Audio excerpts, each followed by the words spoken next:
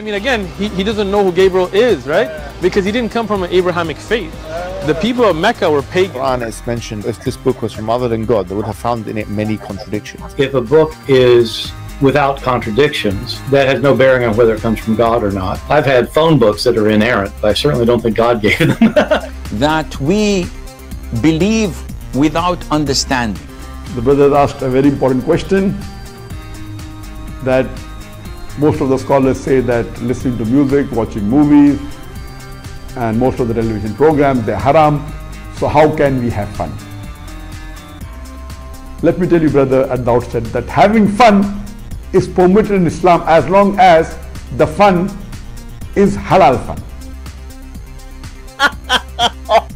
That the standard narrative has holes in it. The Prophet tells us because Satan or the devil sleeps over our nostrils. Those who oversleep and not pray Fajr on time, Satan urinates in their ears. I really do think Jesus was crucified and that he really was dead and buried. He thought that he was a son of God in the sense that he was specially chosen by God. I think Jesus really did think he was going to be the Messiah, the future king of Israel. I mean, that is, after all, why they crucified him.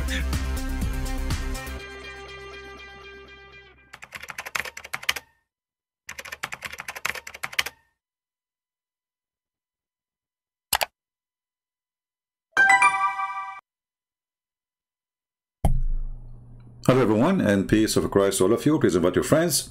And today we are going to go with a new chapter of the Muhammadan stupidity. You see, one of the signs that you have true God or not, if this God provide you with IQ. But if your God is a fool, what you can do about it? I mean, how the fool can provide you with intelligence if he is a fool? So I was going to talk about different topic, but then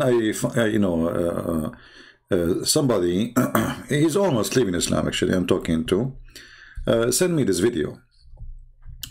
And you know, we spoke about it already, I mean this topic, but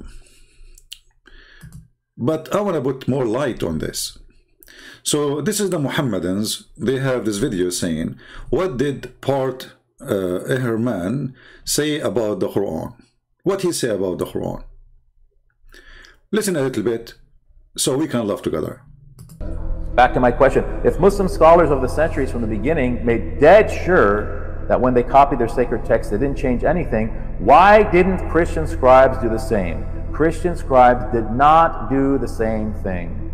Okay, and he goes on, you can go on. But this is not him talking, right? This is the Muslim talking. But look what happened now. The Muhammadan stupidity is beyond imagination. Why? Because what they are saying to us, that the book of Allah, which is sent to Isa, and the book of Allah, which sent to Moses, should be preserved by the Christians, not by Allah. Just to show you how stupid, dummy this cult is. And this is proved to us that Islam have nothing to do with us. Because if this book is sent by Allah, why are you stupid asking the Christians to protect the book of Allah? Can you find me more dummy than this cult? If this is the book sent by your God, what's my problem? I advise the Christians, when the Muslims, they say to you that the Injil is corrupt, say to them, okay, you are talking about the Injil of Allah, so what's our problem? Your God, this is a proof to us that your God is not God. All those chapters in the front of us, they are repeating Torah and Injil, Torah and Injil, Torah and Injil, Torah and Injil. All of them saying one thing, that we gave Isa and we gave Moses, we gave them the Torah and the Injil. So your stupid God, he sent the Torah and the Injil, and you are saying to us that your stupid God could not preserve the Torah and the Injil. Isn't it this is alone is a proof to us that the one who could not prevent his books from being destroyed before, he will not be able to protect his book which came after. I mean, when somebody go to work or apply for a work, they ask him for a resume, don't they? If we review the resume of Allah, Allah, he wrote 124,000 books. All of them, he could not protect them. This is what the Muslims say to us. This is not our claim. This is what the Muhammadan, the worshippers of the black stone, they say to us, that this God, he have 124,000. Brother Tata, Allah, he said 124. Okay. And Allah, he failed 124,000 times. How stupid it is to say so. Right? Look at this Abdul. Look at the smart Abdul. Just to show you that this religion is a religion of genius. He's trying to fix it. He make it more blind. Look at this. And this is additional proof that this God is a stupid God, because the stupid God, he always provide his followers with the stupid answers, especially those who claim that they have knowledge of it.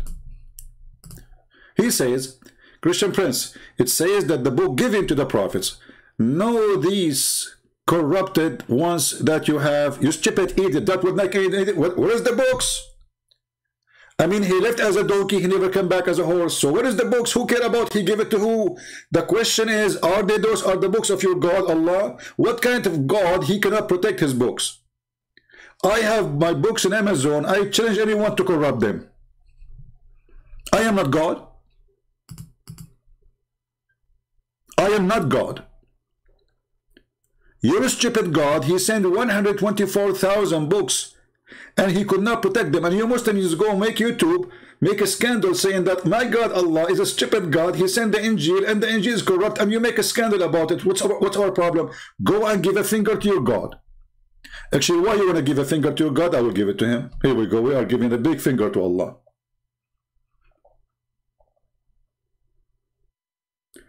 This is how stupid, silly this religion is. If your God, and that's in the same time, the stupid Muhammadan, they keep saying to us the Bible is corrupt, but the Quran says it confirmed the book. I mean, look at this stupidity. Confirming what is, look at that, look at the funny translation here. It says in Arabic, literally, مُصَدِّقًا لِمَا بَيْنَ يَدَيْهِ, confirming what is between his hands. The word hand is gone. The word between his hand is gone. False people. Here we go. Guys, look at the answer. Look at the answer. Just to show you the stupidity again. Allah is not supposed to protect his previous books. Have you ever heard of a stupid answer like this before? Look at this dummy. Dummy as yummy. Priceless dummy. Allah, brother, is not supposed to protect his previous books. Okay. How come is not supposed? Who told you that? Allah, he told you that. And why Allah is not supposed to protect his previous books, brother? And why Allah is supposed to protect the last book, brother? And as long as Allah he protect the last book, brother, can you recite for me the chapter of breastfeeding for adult, brother? Can you recite for me the 200 verses missing from the chapter of Al-Ahzab, brother? Can you recite for me the verses the goat ate them, brother? Look what the stupid Quran says. لا مبدل لكلمات الله. No one can change the word of Allah. He did not say the Quran. He did not say. He says nobody can change the word of Allah.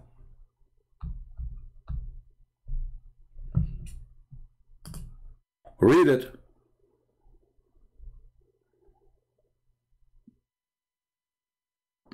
Nobody can change the word of Allah. The Quran says so. So those stupid Abdul, they are so desperate to the point they go to an atheist. But look what the atheist said. I think their stupidity is beyond imagination. I mean, didn't they notice what the atheist he said?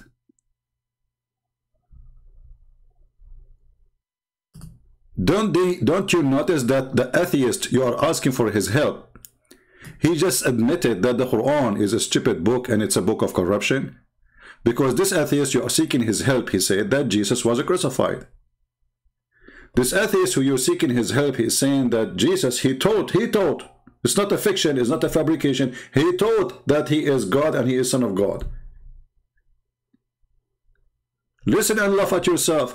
Every word he is saying, and you know, this is how stupid, evil Islam is, to the point they are asking somebody who don't believe in God. This guy, he will not even piss at Allah. So you are so desperate to ask people who they are atheists, who deny God, to support God? I mean, how stupid is that? We seek help from an atheist who deny Allah to support Allah. How far this stupidity can go? So this is your friend is making fun of your Quran. He compared even the Quran to yellow pages. Muslims believe in Jesus Christ. There's a lot of Reliable. Muslims believe in Unreliable. What does it mean to be unreliable? Muslims believe in Jesus Christ. There's a lot of interest, I think, from the Muslim community, and many Muslims feel that your conclusions, your historical conclusions of who Jesus Christ is more commensurate with the Muslim idea than it is with the Christian one. I wouldn't say that they line up well with the Muslim view. I really do think Jesus was crucified and that he really was dead and buried. Did you hear it? So when you make videos saying what this guy said about the Quran, that's what he said about the Quran. He just said that he believed that Jesus died and he was crucified, so the Quran is a book of lies. This is what he said about the Quran. Because when he says something against what your Quran say, and you are asking him to tell us what he said about the Quran, this is what the Quran saying. The Quran saying Jesus was crucified. But this guy saying Jesus truly was crucified and he was buried. When the Muhammadan they say that Jesus never taught that he is God, look what he say. I'm not interested in whether Jesus was the Son of God because I don't think there was a God. And so my understanding is that your conclusion is that Jesus Christ was a messianic prophet.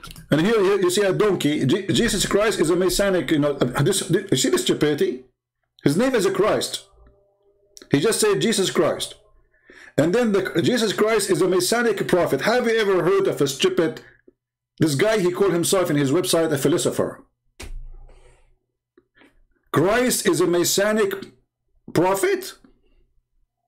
Do even this guy knows what messianic prophet mean? Continue. I think he thought that he was a son of God in the sense that he... See? He thought that he is a son of God. This is his teaching. So the Christian did not corrupt. They did not add any things. This is what Jesus said. Continue.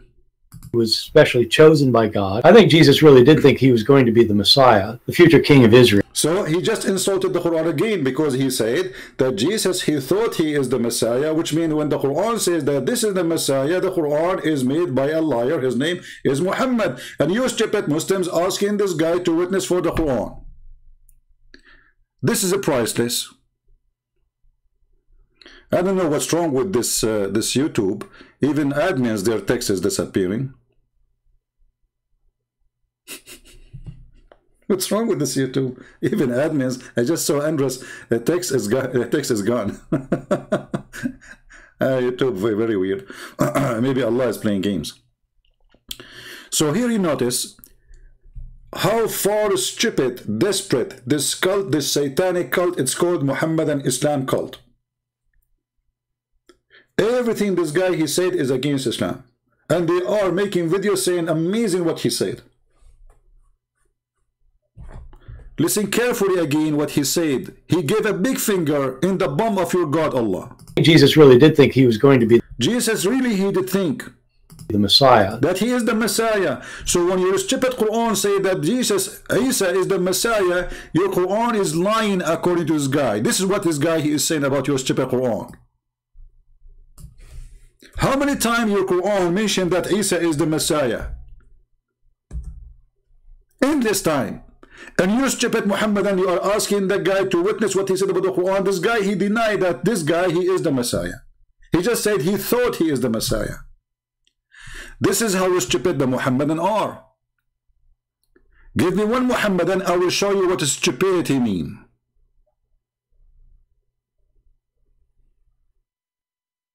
Do you see how stupid? And the guy, he continue, and even he insulted the Quran in front of this Abdul, and he compared the Quran to yellow pages he have at home. By the way, this guy, he was hired by Islamic University to teach Muslims how to fight Christianity. He made a lot of money. He worked in the Middle East. This is why he said, I have an Arabic yellow pages. Did you ask yourself why he have Arabic yellow pages? Because he lived in the Middle East and he made a lot of money from the Abdul. They hire him hoping that he can train Muslims to attack Christianity. the future king of Israel. I mean, that is, after all, why they crucified him. I think that that's historically right. You know, I think that all. By the way, this guy Borat, he looked like a crazy person. You know, you could like his way of acting. You know, you know, you can tell he's a mental issue.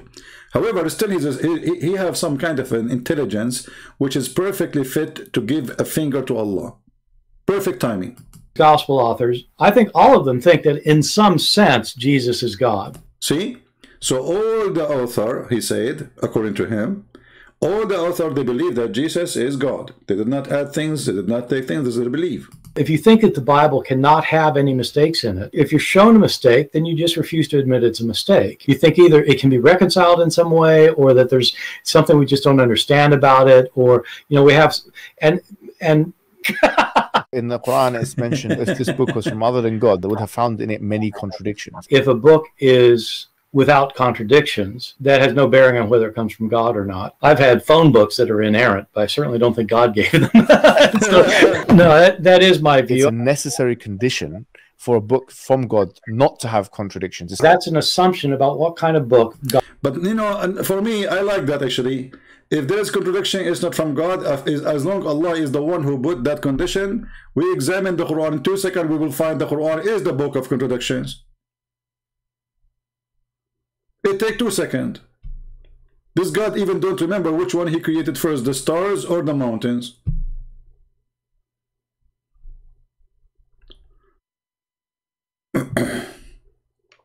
Armin, he says, unknown gospel writers. Amin, I think you are a stupid mental. Get out of here, son of Muta. You stupid. Don't we say the book of John, you donkey? How that is unknown writer? When we say the book of Luke, how come that is unknown writer? Stupidity is amazing. I have my patience with you. Get out of here. Dummy. You are like a camel wearing underwear. Think that he have a diaper and nobody can see his poo-poo. But your poo-poo is bigger than your size. Unknown writers of the gospel. Stupidity is amazing. So when we say the book of John, according to the book of John, we do not know who is the writer. Go and see John. He introduced himself. He says, my name is John. This is who I am. This is my father. This is my family. This is who I am. And then unknown, brother. Unknown. It's unknown. Continue. Potato. God could write. I know this is an important argument that apologists use for Islam. As somebody who is not either Christian or Muslim, it doesn't make sense to me for humans to say what God has to do. It doesn't make sense to him that a human tell God what he has to do. But this is what Muslims do. Muslims are the most, or sorry, I can't say Muslims, they are Muhammadan, black stone kissers. They are the most hypocrite people ever. When it's their God, they don't ask their God why he did that. Okay, any Muslim can tell us why Allah he decided to be one. Why he is not two. Nobody would dare to ask. If he is one, why he's one? What if Allah he decided to be seven? Do any Muslim dare to question? This is how silly and this is how stupid they are. And then when you question, when we check the Quran, we'll find there's no way that Allah is one. Because in the Quran, Allah he says, if we want to take a wife or a girlfriend, we will take it from us. To say from us, it doesn't make sense to say that us is angels. Because angels are not divine. Unless the angels are divine too. And that will make the angel, Allah is one of the angels, and maybe he is the highest between them. He is the captain. Then we check, we find that Allah, when he say he want to take a wife from us, he was talking about the virgin who they are a human. So Allah must be human too. This is the yellow pages of Muhammad.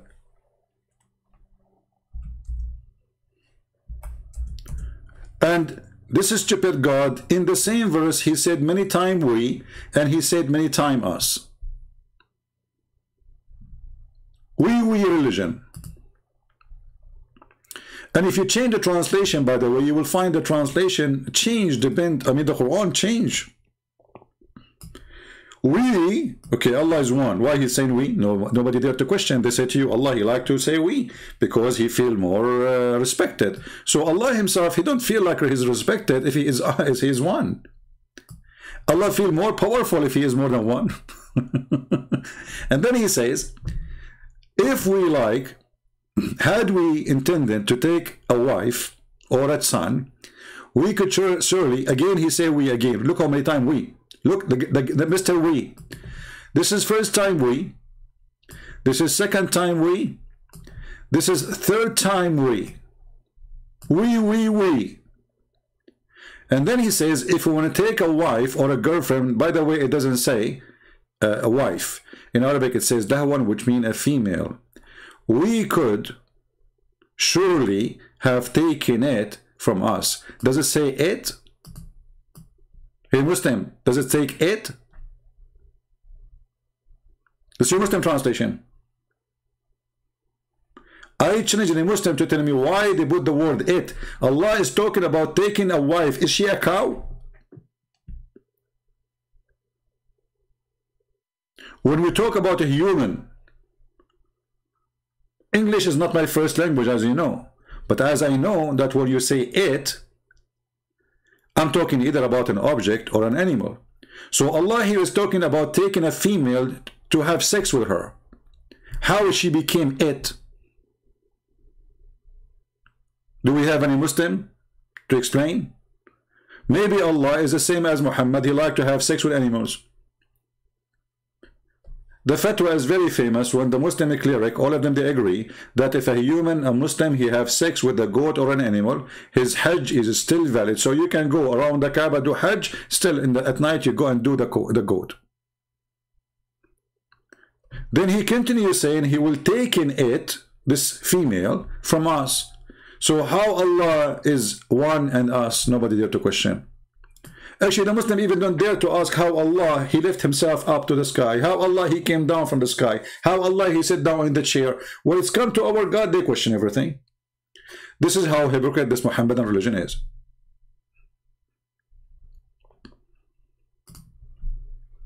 One of you, he just sent me, this Muslim actually,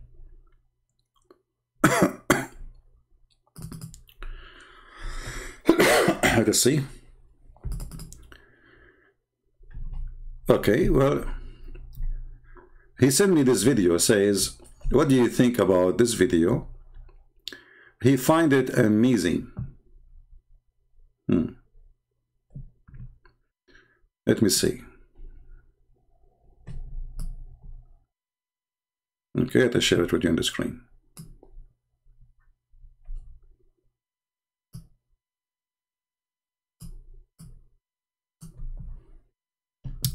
A mathematical miracle.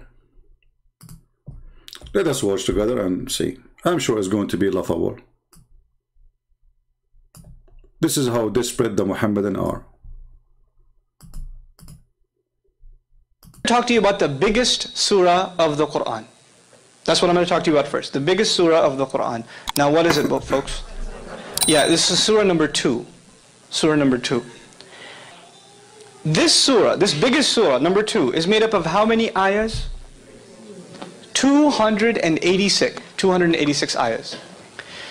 Somewhere in this surah, the ayah occurs, I'll recite the Arabic first and roughly translate after. وَكَذَلِكَ جَعَلْنَاكُمْ أُمَّةً وَسَطًا.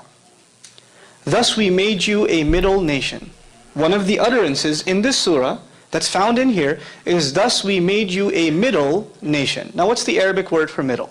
Wasat. Wasat. The Arabic word is wasat. You don't have to know that. But know that this statement, this declaration occurs in this surah.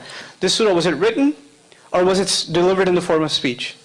Speech. And also, as a historical comment, it wasn't delivered at once. It took almost 10 years to be revealed. So this one surah was coming piecemeal. And while it was coming down, pieces of other surahs were also being revealed. And the messenger would instruct his companions, these ayahs belong to this surah and those ayahs belong to that surah. But when the whole thing is said and done, Baqarah, the second surah, is made up of 286. And in ayah number, listen to this carefully now, in ayah number 143, In ayah number 143, the Lord says, we made you a middle nation. How many ayahs in this surah again? 286. And where does He call us a middle nation? In the middle. In the middle. In the middle. Do you see how stupid they are? Anyone who knows little mathematics, he will know that 143 is not the middle, you donkey. You stupid idiot. Who taught you mathematics? Who in the world who taught you mathematics? He said, where? In the middle. In the middle. Did you see it? But is 143 in the middle, you donkey?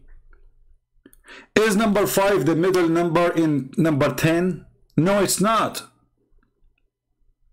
Because when you say in the middle, it have to be both sides are equal. Is that correct? To make it simple for the Abdul, stupidity is amazing, and stupidity is my enemy.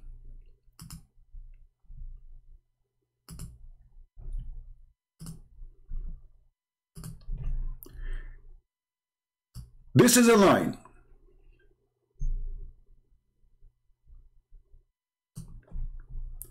And let us say the line have 100 line.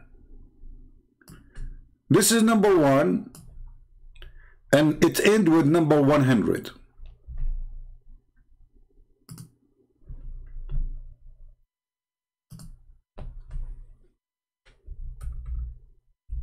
We are typing in Arabic. Hold on. Let us change the color.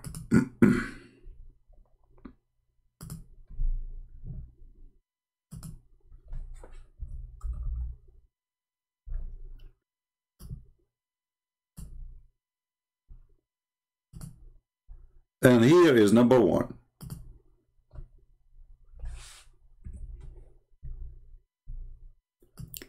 So number 50 is not in the middle.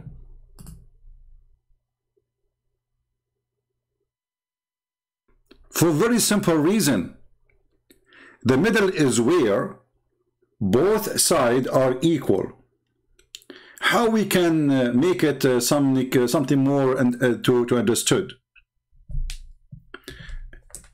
If we make it number 10, not number 9, number 100, to make it easier. What is the middle of number 10? Remember the middle. The middle.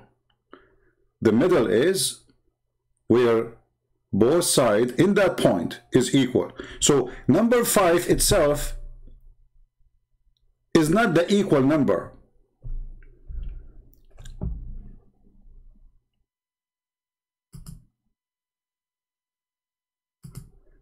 Let us try to explain it more.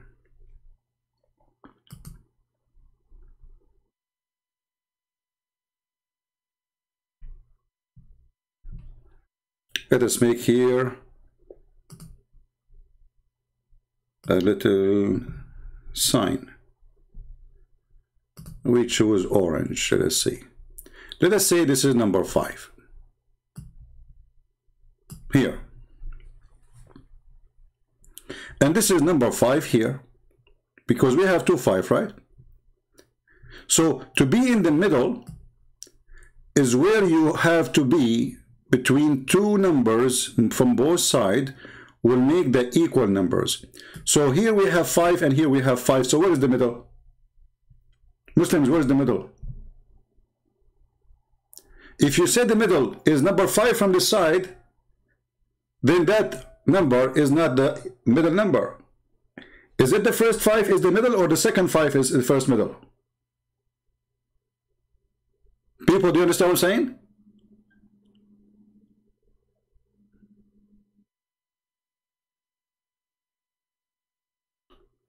Five is not the middle. And especially we are talking about 143.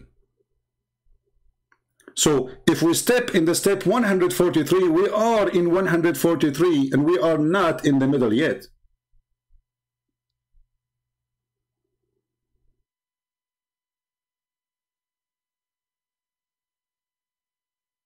So to have the middle, it has to be between two numbers, and those two numbers will be equal. That is the middle. So if I say 4.5 and 4.5, that half is where the middle, supposedly. But that middle is impossible. Why? Because simply, if Allah is making it a miracle that you are in the middle, so should be in one chapter to be in the middle, and that chapter is the chapter of the cow. Shouldn't be maybe this one should be in the middle of the Quran? Is the Quran is a one chapter? In the same time, this guy, he said that Allah, he put Allah, he gave this verses to Muhammad within more than 10 years, and Muhammad, he told them to put it there.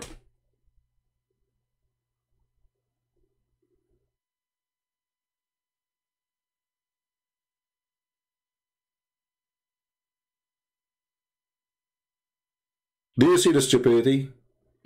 But because they are so desperate to find anything in this book is the book of the turtle, a turtle who have no IQ. And as long as you are talking about the chapter of the cow and talking about mathematical miracle in the cow, well, what about we read it and we die laughing? This is the cow chapter. Why it's called the cow chapter? Because Allah, he resurrected a human being by beating him by beef.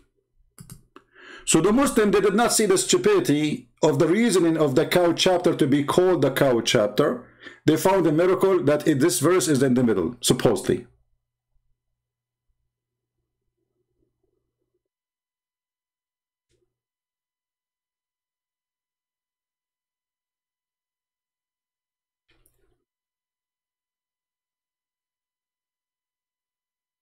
If we go to the verse, to the cow chapter, let's go there just for a laugh.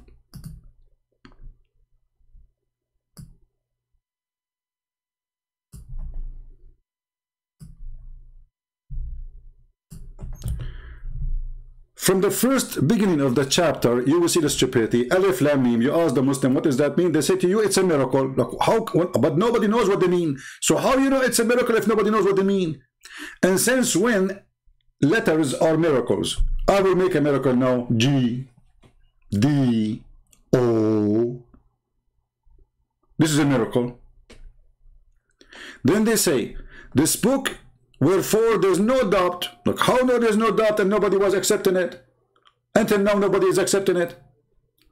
And then, and those who, look, by the way, this is the translation for 5 Arabic words. All of this is a translation for 5 Arabic words. Do you see how the book is clear? Look with me. 5 Arabic words. How many lines we have? All what the verse saying that there's this book, there's no doubt about it. So what is the rest?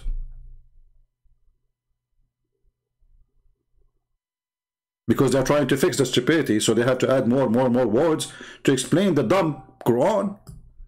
And then he says, who believe in the ghaib. Have you ever heard of somebody saying such a thing, ghaib? How people, they are reading English and they will know what ghaib mean. Is that a translation or stupidity? Ghaib mean the unseen. And then they do pray. And then they spend from what we give them. What does that mean? Nothing. And then look what he said. And who believe in the Quran and Sunnah. Between two brackets, Quran and Sunnah. Does it say really there? Quran and Sunnah? No, it says what is sent to you. But we can let it Quran. And what is sent to people before you? The Torah and the Gospel. Muhammad, he believed in the Torah and the Gospel. So how he believe in a book which does not exist, as Muslims they claim? Is it this is stupid? And then we continue. It says they will be disbelieve. You tell them or not, but later they converted to Islam. So this is a false prophecy. He just told them, verily those who disbelieve, it's a saying for them. You warn them or don't, they will not believe. Do you see it? Do you see it? They will not believe. But all the people of Quraysh later, they became believers. that make Muhammad a false prophet. So the Muslims, they are desperate. They are looking for a verse in the middle of the chapter, and that is saying he made you a middle nation. But he just made a false prophecy. They will not believe. If you go and read the interpretation, you will see talking about who? About the people who later became believers. So how the stupid God, he do not know that those they will believe? We just started the chapter, by the way. We are in the beginning. This is a long chapter. Look like every verse is a joke. And this verse here, chapter 2, verse number 6, is a clear proof that Muhammad is a fraud. For he said, Allah said to him supposedly, you warn them, you don't warn them, they will not believe. But later all of them will believe. And by the way, they will not believe and believe because of the sword. And look what he said too. Allah, he said, seal in their heart, you stupid idiot, son of Mut'a Muhammad. So why Allah, he send you to them to warn them if they will not listen anyway? And Allah, he set a seal in their heart. So what the problem? The problem is the stupid Allah. Allah, he set a seal in their heart. Allah, he set a seal in their hearing. Allah, he closed their eyes. Read the verse in front of you. So the stupid Muhammad, in order to explain why nobody want to believe in him, he says, okay, Allah told me, I warn them or not, they will not believe, brother. And Allah, he set their seal in their heart. So Allah is the problem, not those disbelievers. Because how they can believe if Allah, the devil, he closed the faucet?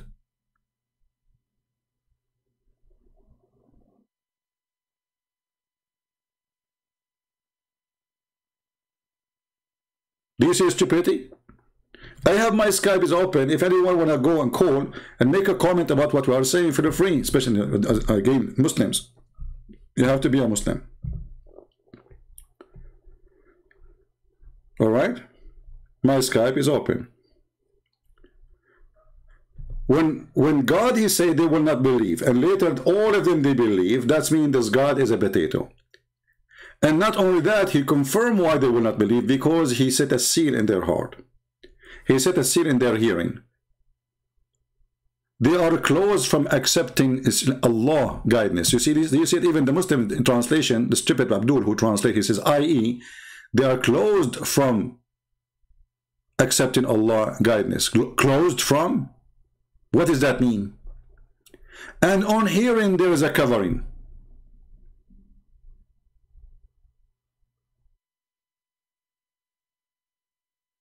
Fast translation, because it says Allah is the one who set the seal.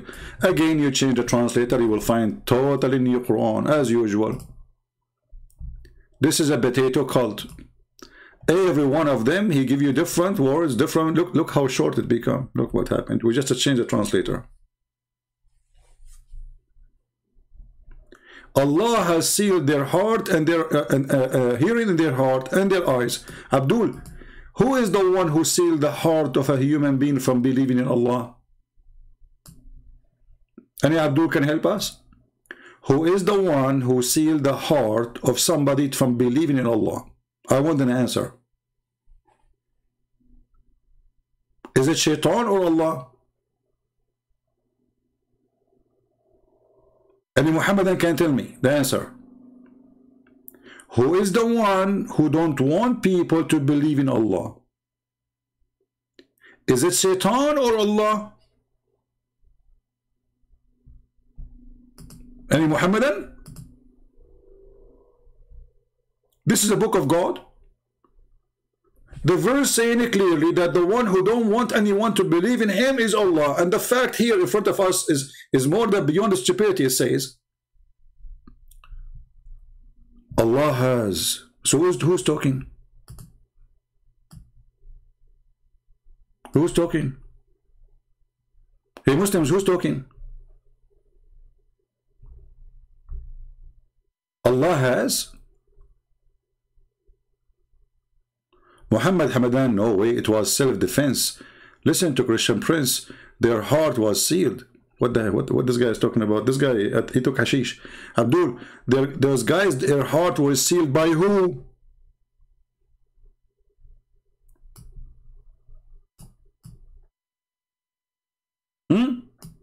Their heart was sealed by who? Who? I will give you 10 years to give me the answer. Even if I put the answer in front of your eyes, you will not see it because you are a Muslim.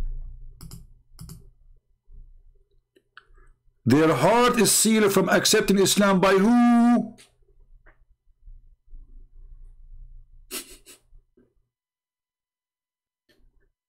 When I say this is the book of stupidity, I have a million reasons to say so.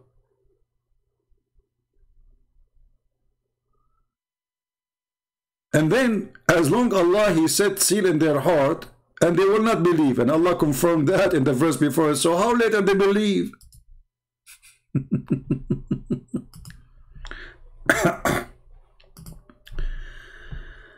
Oh, Lord have mercy. And Abdul? Any Muhammadan? Mayday, mayday. See, it is you Muslims who brought us here. It is you Muslim who told us there's a miracle in this chapter, and now we are in this chapter. And not only that, it says here, their heart have a disease, and Allah will increase their disease. How stupid is that?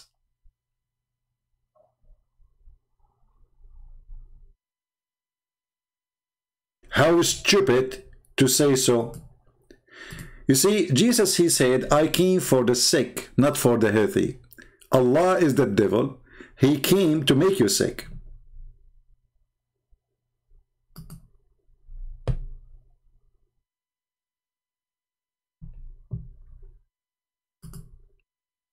Any Muslim have a comment?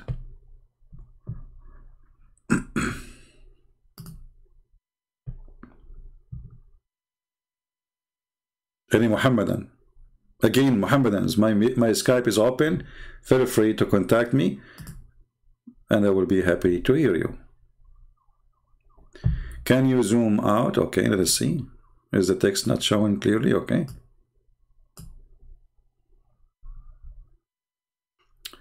You Christian have a predestination in your book. I ask you to refer to Romans 9:15-16, just to show you how silly you are, Mr. King, because you know, Christianity is not a verse, and a verse is not you who understand it, it's the believers. So when you talk about our belief, it is us who explain the belief, not you. When somebody come to us and he quote a verse, I want Christians and everybody, especially Christians, to remember that.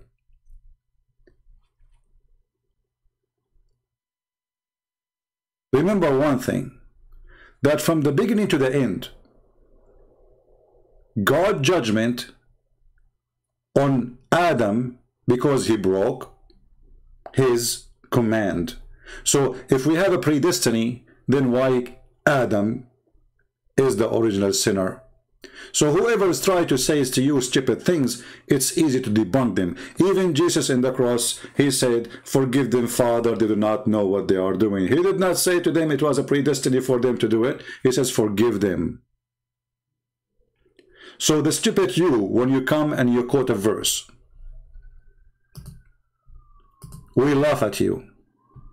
Because the whole Bible confirms that from their fruits you shall know them. If the fruit is a predestiny, then there's no fruit anyway. The verse you quote for us is speaking that, well, don't think that because of what you do, the good you do, you are saved, but the mercy of God. And this is true, because at the end of the day, we are sinners. This is not destiny.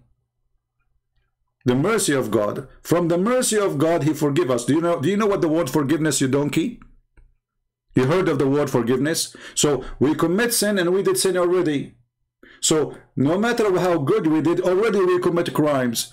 On what the verse they are saying, well, if you think that you are saved because you are doing good, we did already many bad things, but the mercy of God is your salvation.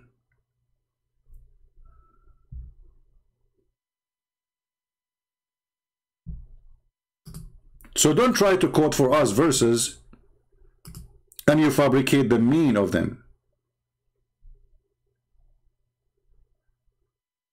Do we have any Abdul? What about Calvinism? Well, who care about this Calvinism thing? Because simply, my friend, Judgment Day is Judgment Day. If God decides to punish you for some time or decide not to punish you, this is not my business. People who discuss those issues, I believe there are people who have nothing to do in life, and they are trying to kill time. You know, like the philosophers in the Greek in the old days. They meet just to philosophy and talk about why the mosquito is a mosquito guilty or not. They find any topic to talk about. So if God want to punish me for a day or a year, none of my business. Maybe God will not. Maybe he will. So why you want to be stupid and go and, you know, like, do you know what God will do really? Who is going to decide anyway? What we know, that Jesus said, whoever believe in me and I will live. That's what Jesus said. I'm not going to go by somebody giving interpretation. We go by the word of God, not by the word of man. Man, he can say as he wish. So don't add things and don't be a philosopher. Philosophy has nothing to do with God. Philosophy is an art of playing with words to deceive and fool people. What if you are a person who thought, okay, let us say you believe in something like Calvinism, whatever it is. And then it turned to be there's no such a thing. Are you supported now? What is this? There's things, it's not for you to decide. And as long as you know it's not for you to decide, it's going to be what it's going to be. So God is all merciful. We know that. We are sure from that. God is all justice. The rest we don't care for. So God will deal with me based in just. Our God is just. Their God is not. That was important for us.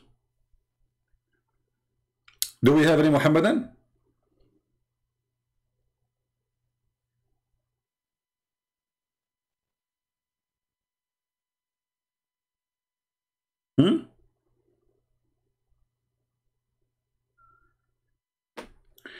How we refute Muslims about Joshua? Well, you know, what the Muslims first have to do with Joshua? If the Muslims have to do anything with Joshua, then Joshua should be in their book. Correct, guys? If a Muslim trying to quote a verse from Bible, then we should ask him, why it's not in your book? And if he's saying that God cannot do miracles, again he is being stupid. So in the book of Joshua it says that the sun still stood. Maybe it's physically, maybe it's metaphorically, but can God make the sun stood? Can he or he cannot? Muslims are hypocrites.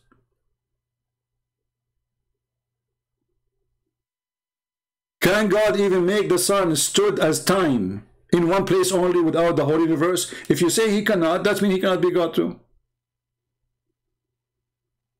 So when the Muslim they questions something in a book, they are welcome. The answer is very simple. God is not, the Bible says nothing is impossible with God. But they are comparing, I have to go with them here.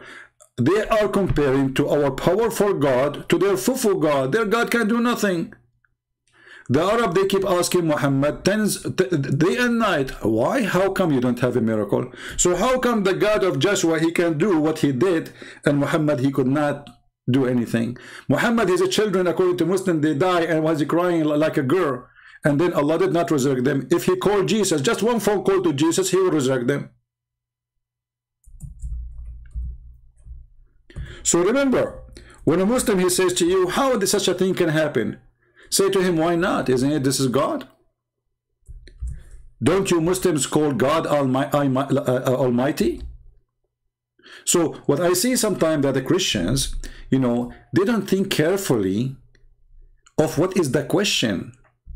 The question itself is an insult to their God, not to our God, because they just admitted that their God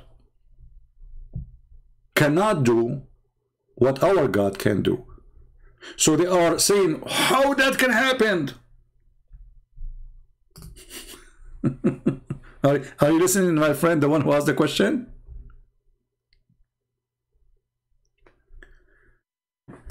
Another Abdul saying, why God want to kill babies? Well, God, he made babies, he killed babies. Here we go. The answer is very simple. But your stupid God, he did the same. Isn't it your God, he sent a flood and killed all the people of Noah?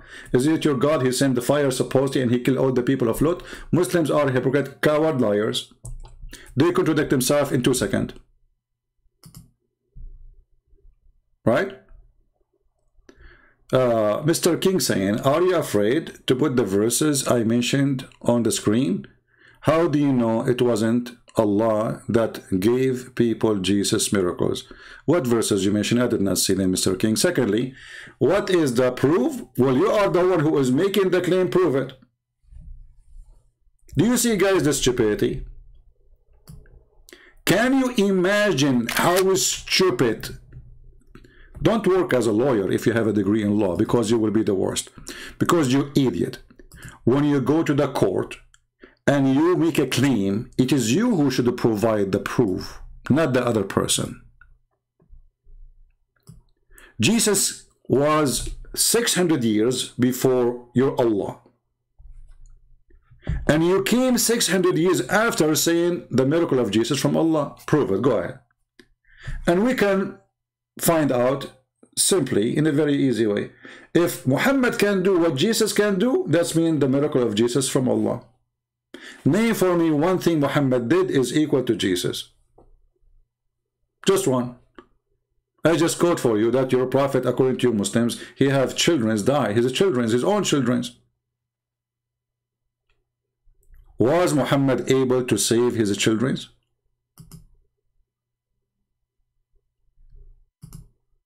When Jesus here resurrected people from death after many days, the guy is dead already and buried. Muhammad, he have his children in front of him. They are not buried yet. How come Allah could not help him? Muhammad himself, he died from poison, which a woman she bought from Home Depot, cheap one, like $4 a box. Well, Roman have nothing to do with this. You see the stupidity? What does have to do with Jesus making miracle from Allah or not? Are you mental? Are you mental? What Roman 9 have to do with that? It says, Moses, he said, I will be mercy, is quoting, I will be mercy to one I like, and I will not be mercy to the one I like. Sorry, I will be mercy to, let me remember, I will be mercy to the one I want, and I will be, let us say, more merciful, the one I wish. That is not upon the choice of a man. So what does have to do with you claim? This guy is already, he have a mental issue. You just said that why you don't show the verses about Jesus, and then that he have miracle from God, and then you say to me, I ask you what verses, you says Romans. What the verses of Romans have to do with the miracles? Supposedly you were talking about predestiny, you donkey. By the way, don't feel be insulted when I call you donkey. I'm just giving you a rank. Here we go. Those are the verses you choose. Where is the predestiny? Do you see it?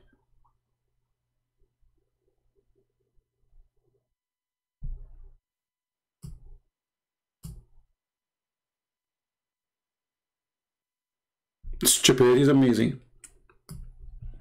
Predestiny is somebody decide for you what you will do. Which means if I kill somebody tomorrow, it is predestiny for me to kill. It's not a choice.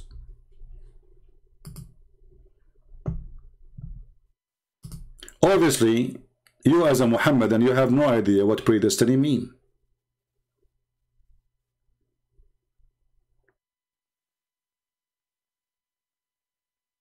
What does this have to do with the predestiny?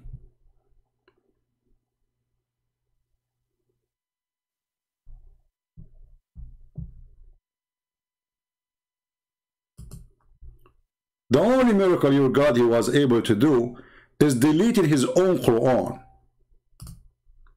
I never heard of a God, he made Quran and then he want to delete his own Quran.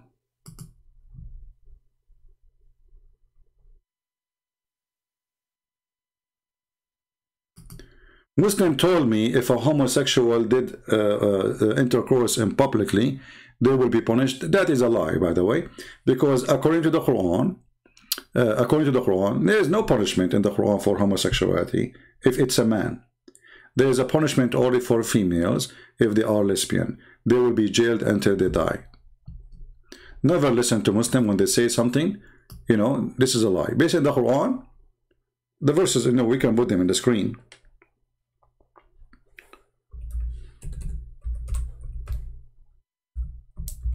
If a female, she did that, two females,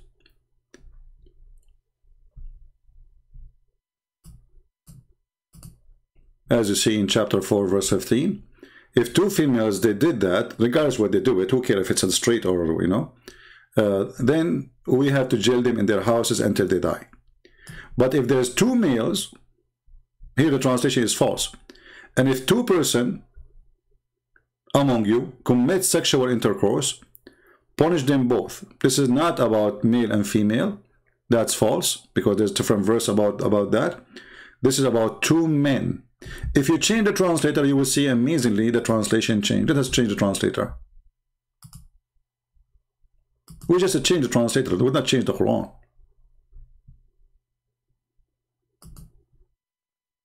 Do you see? Guys, do you see how they lie? In the previous translation, it says, if two men and women between two brackets. Here, if two men. Do you see it? People, do you see it? We just changed the translator. We did not change the book. We just changed between two Muslim translators. One is saying, if two of you, and he put between two brackets, men and women.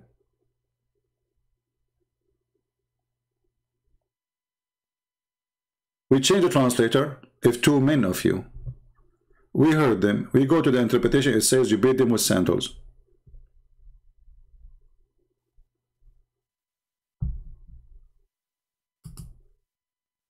Do we have any Abdul would like to call me? If you read my book, Sex in Allah, you will see all the reference showing you that all of Mecca, they were homosexual. Muhammad, his family, his uncles, all of them. And this is all written in their books. Nothing written by Jews, nothing written by Sabian, nothing written by Christian, nothing written by Hindu. It is Muslim books.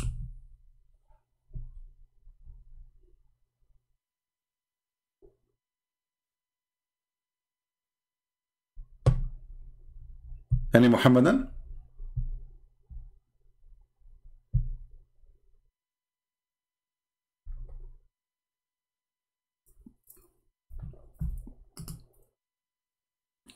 Who is a Muslim would like to call me? Mayday, mayday. Open a challenge for the Abdul.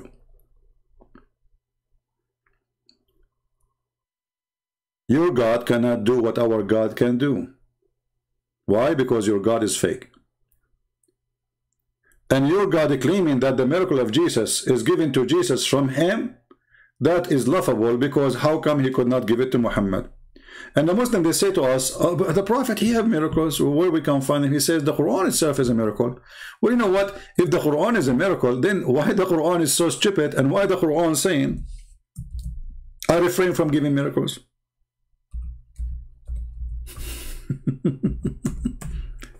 The Quran itself says, in chapter 17, verse number 59, I refrain from sending miracles. So if the verse itself is a miracle, how he refrain?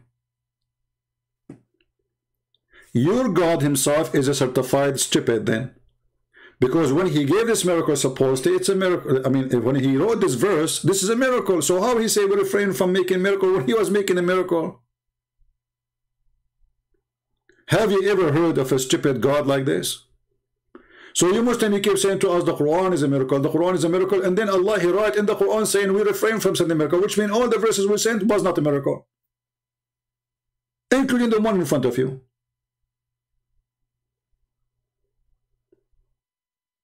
This is what happened when your God is a dummy.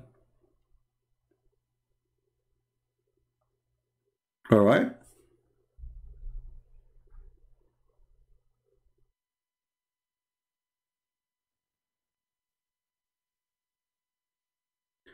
Look, here we have a smart Muslim. I think this guy is the same person. He changed his name, he come back.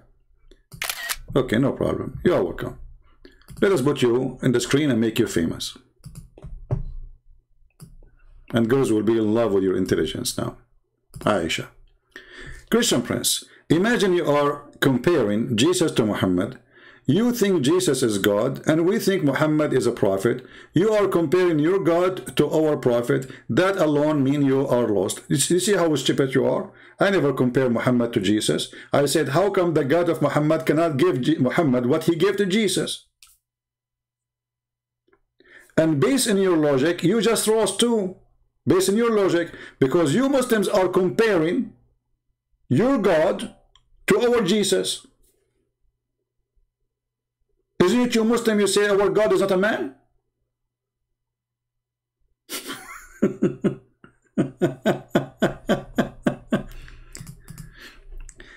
When we compare, we are showing the differences between your stupid God and our wise Lord. When your stupid God, he ordered women to cover their ass just because a friend of Muhammad was watching Sauda doing poo-poo. Your God did not notice that he should make hijab until Umar ibn al-Khattab, he said to him, Allah, copy my words and make a hijab verse. If you don't believe me, let me show you the reference. Here we go. Have you ever heard of a God? He copied his orders from the friend of the friend of the friend of the friend of Muhammad.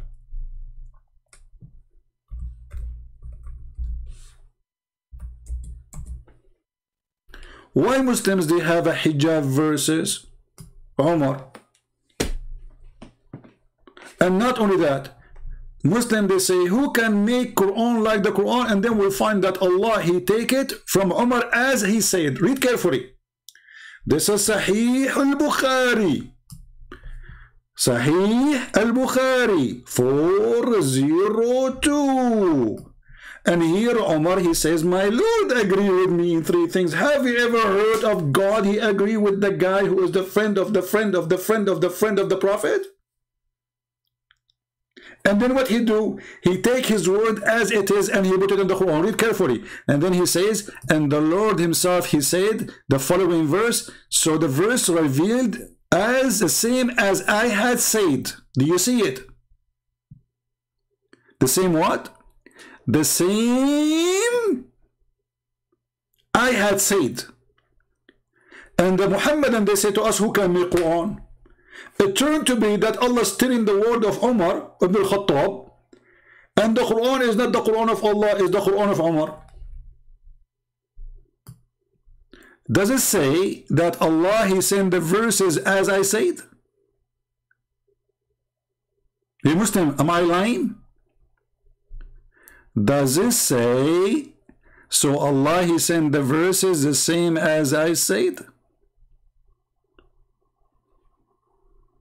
Al-Bukhari is false. Okay, no problem. They can say Al-Bukhari is false. That means Islam is not preserved. Because Islam is not based on the Quran alone. This is how stupid this religion is. Who is the one who made the Quran? Umar ibn al-Khattab. Who else? The ant. The Muslim, they say, like yesterday we have a Muslim, he called me. And I said, who is the one who made the Quran? He says, Allah. I said, who is the one who's talking here? He said, the ant. I said, what does that mean? He said, Allah is quoting the ant. Have you ever heard of a God quoting the ant?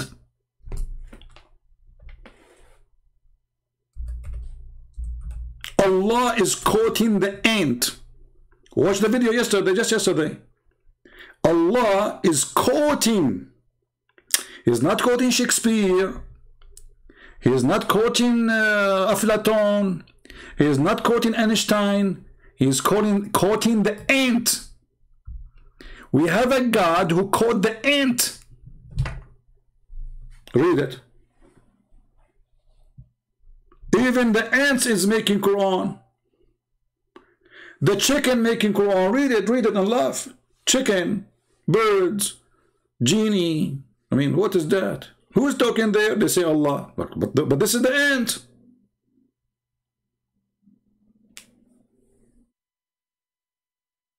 Do you think she was a Muslim and a prophet of Allah? I think she was inspired. I will tell you why she was inspired. Because the end of the words, the end she said, it fit with the words before it. Look, yuzirun, and then yashurun.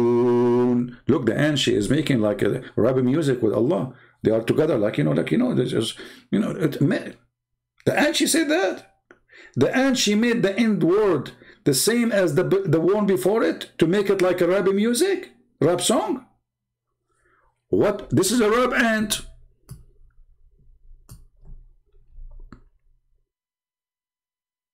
This ant was making a Arabic music.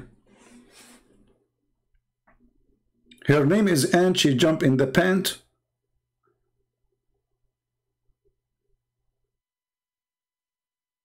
Of Abdul.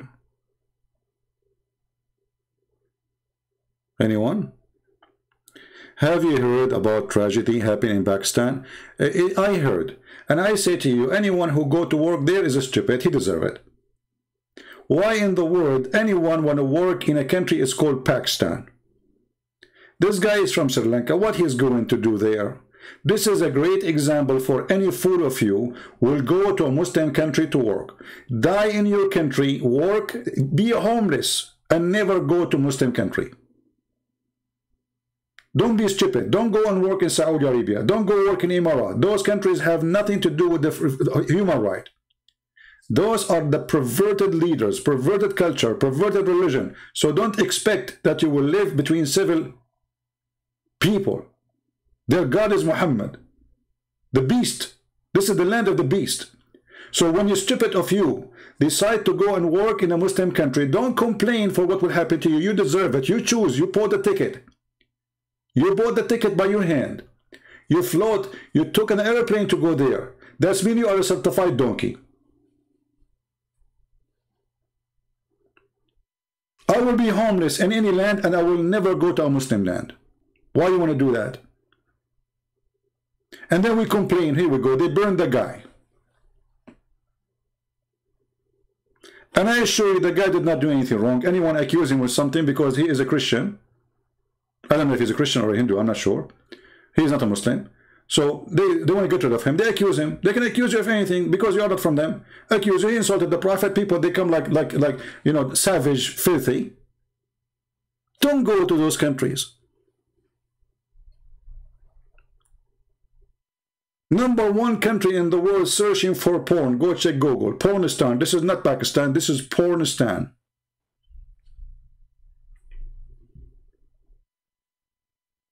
You go there, you deserve it. You ask for it.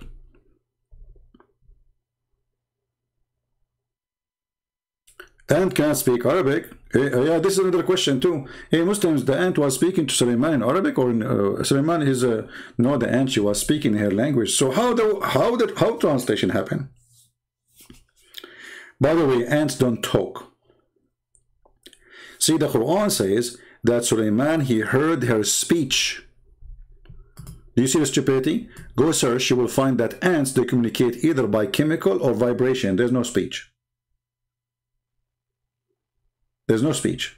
So we can say they talk, but not like us. They don't talk by words or letters. They either vibrate, they knock at each other body, or by chemical. They are deaf. It says here, he smiled at her speech.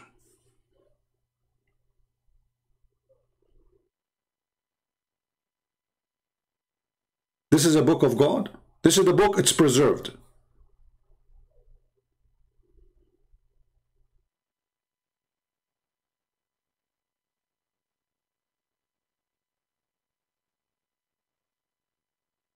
My friend, he was a Buddhist or not, this is a great lesson to any one of you not to go and work in Islamic countries. So, this is the first time they do that? Why people are stupid? So just to get a better job, you risk your life? Why you want to do that? Don't you know that those are evil countries? Didn't this guy see what they did to a girl in the park just a few months ago? They stripped her from her clothes just because she is making video for YouTube, and thousands of Muslims chase her, take off her clothes. Isn't it them last year they throw a guy from the top of the high building after they killed him? Why you want to go to a Muslim country?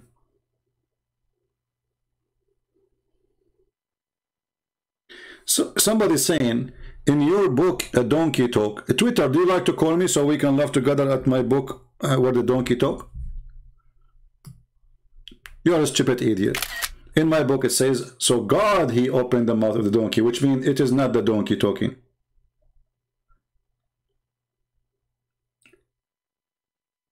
God, he made the donkey, or the sound coming from the mouth of the donkey.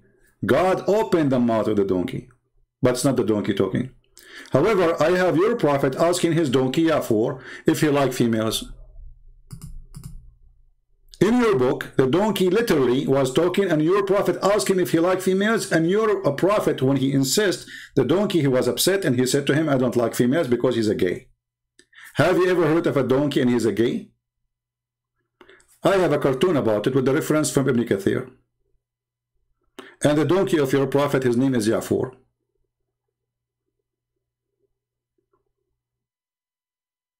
And not only that, when the prophet of Allah died, the donkey was the first person to commit suicide. Go check the reference. He felt so sad and he decided to kill himself.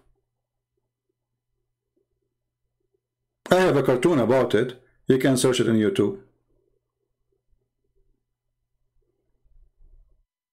Sunni book is not your book? Are you a Shia? In your book, Shia is more stupid. According to you, Shia, the watermelon takes Shahada. If the watermelon is sweet, she is Shia. If she is not sweet, she is Sunni. Do you want me to show you your books? According to your Shia books, if you are wearing black shoes, your penis will never work. You have to work yellow. You have to have yellow shoes. According to your Imam, the Shia, the highest Imam, the son of Muhammad, supposedly, if you look at your wife anus, your son will be born mute. Do you want me to show you reference? Do you like to call me and we can read together? Did you look at your wife anus before?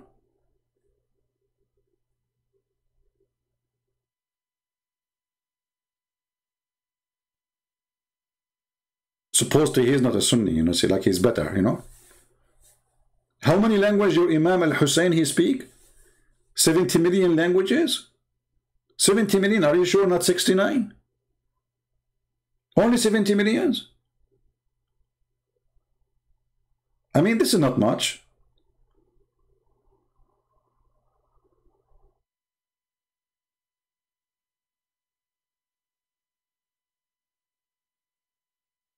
I am not a Sunni, I am a Shia.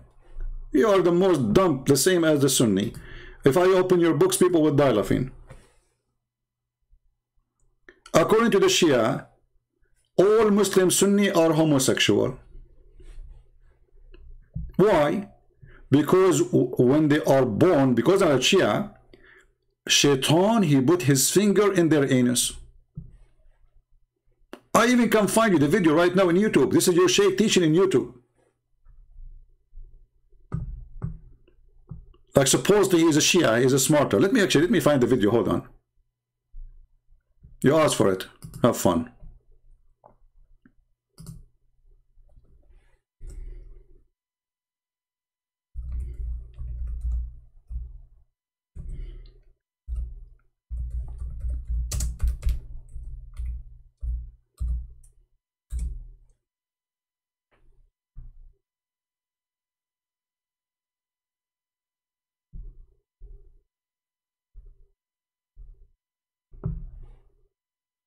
Oh, hold on! I found a new video. Why the White House is called the White House? Let's see this one. This is a new one. I did not see this one. I don't know where this is coming. الآن هذه الظاهرة موجودة. Okay. والخطيب الذي يريد طريقا سريعا للشهرة ولذياع الصيت يستخدم هذا الأسلوب، أنه يأتي على منبره بأعاجيب وحكاية غرائب وكذا. وما أدري، تدرون ليش سموا البيت الأبيض بيت أبيض؟ تتحملون لو ما تتحملون؟ It's supposed he's making fun of the Sunni. Do you know why the White House was called the White House? Okay, tell us. إذا تتحملون أقول لكم. If you can handle it, I will tell you. إذا ما تتحملون. If you cannot handle it, I will not tell you. ما أقول لك. هذا طبعا Okay, Okay, tell us why. طبعا هذا شوف هذه المقدمة ماكو، هذه ضرورية حتى اللي نايم يقوم. Okay, tell us why the White House is called the White House. For, you know, give us the answer. شنو ينتبه اللي ما أدري كذا، هذه لازم المقدمة مهمة. فهذه أعجوبة والله، شلون كانت غايبة عن ذهننا أن He is saying how this is a miracle. How come we did not find out about it until now? أنه يابا سموه البيت الأبيض عناد على الله. They call it the White House in the opposition of Allah. This is the reason the American they call the White House just to oppose Allah. Why? How is that? ليش؟ Why? لأنه إحنا عندنا البيت الأسود. Because we have the Black House, so they decide to call the House of Trump the White House. Muslims, you know, Muslims, the religion of conspiracy. So the White House was called White House because they are opposing Allah, because Allah, His house is black. True story. Let us see if we can find the one. I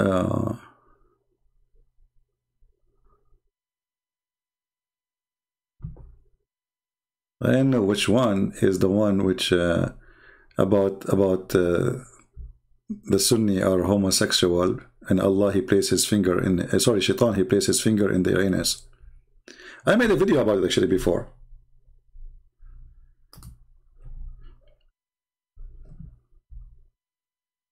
Let us see.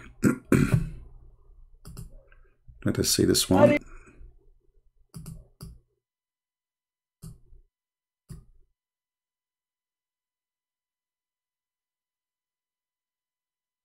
I'm trying to find which video. I don't know. This one is not.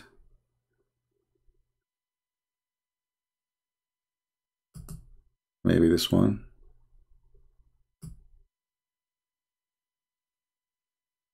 I mean, I wish you guys would speak Arabic. You would die laughing. All the videos, especially Shia videos, is more like really more weird.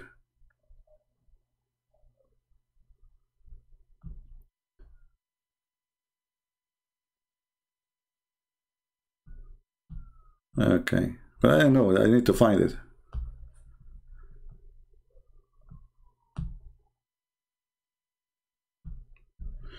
Anyway.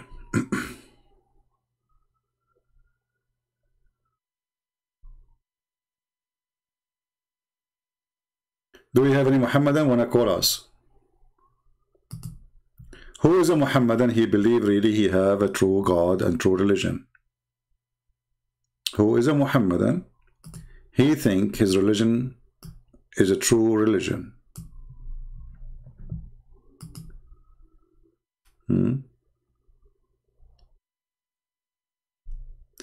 Is the West that has Lakbat priest, Ikbat?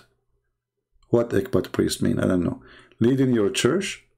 Stop projecting. We have none in our deen. Well, first of all, you stupid Abdul. The first one, Muhammad, he taught him it was a priest. Let us get you busted. Here we go. Let's put it in the screen.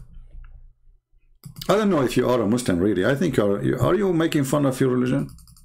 If you are a truly Muslim, I don't know. What you are saying, it's like you are trying to help me somehow to expose Islam. Isn't it the first one who told your prophet that he is a prophet, is a priest? King? I want the answer from you. What do you think, guys? Is it true that the first one he told Muhammad that he is a prophet? Muhammad do not know. Muhammad is a stupid fool. He have no idea. He do not know how to read, do not know how to write, even he do not know how to clean his ass. I'm waiting for your answer. Is it true that when your prophet happened to become a prophet, still he do not know? A priest told him, oh, you become a prophet, Muhammad. Are you there?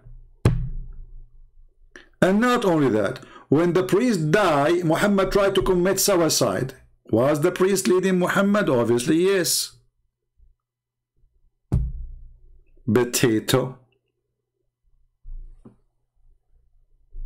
Potato, potato, potato, potato, potato, potato, potato, potato, potato, potato, potato. to run to them the skin, I like to them bone in. And Muhammad, not only, you know, he was supposedly under the control of a priest, the man, he was desperate to the point he died.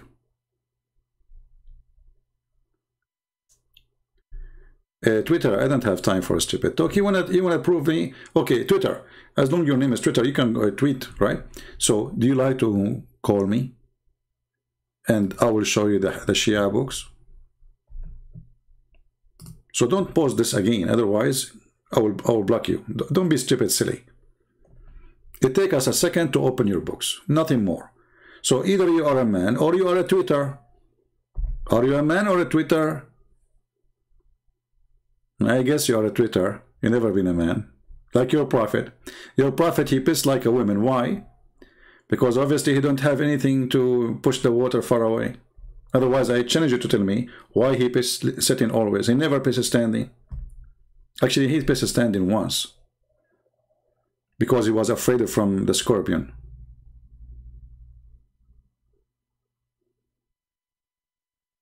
Any Muslim?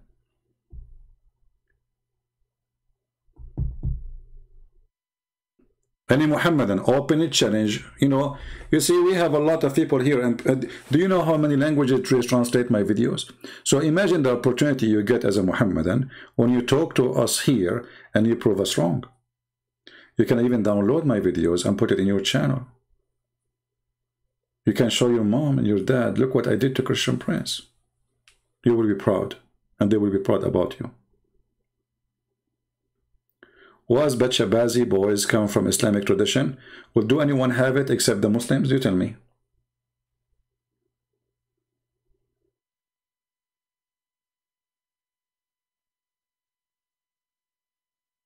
Any Abdul? By the way, if you call me and debate me, can you imagine what Allah will do to you? How much reward He will give you? According to Muhammad, there is 100 floor of heaven. And not only that, one of the funny, nice things, not funny, beautiful things actually, alhamdulillah, that the heaven of Allah, forget about the Nagla seed here, look at Nagla seed.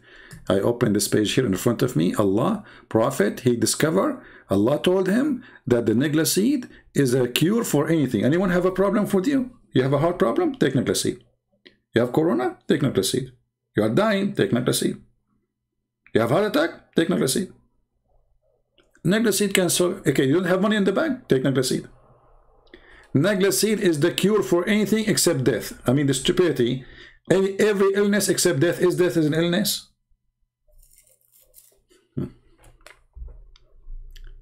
The stupid Muhammad, he heard that the Persian, they use the Nagla seed in their medicine. Hey, as usual, he's stuck with something. Sometimes he's stuck with the honey. Sometimes he's stuck with the camel urine. Sometimes he's stuck with the Nagla seed. Sometimes he's stuck with the ajwa. You know, just to show you one of the stupid things Muhammad he said. If you eat 7 ajwa a day, no magic can affect you and no poison can kill you. And the funny is that Muhammad, he was infected by both. I mean, is that funny? Muhammad, according to Muslims, he was bewitched and he died by poison. So where is your medicine, Muhammad? Did not even work with you. Or did you stop eating 7 ajwa, Muhammad? Hey, by the way, when Muhammad was dying, why he did not take Nagla seed? Do you think he forgot?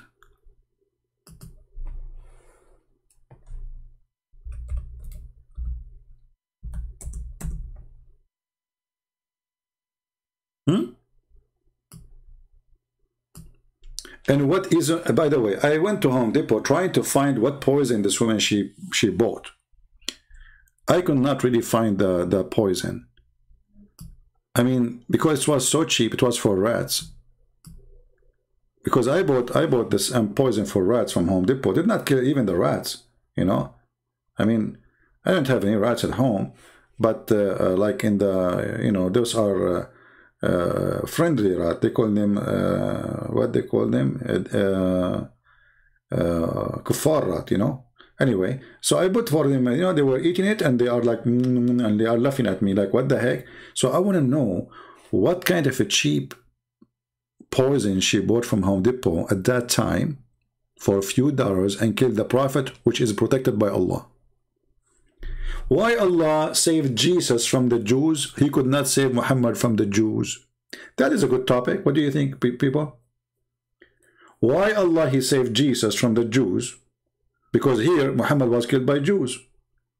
So why Allah He saved Jesus from the Jews, but He didn't want to save Muhammad? Any Muhammadan?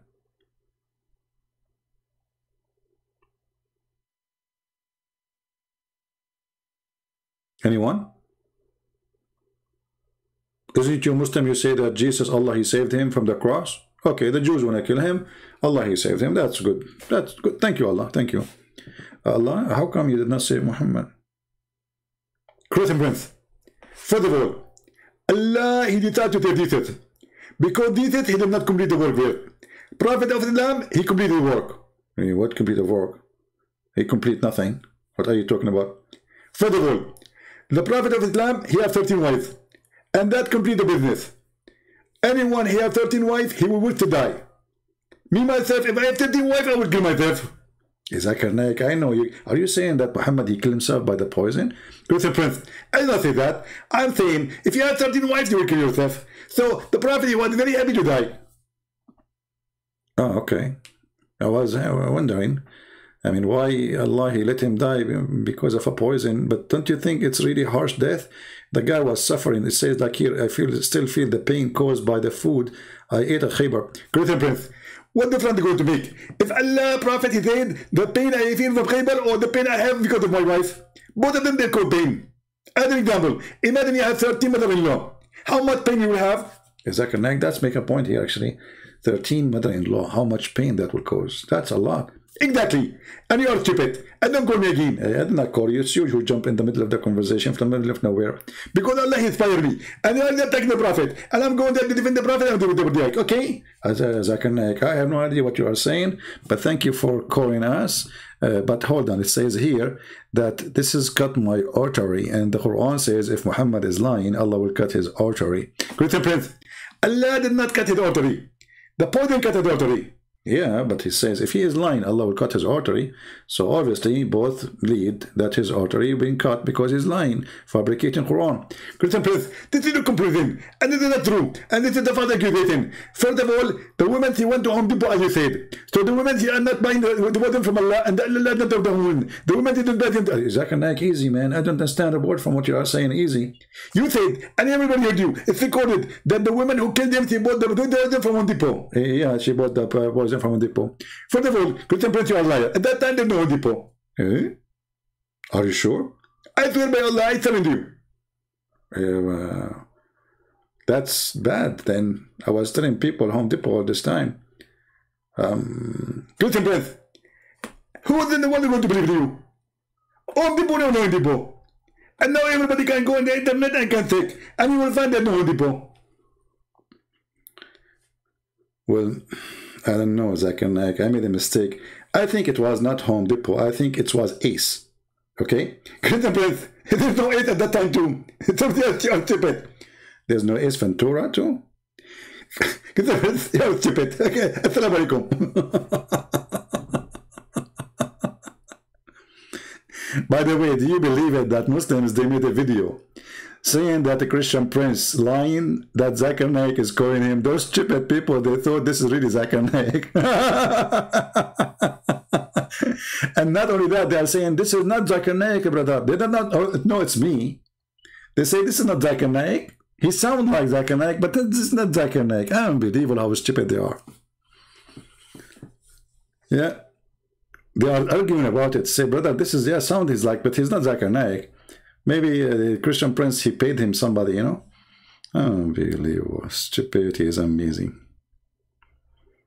Like, is that Zakir Naik? This is not Zakir Naik. Is that Zakir Naik? I look at the Prophet, I look at the moon. I look at the Prophet, I look at the moon. I look at the Prophet. Okay, keep going. All right. So any Muslim can help us why Allah did not save Muhammad, but he saved Jesus? Any Muhammad have an idea? Mayday, Mayday. We are looking for a caller.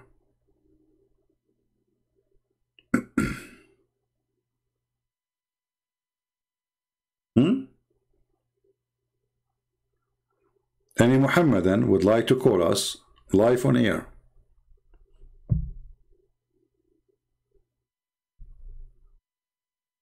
Anyone? Think about it. First of all, if you are a Muslim, Allah will take your side. And if Allah is God, He will make you win for sure. What say you?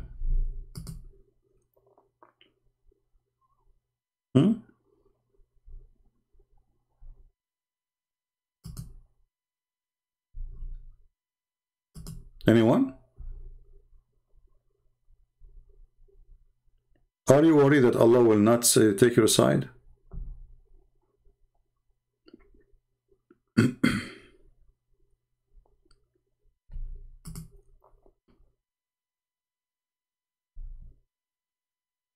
Hello?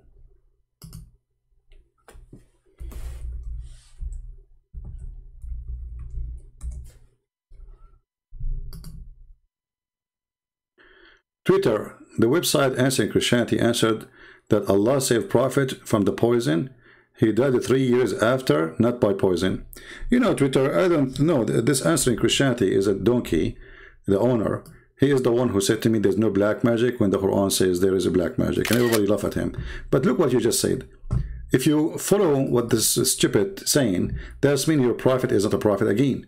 Because if you're a prophet saying, I die because of the poison, and then your website saying he did not die because of poison, that means your prophet is a certified donkey. He do not know what he is dying from. Thank you for saying that.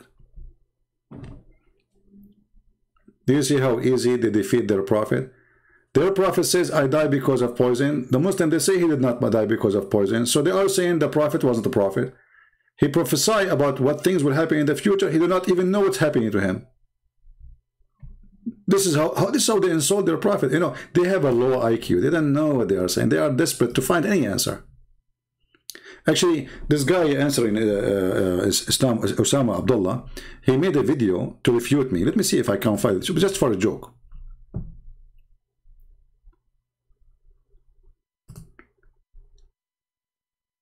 He met with 6-7 Muslims and they made a video respond to Christian Prince.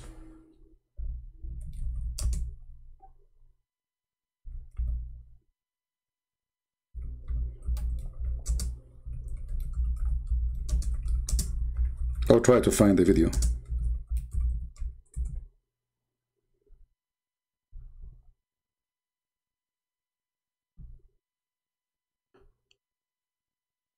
Oh, Lord have mercy.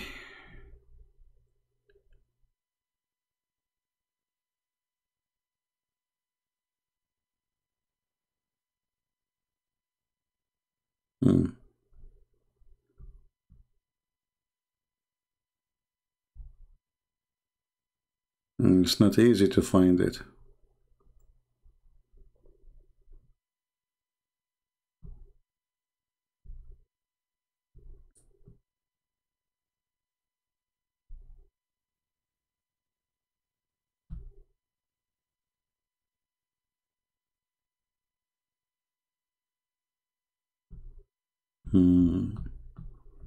I forgot what the title was, but maybe we can find it.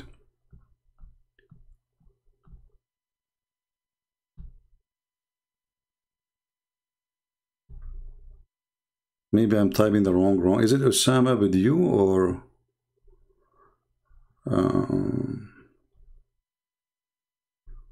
let us see, refutation maybe.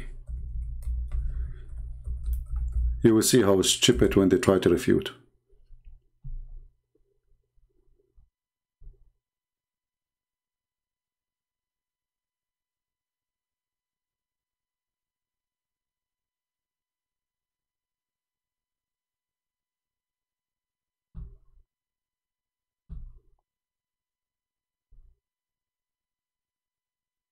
Here we go.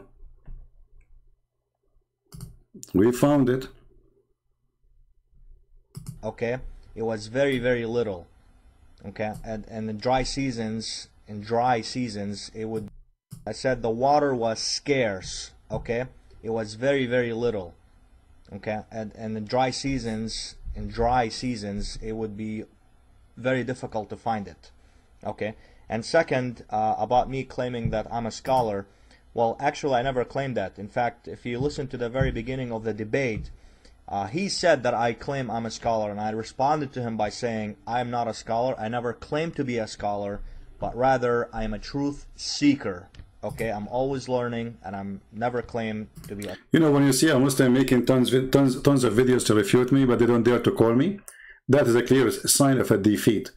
You know, as long as the debate was so good, why you need to make videos to explain what happened in the debate? You know what I mean?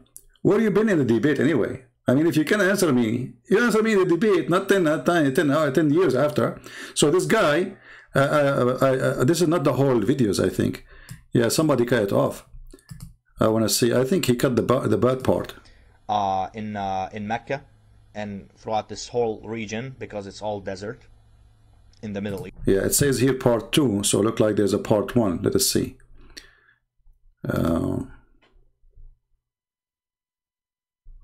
Part 2.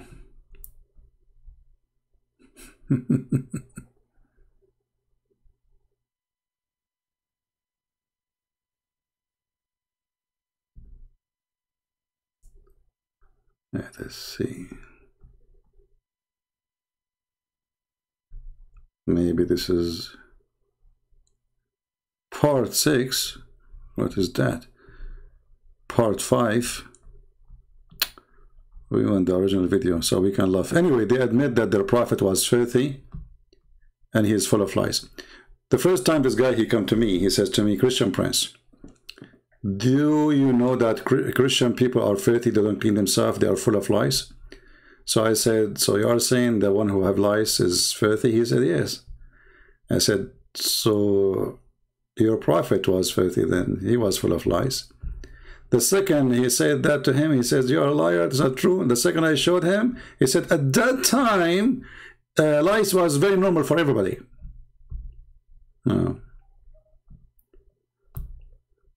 Let us see.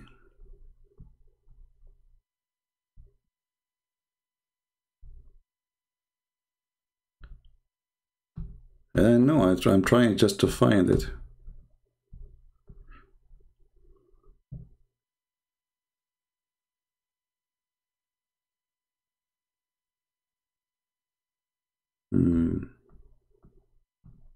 Sometimes you can find those things easy. Sometimes you know, you need to find the exact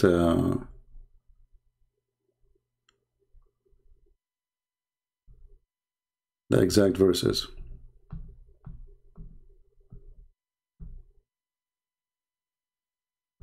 The exact name, actually, title, I mean. Part 1, maybe this one. Let's see, maybe this part 1. We will hear an audio rebuttal to some of the lies that Christian Prince raised against Islam during my debate with him, which consist of the following 7 points. The first point, was the body of the water really a well, or was it a stream of water? Point number 2, provided ample scientific quotes from the United States government's Department of Energy and Wikipedia.org website, which is a scientific website, proving that soil filters water from bacteria and microbes. I provided that with ample scientific quotes. Point number 3, the Islamic standards. I've demonstrated the Islamic standards on cleanliness of water. If the smell, taste, and color of the water are not altered, then the water remains pure. I have also proven that the water that the Prophet of Islam drank fit those standards. Point number 4, Prophet Muhammad, peace be upon him, was clean and even cleaned the lice from himself. Did you hear it, Muslims? The Prophet was clean and even he cleaned the lice from himself. Supposedly this is after studying the case. He's refuting me, proving that Prophet was clean. The Prophet was clean, and even he cleaned the lies from himself. Do you see how clean he is? And he provides scientific evidence. The hadith says that this is a stinky water. Even it says the color changed. And it says well. He said this is not well, this is a stream of water. This is a well.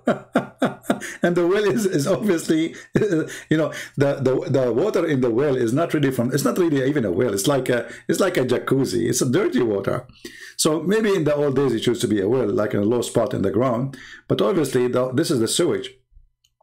But the funny is that they met together 5 or 6 Muslims, and they come with the conclusion to prove me wrong about their Prophet being clean. The Prophet is clean, and he cleaned himself from lice. Muhammad, peace be upon him, was clean and even cleaned the lice from himself. See? Point number 5. I've exposed Christian Prince's lies on the water of Zamzam, for it is only a small stream of water and not a large one, as Christian Prince lied. The Saudi Arabian government today provides water to its people, whether the 2 million people who currently live in Mecca and Medina, this number according to him. Yeah, Allah cannot provide water to the people of Mecca, so Allah, you know, his miracle is not working. So what happened? The Saudi government, they bring water, so people of Mecca, they will not die. I don't know if this number is true or not, but anyway, it provides the water, the fresh drinkable water to them from the Red Sea and the Persian Gulf. Basically, they have special processing plants that take water from the sea and filter and clean out the salt, process the water, and turn it into clean and drinkable water. This is where the Meccans of today get their water. The stream of Zamzam is not big enough to take care of all of them. Point number 6, exposing Christian Prince's lies on the bewitchment of Prophet Muhammad, peace be upon him. I've also demonstrated how Jesus suffered, quote, end quote, and had evil desires. He's quoting, by the way. This is quote. Suffer and quote. Listen. Suffer and quote. And he suffer and quote evil desire. The Bible says suffer and evil desire. Sons of Muta. That's according to his New Testament. In him during his 40 days of temptation from Satan. The temptation was so bad and so heavy on Jesus that angels had to, quote, attend him to help him from the, quote, suffering and, quote, evil desires. A quote, evil desire. You Muslim, anyone can show me where it says he was suffering from evil desire? Any Abdul? Well, a bunch of son of Muta. Quote, huh? Why you don't quote the verse? Anyway, continue, so we can laugh. End quote. There's no video to show you. There's nothing. It's just an audio that he had from Satan. You know, Jesus was losing his mind according to the Bible, and he needed the angels to attend him to end the suffering and the evil desires that he had from Satan for 40 days. So I've exposed Christian Prince on that, and I've demonstrated that. He could not expose me on that when he was talking to me, this potato. He exposed me by making a video later. All those who make videos later, obviously they could not do good when they were talking to me. Where you been when I give you 2 hours, 3 hours talking to you? I made you shish kebab. That from the Bible's New Testament. And point number 7, Jesus and Paul did not care at all about body cleanliness, and they even allowed their followers to eat dead and rotten animals. Jesus and his followers, they eat dead and rotten animals. True. Okay. I've also demonstrated that thoroughly from the New Testament. Right. From the commentary right now, okay, just to prove that you are a liar again, once more. Okay, here we go. Let me do it. The water, the Prophet of Islam, peace be upon him, was doing ablution, wudu, from the water. Okay, because the Prophet was not saying that it's okay to drink from the water. The Prophet was saying the Prophet was not drinking from the water. He was doing ablution from the water.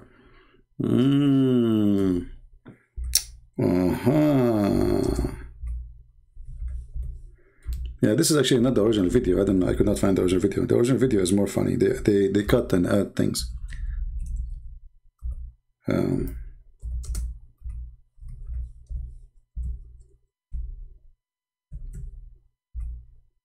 Hey Muslims, your prophet was doing ablution from the well of Bid'ah, where garbage was thrown on. Was he drinking or not?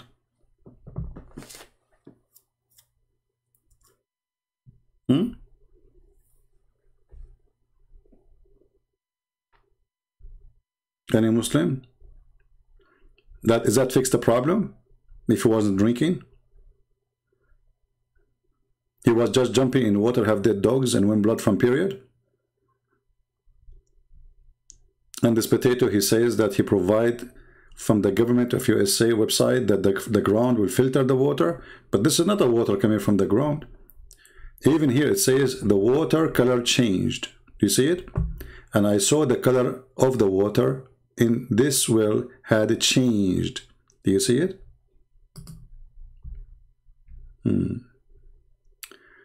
Your corrupt book says Jews are prophet killers. Luke, your Jesus God failed to protect the prophets. That's very stupid of you to say so. I will go with your logic just for a second.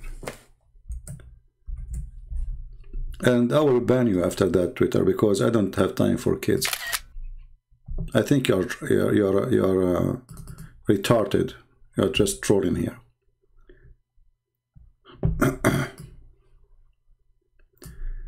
Your corrupt book says the Jews are prophet killers. Between two brackets, Luke. Why your Jesus God failed to protect his prophets? Well, as you see, my God never failed because my Jesus is alive.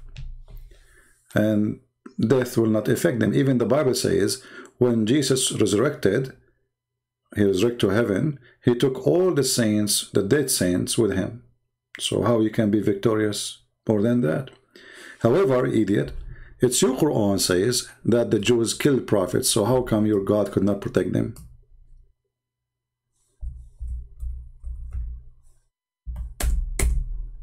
Here we go. You are stupid like your prophet. Chapter 5, verse number 70. So I can give you the question now. How come your stupid God could not protect the prophets of God? Do you see it?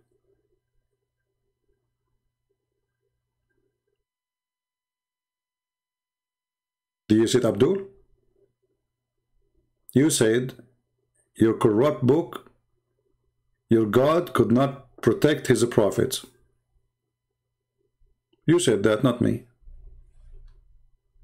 Which means if this God have such a story in his book, that means this book is corrupt, and or this God, he is not true God. This is your logic, I'm using it.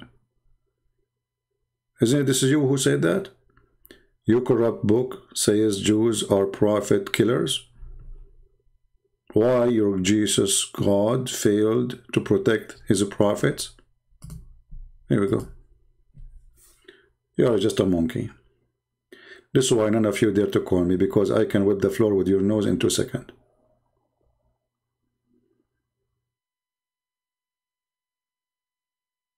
Any Abdul?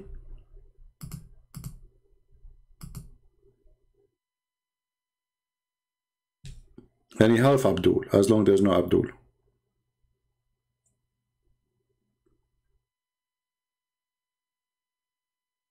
And by the way, this verse presents big problem. Do you know why?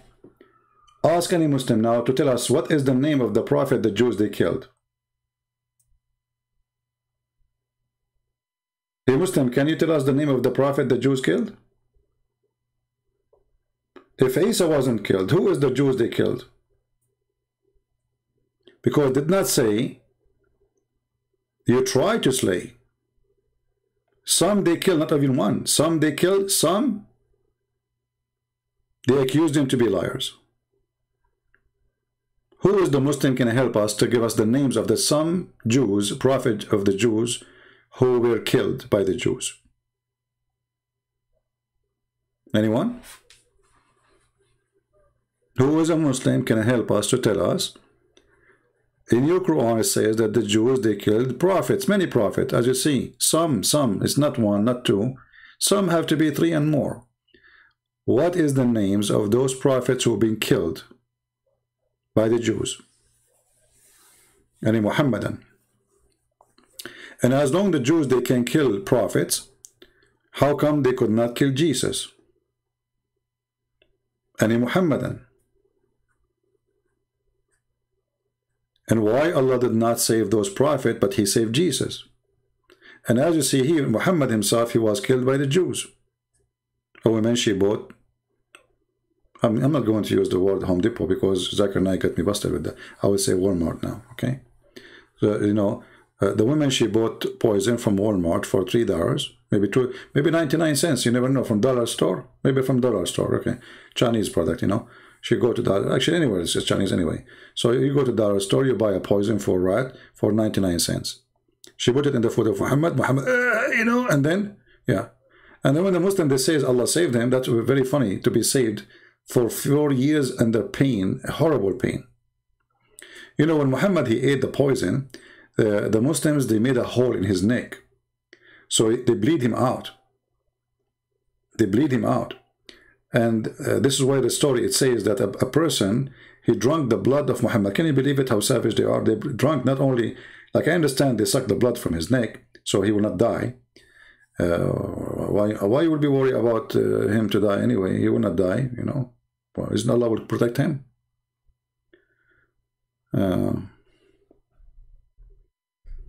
Yeah, I answer your question. Get lost. Get out of here. My Lord, he will not protect the prophets for a very simple reason. Because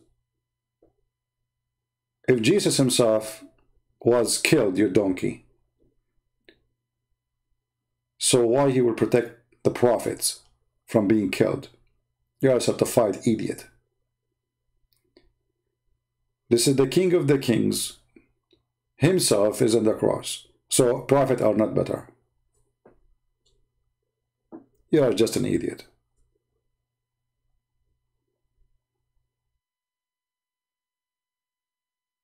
Any Abdul?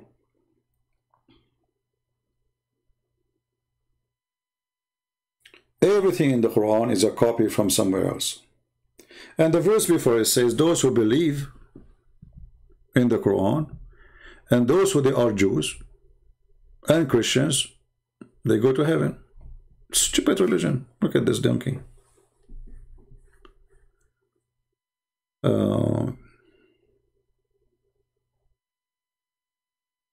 Yeah, you can call me now if you want, Al-Arifa.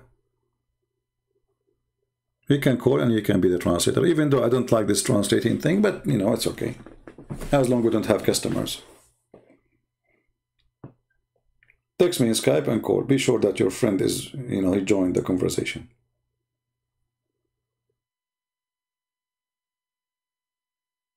Just be sure you give an accurate translation for both sides.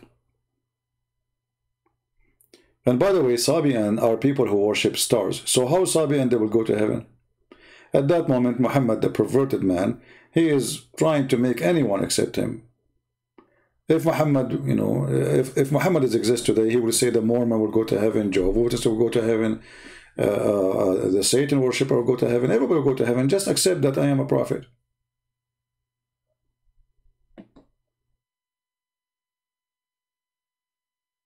Any Abdul?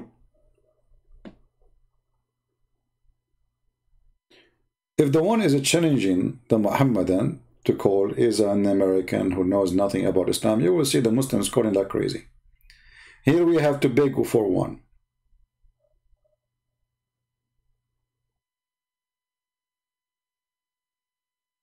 Mayday, Mayday. Who is a Muhammadan would like to call us?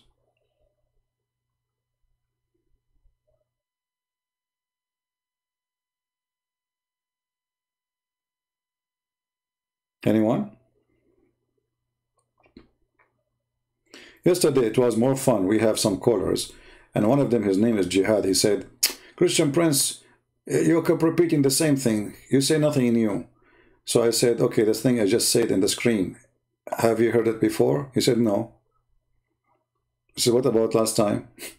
Each time this donkey, he called me, he said to me, I never heard this before. And yet he said to me, you are repeating the same thing.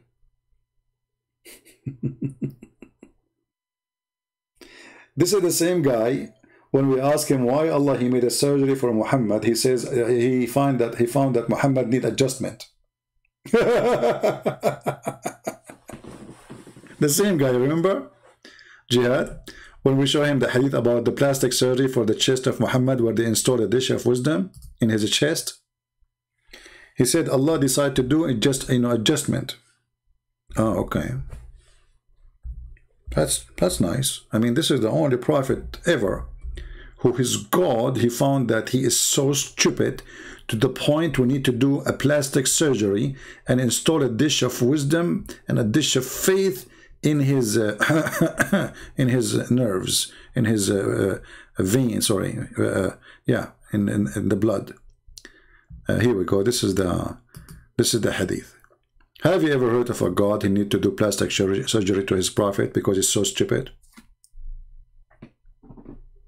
And imagine Muhammad, this is Muhammad who told the story after the surgery, and the story is so stupid. So how Muhammad was stupid before the surgery? How stupid he was? If this is a story been told after he had the surgery. Look what it says here. So Jibreel, brother, he cut open his body between his throat, not middle of his chest, it says to his testicles. And it depends on the hadith for sure. And he took all the material out, brother, of his chest. Material, what is there? Any Muslim can tell us what is the materials?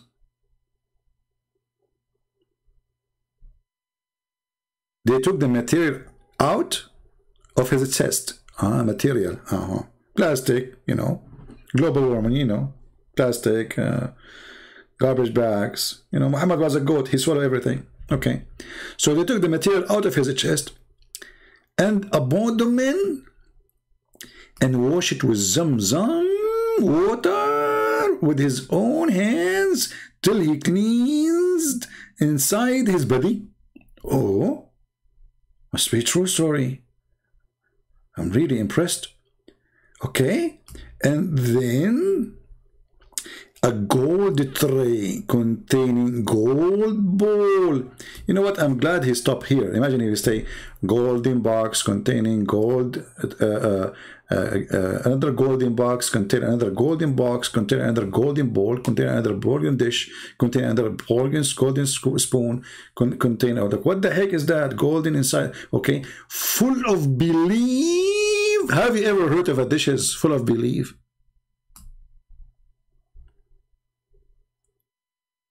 This is the religion of God. Your God, he installed a dish, a box. Inside that golden tray, there is a golden bowl full of belief. I want to take a picture of that belief. Hey, Muslim belief, how Muslim belief look like in the dish? Any Muslim can tell me how Islamic belief look in a dish? What is that? What is the size of this dish? I'm assuming it's really big. I mean, come on. Muhammad inside is so empty.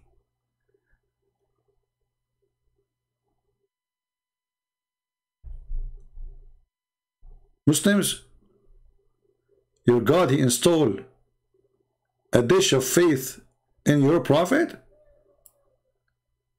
And then the story continue. And wisdom. Wow. Not only dish of faith, dish of wisdom. I mean, come on. You have to make salad here. We have a salad dish. Some faith, some wisdom will make it yummy. And then this jihad, he says, well, Allah, he was doing adjustment to the prophet. And he said, actually, if I remember, he said he was, you know, like making him have better IQ.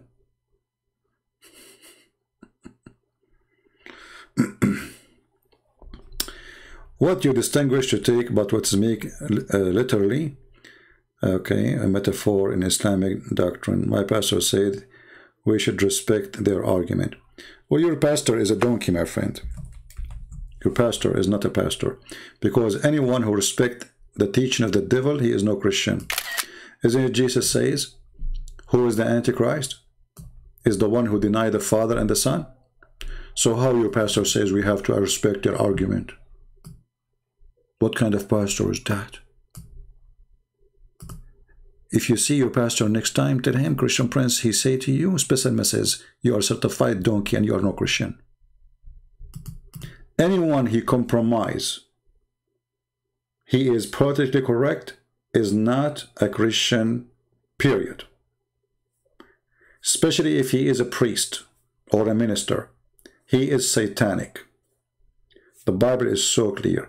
Jesus, he said to the Jews, those are Jews. Those are not Hindus. Those are not Buddhas. Those are not Muslims. Those are Jews. Even the rabbis, he said to them, if you are of your father Abraham, you do the work of your father Abraham.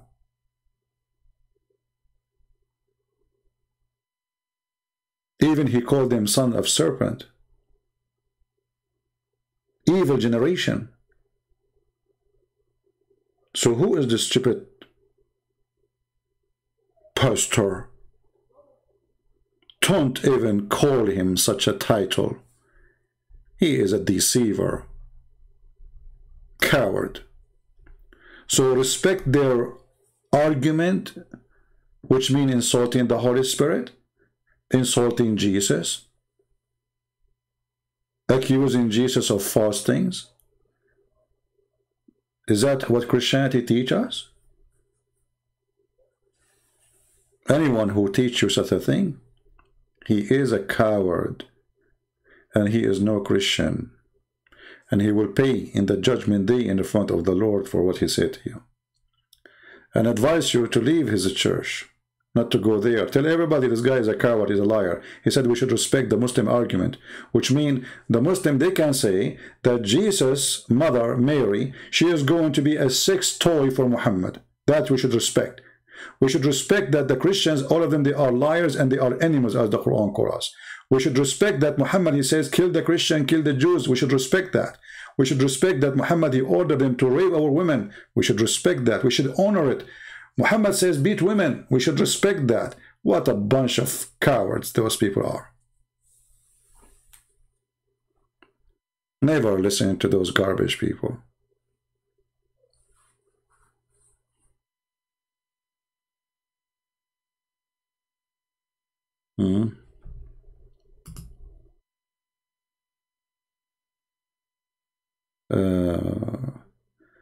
Carlos is asking a question.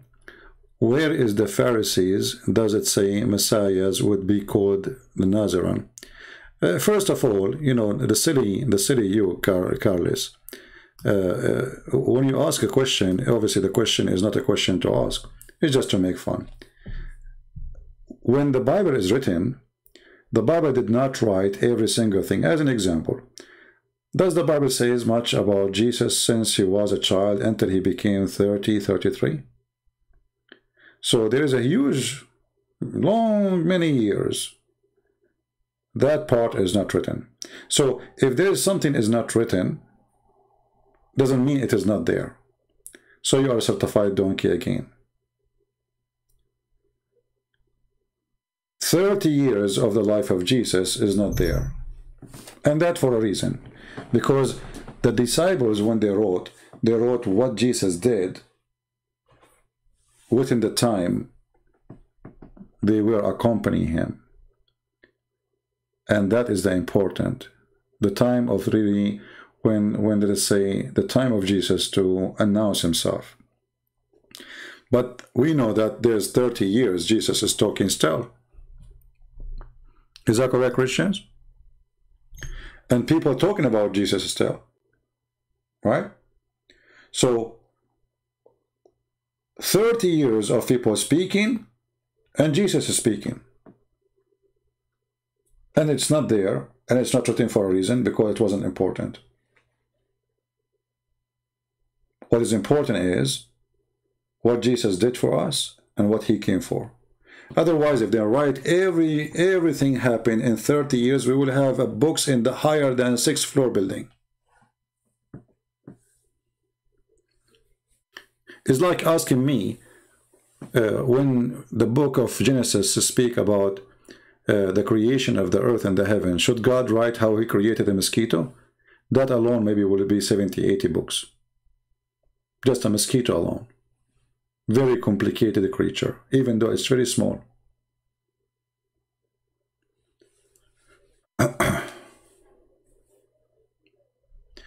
A Muslim says, if you read the Quran alone, you will get astray. Well, if we read the Quran alone and read the Hadith with it, we will get more astray. As you see, who in the world want to believe in such a garbage? Golden ball and golden belief put and installed in the chest of the Prophet. Here we go. We are not reading the Quran alone. We are reading the Hadith.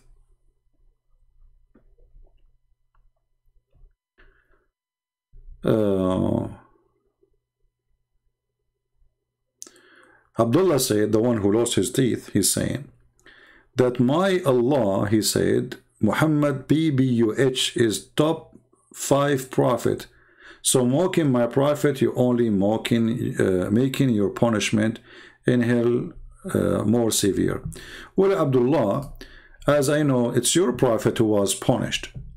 Because as you see, when your prophet says he died because of poison, and the poison cut his artery, and then we find that the Quran said that if Muhammad is a fabricator for the word of God, then I will cut his artery.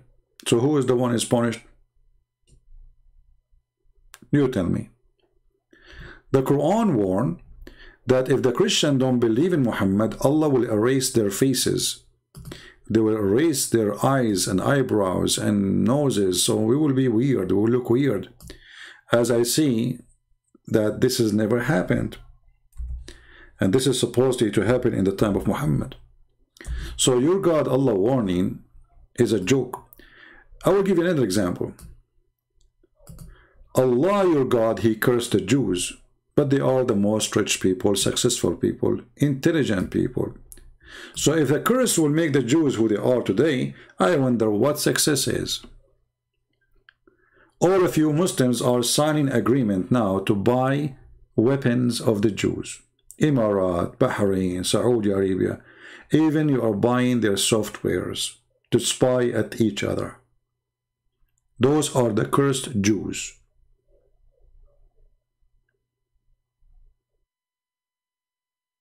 So if the cursed one is the most rich and, you know, worthy and smart and powerful, who is the one is lucky then? Please ask your God Allah to make me cursed like the Jews, because I want to change my car. Can you talk to your God Allah to curse me so I can get a new car? Please call Allah.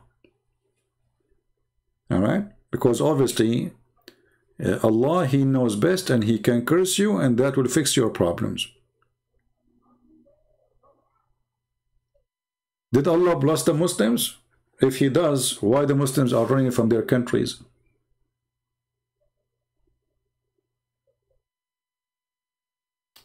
Do we have any Muhammadan? My Skype is open, 0 Muslim to call.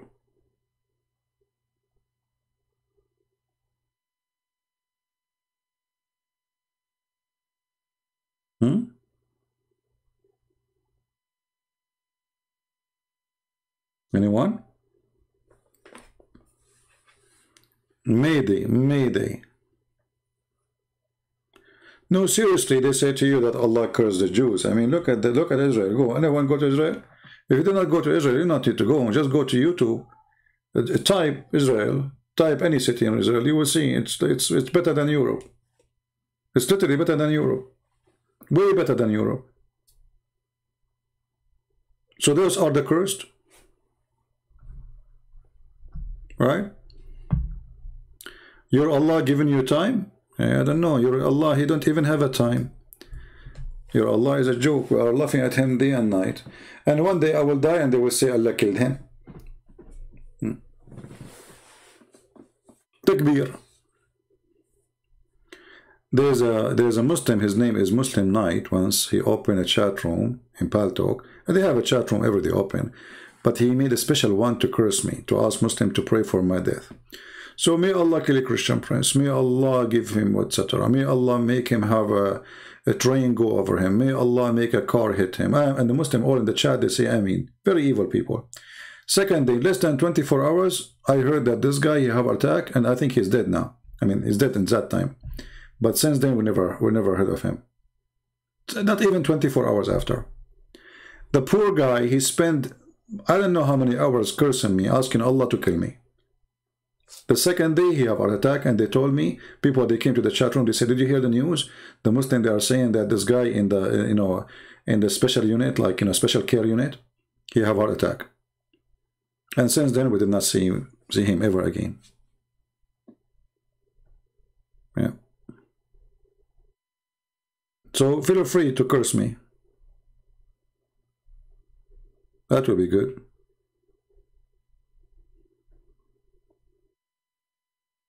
Religion of cursing and hatred. You will not see Muslims saying, may God forgive you. The only one who will say that is the one who is either too much hypocrite, trying to present Islam in a better way, or a person who is naive. A true Muslim, he don't ask for forgiveness for you. He asks, may Allah kill you, may Allah destroy you, may Allah, etc.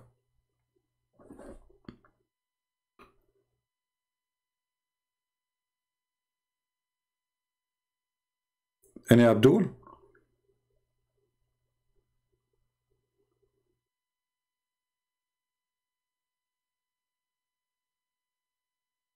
Being healthy, not healthy. I mean, you are a human being, and you might die for any reason. We are born to die. But Muslims are very, very, their hatred is killing them. If somebody now is a Muslim and he died because of cancer, I mean, cancer kill everybody, kill Christians, kill Hindus, kill Jews, did not kill him because he's a Muslim. But Muslim, they will say the opposite.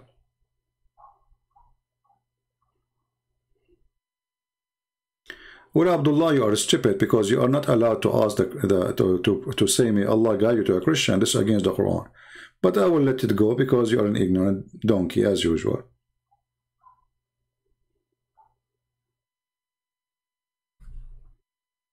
Your Quran forbid you to say, may Allah guide us.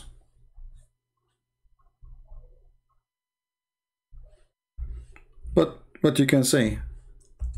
When the last time we saw a Muslim, he knows his religion? You don't. You are not allowed to ask for forgiveness for non-Muslims. You are not allowed to pray for them. You are not allowed to ask for their mercy. Even your prophet, Allah, he refused his request, supposedly to forgive his mother. It's a very evil religion.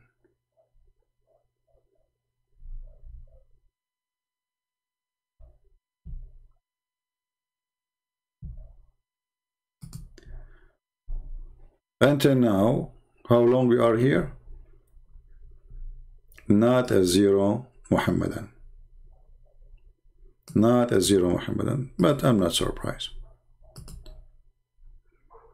Cowardness is a good sign of retreat.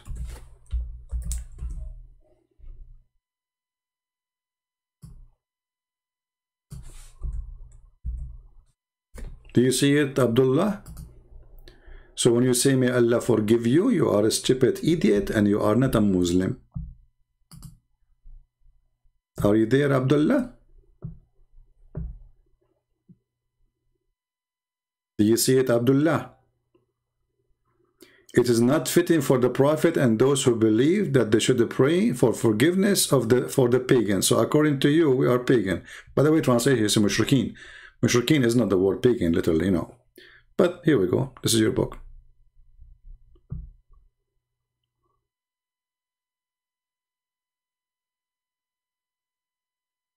Did you watch video? I don't know who is this person about millions of Muslims converting. I have no idea. For me, by the way, even if millions of Muslims convert to Christianity every day, we will not stop doing what we are doing, because the purpose is education. Education means we are fighting ignorance. Ignorance is our enemy. So God, he can open eyes for people as he wish, right? But we have a duty as a Christians to fight ignorance, not only ignorance of the Muslims, but ignorance of the Christians. Like this guy now, he do not know. He just told me, may Allah forgive you. But as you see, the Quran forbid him from doing that. He is ignorant. So we are here to fight ignorance.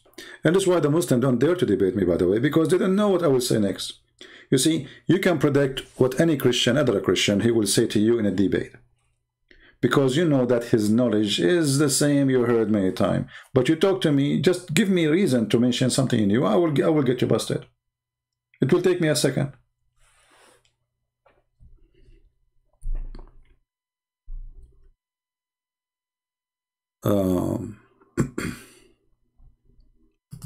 Yeah, you see, but loving the enemy, some Christians, by the way, they understand loving the enemy wrongly. I told you before, you know, like we used to go hiking. A Christian, they think because Jesus taught us to be loving, that means we cannot have guns, we cannot have swords, you know. They have a very weird understanding of the verses of the Bible. So, you know, when we used to go hiking, all those Christians, I go with them, they look at me really bad. I mean, I'm the bad boy between them. I mean, why you have a gun with him? What's wrong with this guy? You know, this is how the Christian look at you.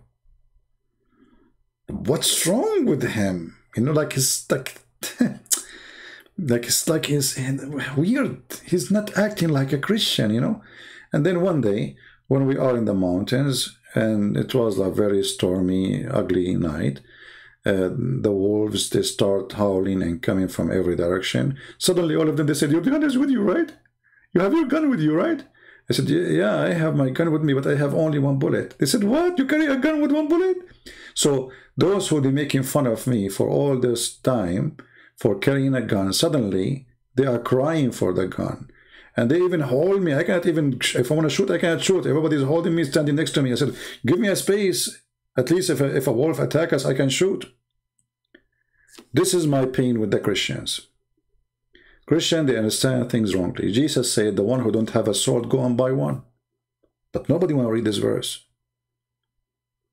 They only read for you that Jesus says, if somebody hit you in your cheek, give him the other cheek. But Jesus did not say that people can kill you. He did not say, Jesus said, don't resist evil by evil. Which means, you can resist, but not by evil. So, if somebody rape, you don't rape his wife. That is evil. Jesus said, the one who lives by the sword, he shall die by the sword, which means the one who killed will be killed. That is justice. And this is the same order in the Old Testament. This is the same God.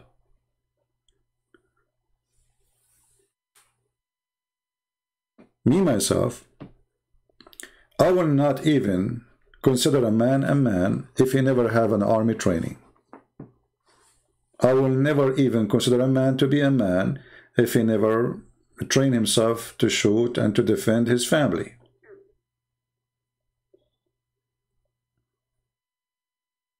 And this is me.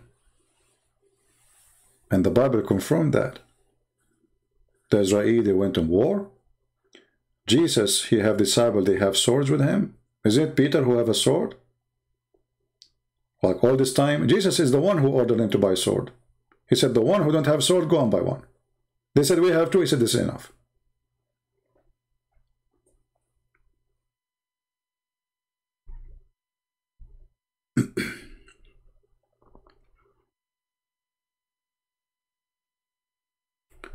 So they make fun of you about having a gun until the day they need the gun, and then they cry for it. You know, it's not guns who kill people, it is what people do with guns. Right? Otherwise, a criminal, he can kill by anything. He can kill by car, he can kill by a rock, he can kill by his bare hands, he can kill by a kitchen knife. You know, if a human want to be a beast, he can kill. Especially if you take advantage of the weak one. Or take advantage of somebody is not aware, like stabbing him from behind or hitting him by a rock or something. So it's not weapon. It is the evil inside you is dangerous.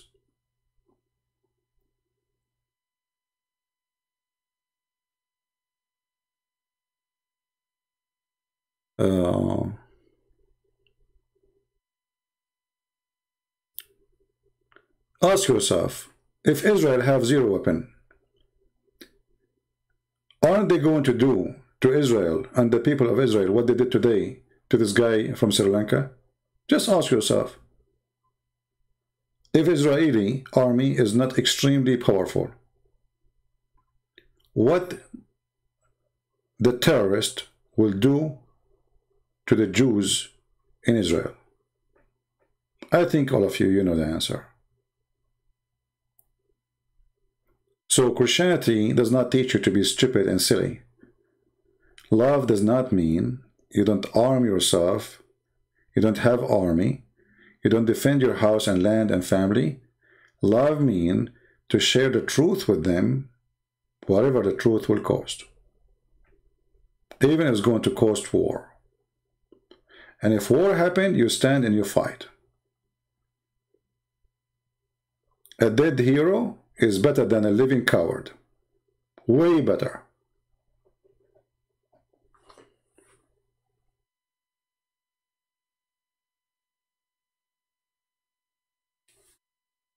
Imagine you have a husband and then there's somebody coming to rape you, and then the husband he hide. He go under the sink of the kitchen. All right?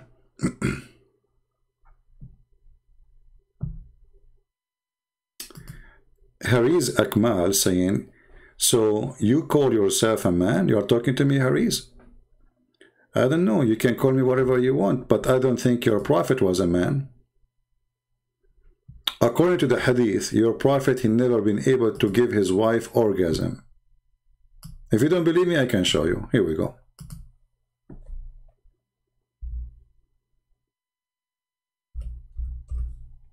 What kind of man? Even in bed, he is not a man. I mean, what's wrong with this guy?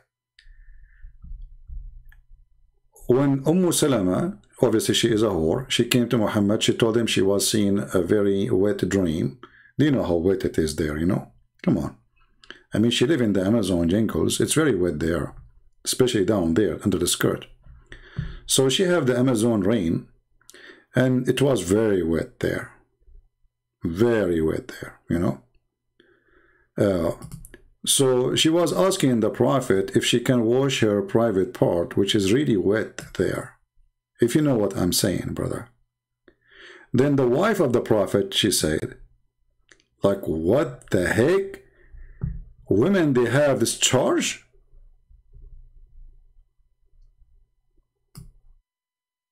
Do you see it? This is the wife of your prophet. Her husband, Mr. Muhammad Abdul, he never made her have discharge. She was only charging. She never discharged. Are you there, Mr. Are you a man?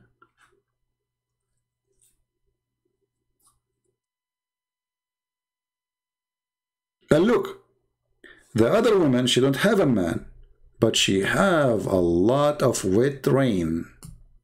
Look, this woman, she don't have a man. She is just, you know, doing things. You know what I'm saying, you know? The one who don't have a man, she was able to have discharge and to have orgasm. The one she have the most powerful prophet, she never heard of discharge. She have no idea. Like, what? Women, they have discharge? Imagine your wife, she do that to you in front of your friends. You know, she said that women, they have orgasm. Hey, everybody will look at you like, what the heck? What this guy do in the bedroom then? What the prophet was using in the bedroom? He was watching TV? Are you there? Now you tell me about the man, if you want. Feel free. Any Muslim?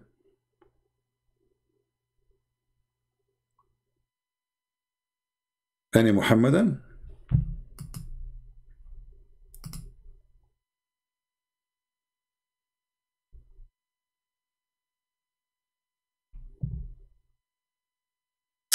Sahaba, I said, ask to curse okay, hold on.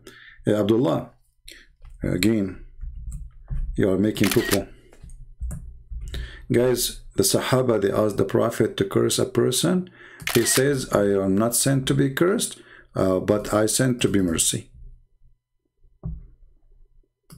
Are you sure, Abdullah?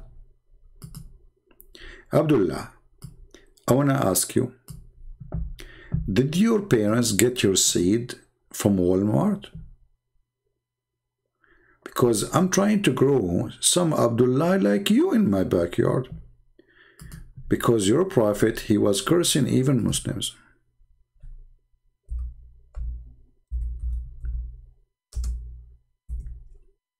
And you are a certified idiot.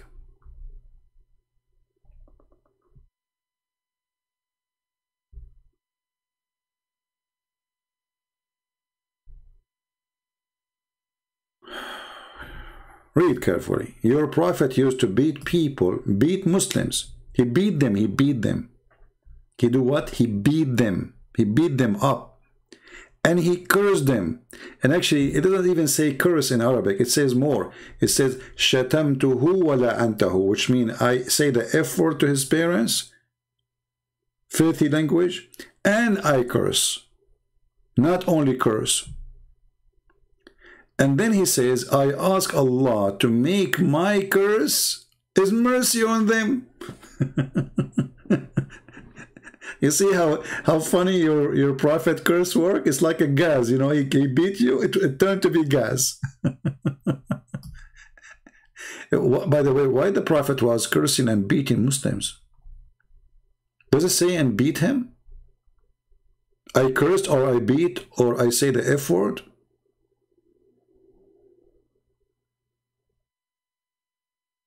Are you there, Abdullah? Abdullah, the more you talk, the more you make boo-boo. Go debate openly, brother. Don't hide behind YouTube, Kamal. You see, behind YouTube, my friend, I can go all the way to Indonesia. More than 200 million Indonesians, they are watching my videos. The best place ever. I like YouTube. What's your business? Aren't you in YouTube too, brother? Why you are in YouTube, potato?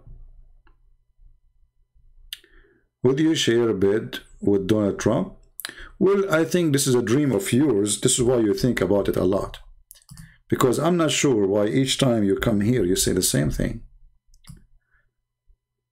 You remind me of Sheikh Uthman when he saw David Wood. He says, MashaAllah, you are 6 foot tall, huh? You like tall guys. This guy, each time he come here, he say the same. Obviously, he's perverted. This is what the Muslims have. Look at the answers. Look at the stupidity. Look at the trash language. Who is going to debate us about his God, his religion? Did you share the bed with Donald Trump?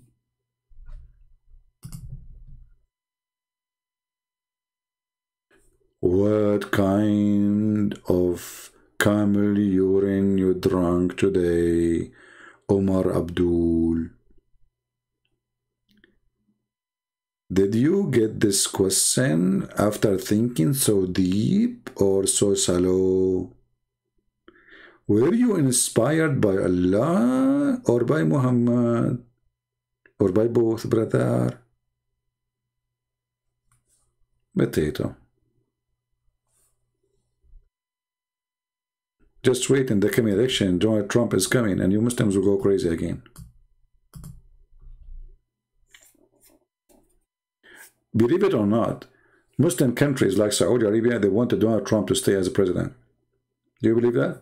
They don't want Joe Biden because Joe Biden, he's under the influence of Obama, and Obama is a Shia, and he hates Muslim Sunni. And this is why Obama now trying to lift up the sanctions on Iran. Well, all of us, we knew that, you know. Obama, he gave Iran a lot of opportunity when he was a president. He was all the way their helper. Because the dream of Obama that Iran will take over Saudi Arabia. You know, Obama, he wanted really to establish an Islamic caliphate starting with the Sunni, end to be in the hand of the Shia. The Muslim Brotherhood are one of the organizations sponsored by the Shia. Actually, the first center of Muslim Brotherhood was bought by the Shia Imams.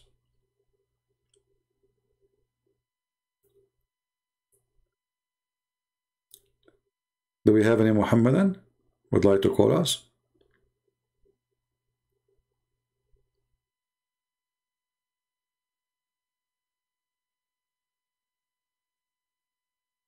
Anyone?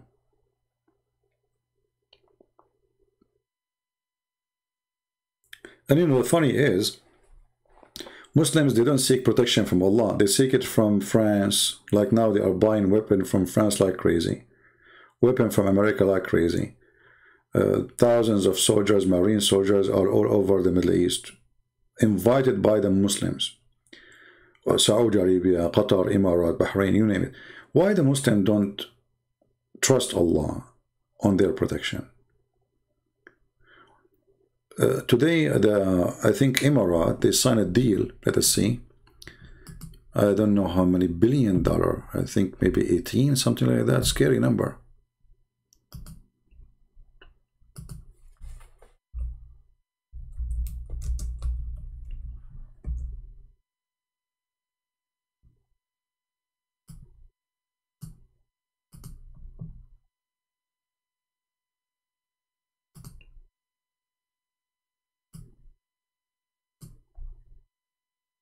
Let's see.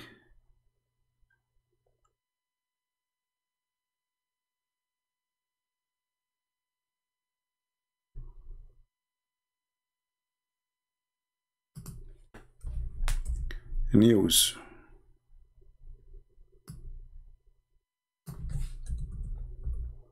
And today, the foreign minister of Russia is coming because they want to buy from them a lot of, okay, $19 billion deal. What they bought? Junk. Because those Rafale airplane, any airplane anyway, any weapon you buy, those weapons, they will help you for 4 years, 5 years. After that, they are old and they are outdated. $19 billion of junk, literally. Why? Because they are desperately trying to find protection after kissing the asses of the French people. All the money you make, it goes in a blink of an eye. This is why, you know, once one of you asked me, he said he think about investing, he want to buy a property or something like that in Emirat. I said, do you want my advice? Never buy there, because those countries are cartoonic countries. Those are not really countries. Those are made by the Western regimes, by the Western even intelligence department, not even government. If you remember a few years ago, when things went in trouble and almost there's a war between Iran and Saudi Arabia, Emirat became empty, totally empty. There's tens of thousands of cars in the airport of Dubai. People just leaving their cars for free in the street. Just take it. You can search it in Google. And this is what can happen to this country in one day. If Iran shoot one missile at Emirat, 95% of the population, they are foreigners, they will flee. And this country will become a ghost town.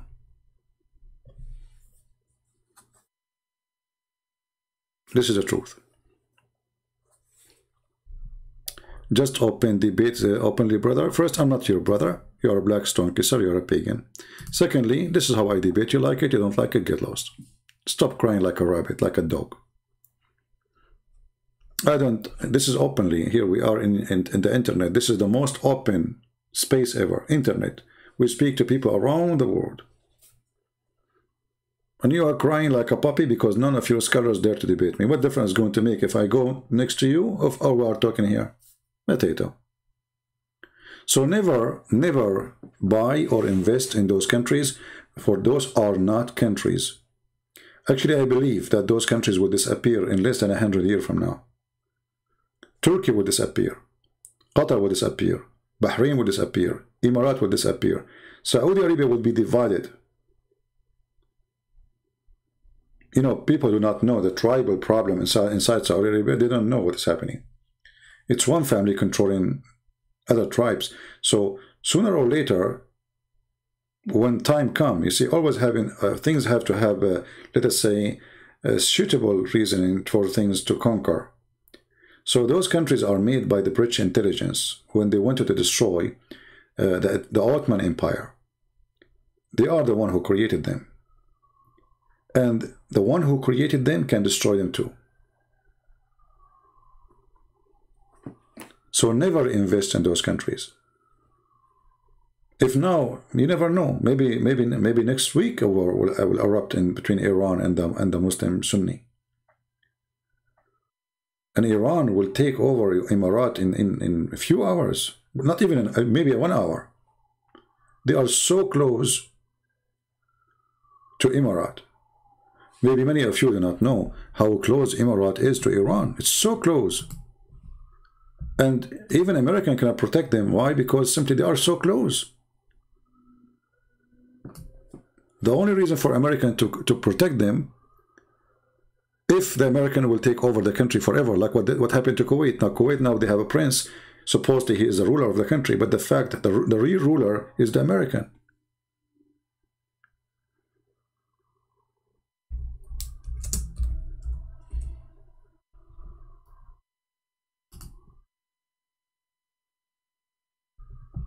Let me show you. I will open Google, peace be upon him. Do you see how close it is? Look. This is Emirat. And this is Iran. Do you have an idea? Extremely close. Bahrain, more than 70 to 80% of it is Iranian Shia. Qatar is no different. They can take it so easy. So those countries are in extreme dangerous place for investment, or to have can be temporarily. Like if you want to have a business there, it have to be like a business you can fly over one day. Like it's something, it's based on the internet, let's say. But buying property, etc., this is extremely stupid decision, because you never know when the disaster will hit.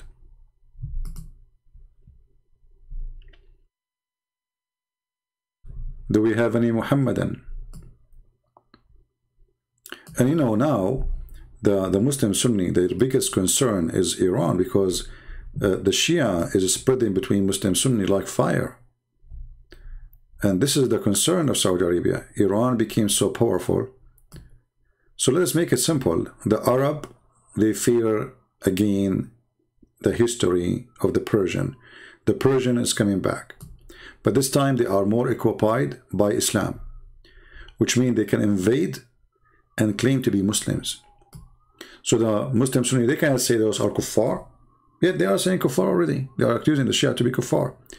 But look what the Shia, they are preparing for them. They have an army in Lebanon, Hezbollah, here. They have all of Iran, actually, all of Iraq, sorry. All this area, believe it or not, is Hezbollah. All of Iraq. All of this, all the way inside the borders of Syria. This is the Shia. More than 90% of Iraq is Shia, and most of them, they worship Iran. Syria itself, a huge part of it is controlled by the Shia. Literally by Hezbollah. Hezbollah of Iran. Then you go to Yemen. Yemen, the capital, and most, maybe 85% of the country already, is controlled by the Shia. So if you look at the map, the Shia is surrounding the Muslim Sunni from every direction. This is the Shia Iran.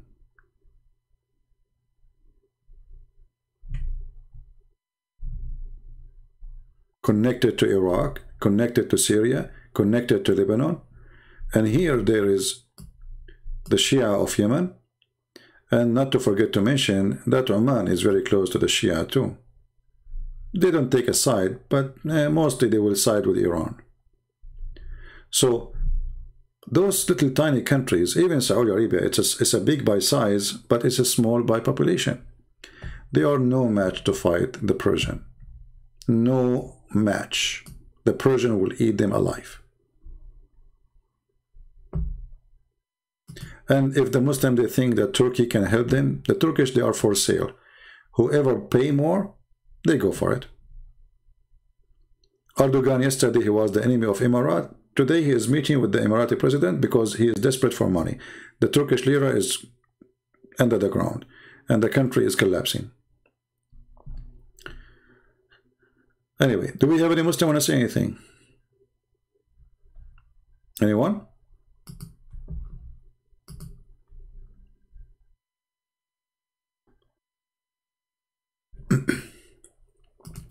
Mr. Ricky, I don't want Christians to call to discuss the Bible here, because that will give the Muslims an opportunity to take a break from me exposing their garbage prophet. There's many other channels that discuss the Bible. You can go and join them. Right? I mean, I'm not the only one here can. And even maybe they can do way better than me. But when it's come to Islam, none of them can do better than me. All right? Otherwise, there's many channels that can really help you about the Bible.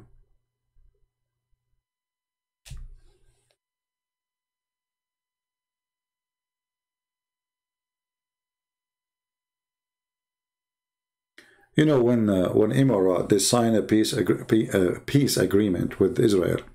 Do you know why they signed the agreement? I mean, since when those Arabs, they are so in love with the Jews? But because they are so desperate for security, they need the help of Israel. Iran will eat them alive. Saudi buying from them weapon. I mean, all of them they are under. They are under now the protection of Israel. All of them they depend that if Iran attack them, Israel will protect them.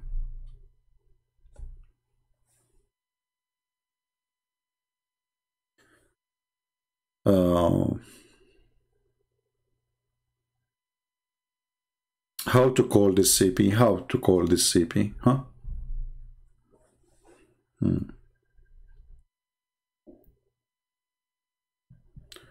Well, those countries are not countries. Anyone can beat them easy. I mean, the Saudi army, look, the Saudi army is fighting the Shia in Yemen for the last 4 years. All the army of Saudi Arabia and the army of Emirat, and even they brought fighters from Sudan. They brought fighters from many Islamic countries, paid them a lot of money, and still they are not able to defeat the Shia, not even 1 meter back. And now the Shia, they are almost taking the city of Ma'rib, sorry. So this is their territory. This is Sana'a, this is the Yemen, and it is under the control of the Shia, the capital under the control of Shia.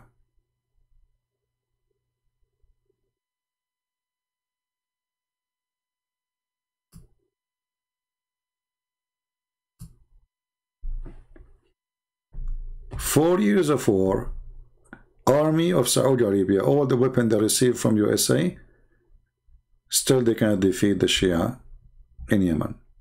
For a very simple reason. Those Shia, you kill one of them, the women, they make 10 babies in the same day.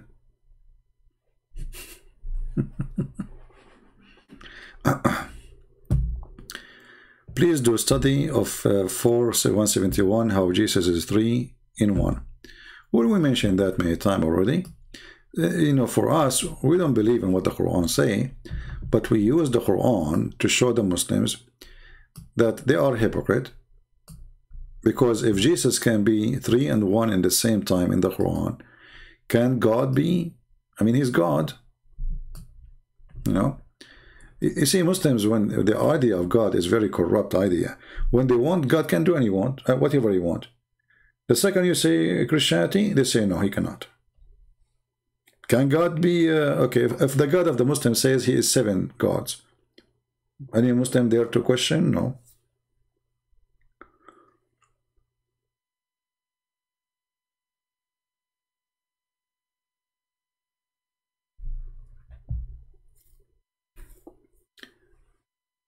You know, somebody's talking about God fighting with the human.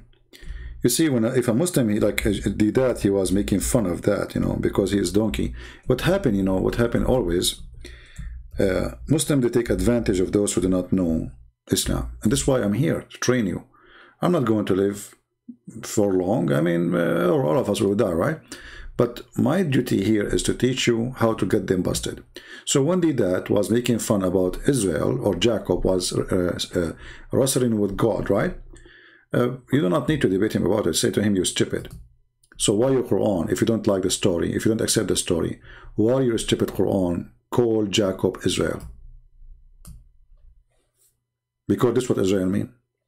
So the second the Quran accept the name, that means the Quran accept the story. But those donkeys, they do not know the religion. However, those donkeys, they flourish only if they are arguing with other donkey, which means they're ignorant, who do not know. He's not qualified to debate. You know what I mean? And Muslims, they choose carefully the one they will debate. This is why they stay away from me. You mention another name, they line up to debate the person. Like say apostate prophet, right away they want to debate apostate prophet. Say Christian Prince, we debate him only face to face.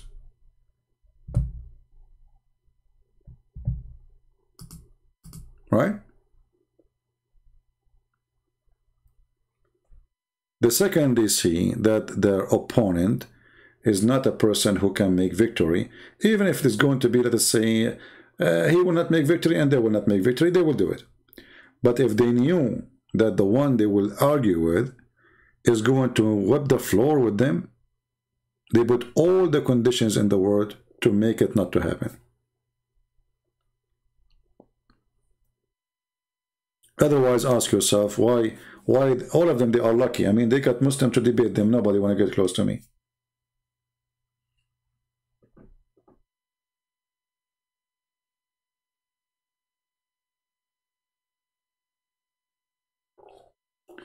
How I can defeat my Muslim friend with debate.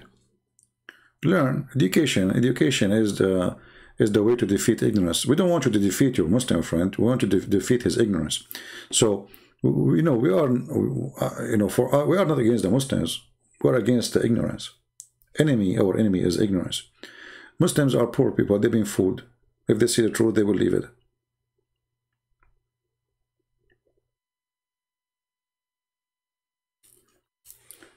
All right. Do we have any Abdul?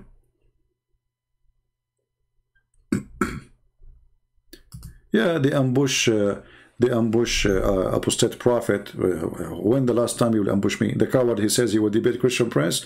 I called him, he hung up on me. He did not let me ask any question. He did not even let me answer. You have 30 seconds. Okay, hang up on him. Hey, Abdullah, I'm not going to read your comment. You are just an idiot.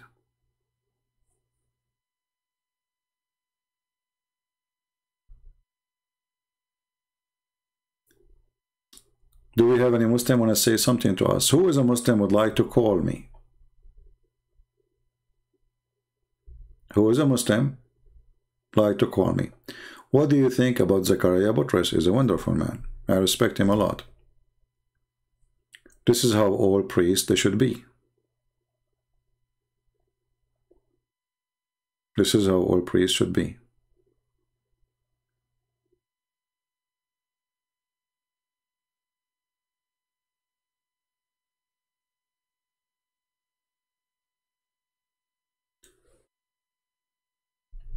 Anyone, you see, this is how you know who is a true priest and who is not. The one who is a hypocrite, the one who don't say things as it is, he is no Christian. As simple as that.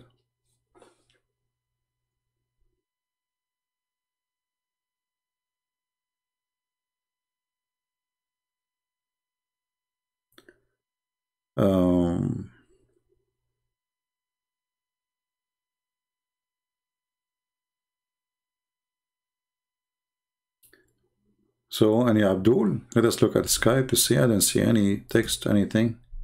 Man, Skype today is dead. Oh boy, what happened? Not even nothing. Potato, potato, potato. Potato, potato, potato. Potato, potato, potato. Da-da-da-da-da-dum. Okay, well, what we can do? It is what it is.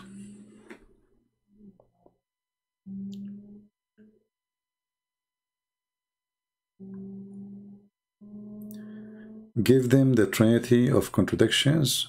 I'm not sure what does that mean. Any Muslim?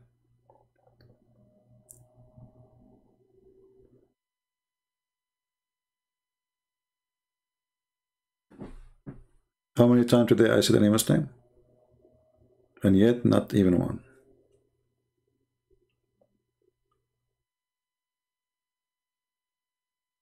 Thank you, Ariane. I'm trying to read the chat. I mean, too many of you, it's hard to follow up.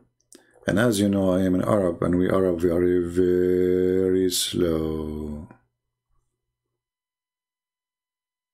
There's a guy who took a picture of a hole in the front of his house when he was 6 years old. Then he took a picture when he is 35 years old. The same hole is still there. Why? Because each time they call the city, they say to him, Inshallah, we will fix it tomorrow. And the hole is still there. And the guy, maybe in 20 years from now, he will take another picture. Here is 65. And he will take a picture next to the hole. And the hole is still there. Because each time he called, they say to him, we will fix it, inshallah. Everything there is inshallah. And Allah never show up.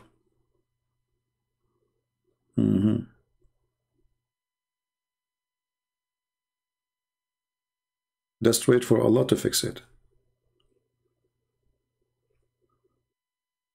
Do we have any Abdul? Let me guess. We will call you Christian Prince, inshallah.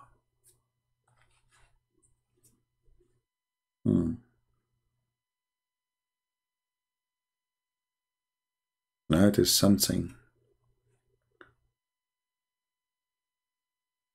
You will be happy with Jesus and Muhammad in Jannah? Okay, well, I don't know. If I am you, I will not be very happy too much to be with Muhammad, because he might sleep with you. This guy is weird. Didn't you hear that he said that in the heaven there is images of boys and men and women? And if you like an image, you will go inside the image? What if Allah made you one of those images? Just think about it.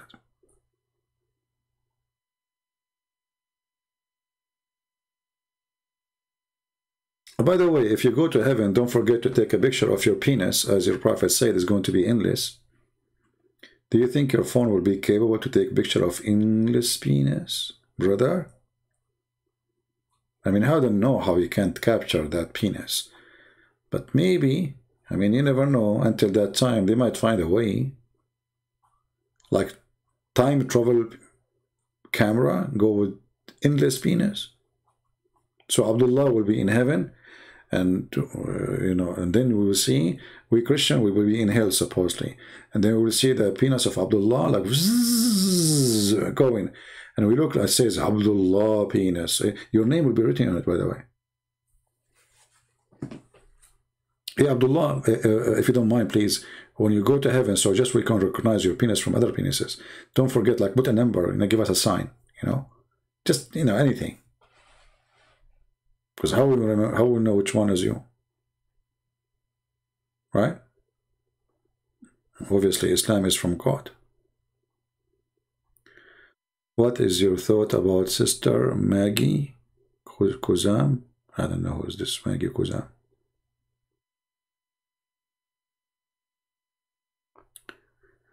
Do you believe that Qatham companions really believed that he was a true prophet? They are gang, and they get the benefit of accompany this man. The business grow, and is the believer, they are doing business. I don't believe they are believers.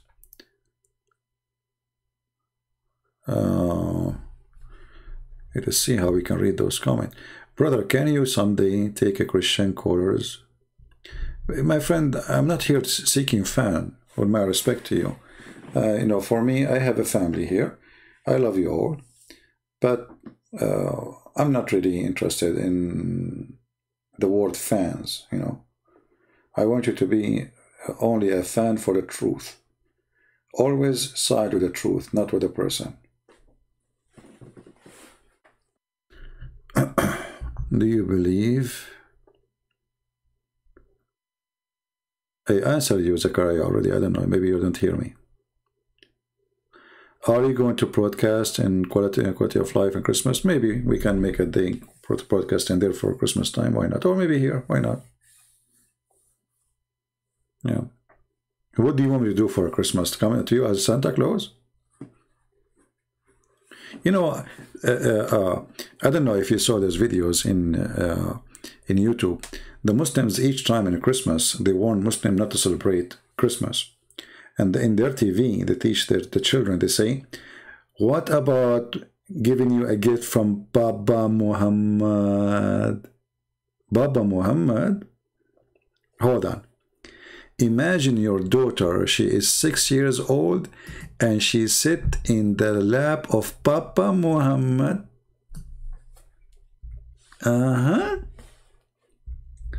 Papa Muhammad.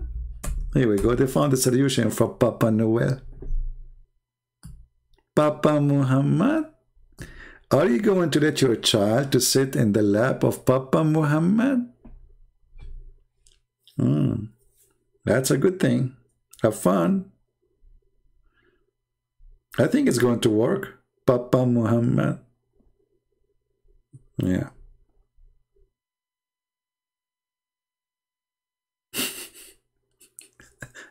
And what Papa Muhammad will give the children's?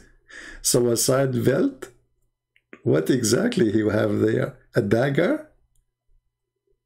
A stabber? Acid? To throw it at face of women as they do in Europe?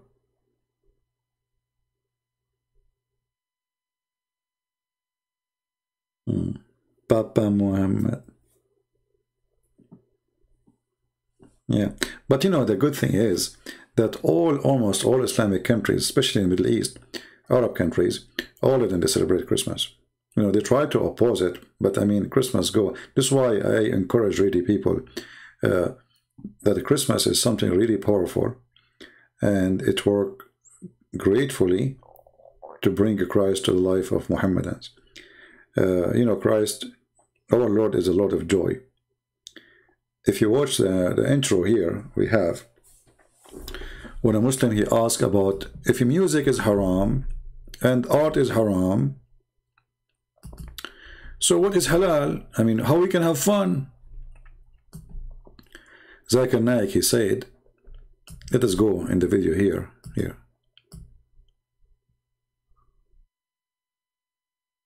Yeah, this part. Watch and love. Without understanding. The brother asked a very important question, that most of the scholars say that listening to music, watching movies, and most of the television programs, they're haram. So how can we have fun? See, listen to music is haram. Haram means forbidden. It's big sin. And watching movie is forbidden. Chess is forbidden. Art, drawing is forbidden. So what we do in this life, and what is life for? What is exactly what we can do? You know? The answer, listen again. Let me tell you, brother, at the outset, that having fun is permitted in Islam as long as the fun is halal fun. That's it. So, okay, so what is the fun? There's nothing left. You cannot play chess, you cannot draw, you cannot sing, you cannot play music, you cannot, football is haram, by the way, basketball is haram, I mean, everything is haram, so what will we do? This is why you see that the Muslims, they don't follow, I mean, all of them, they are hypocrite. All of them, they are hypocrite. They claim that they are Muslims. You ask them, he say, I'm a Muslim. But none of them follow the stupidity of Muhammad. There is a news about a man burned alive in group people in Pakistan. Yeah, we spoke about it already. I advise people never go to Islamic countries for any reason, tourism, work, anything. Those lands are controlled by the devil. You go there, you are responsible for a stupid decision you made. Don't cry for it. Why an engineer from Sri Lanka will go to a stupid country like Pakistan? I prefer to stay in Sri Lanka and take $200 salary with my family and kids having a good time, even if it's not too much money, from living in such a filthy country. Why you want to do that? Never, ever. You see, I'm born from the Middle East. I am born literally. Which means the blood I have is from there. I will never go there.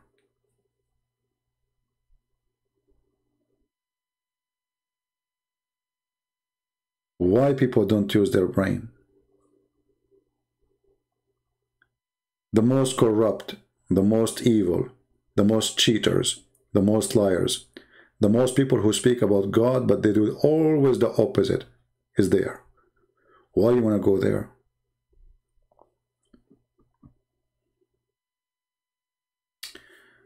Daniel, he is saying, Christian Prince is a hypocrite and bigot. Ah, okay. Well, Daniel, let us talk about hypocrite. Your prophet, he says, don't touch women when they have their period. But your prophet was having sex with them when they have their period. Who is the hypocrite?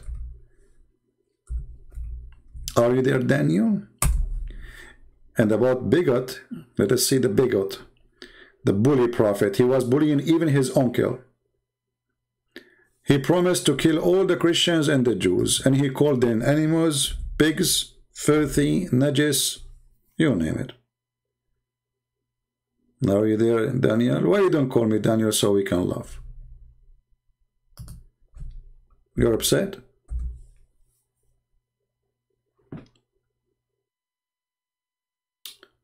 In Google, it says that Pakistan is #1 country searched for sex with donkeys. Daniel, I want you to be honest with me. Are you counted in that number? Or you were searching for something else?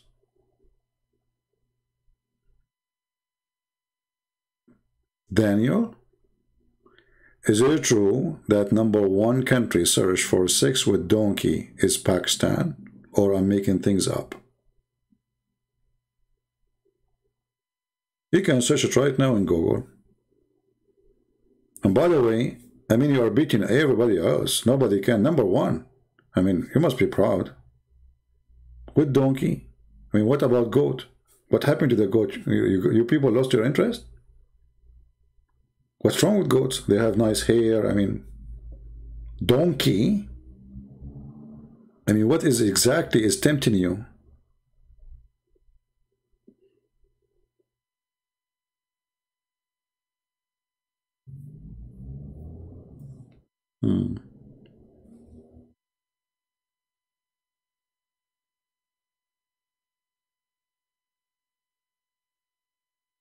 There's debate going lately between Brother Wahid and Sister Maggie Khuzam. Why they are debating? Aren't they both are those Christians? Secondly, who is this Maggie? Is she a scholar or she is a YouTuber? People are funny. Maggie Khuzam.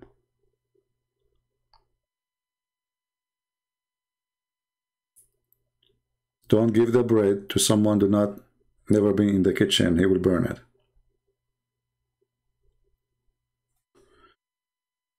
Do we have any Muhammadan would like to call us?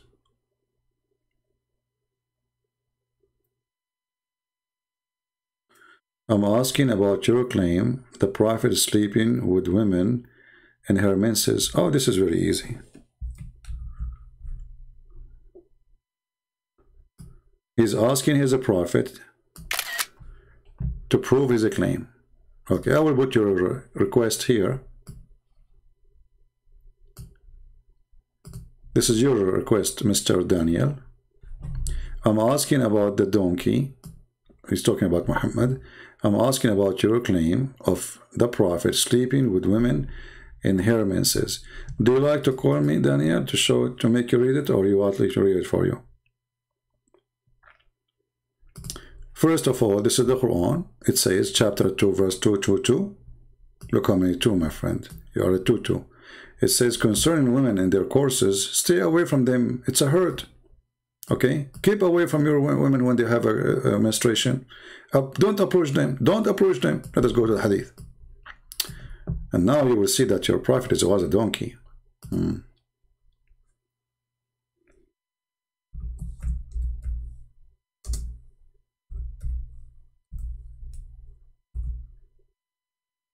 Are you ready?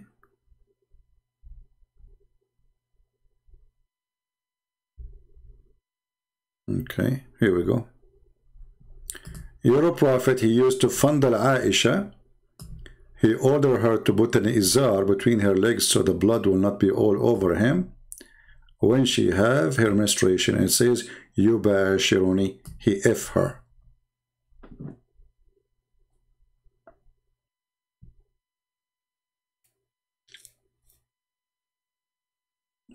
Are you there? Daniel?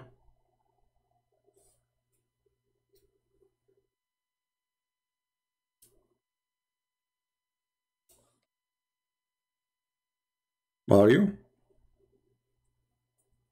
Now who is the donkey?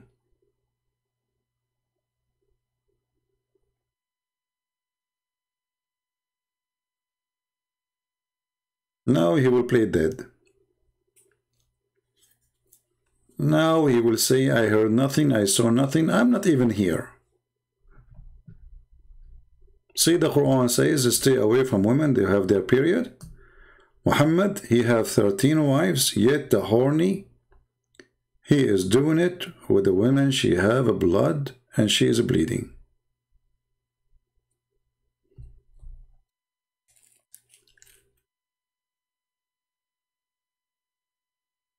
Are you there, Daniel? Never change, Christian Prince, because you will lose.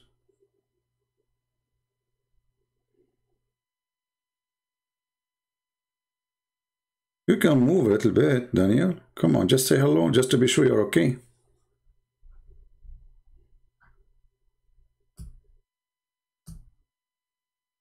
Okay, Daniel, I think his battery is dead now, so it's okay. He will charge later. I mean, he will go home and he will charge it, and then he will give us yep.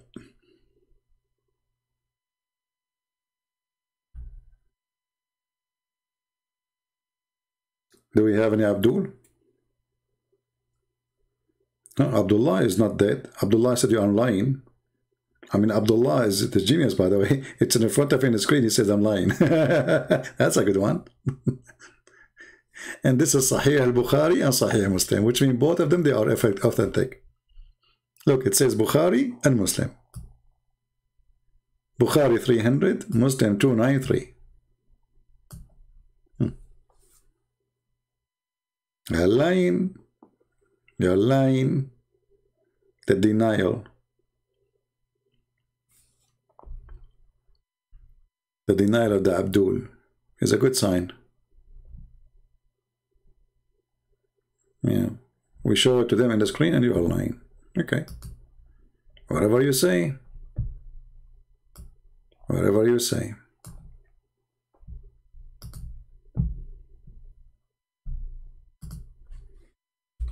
You remind me of your prophet when the guy, he keep asking him to give his brother honey, and the brother is getting sick more and more. So the prophet said to him, the prophet, look at the word prophet, when the guy, he came more than once, twice, 3 times, and his brother is dying. So the Prophet says to him, your brother's stomach is lying and Allah told the truth. What a doctor, man. Your stomach brother is lying?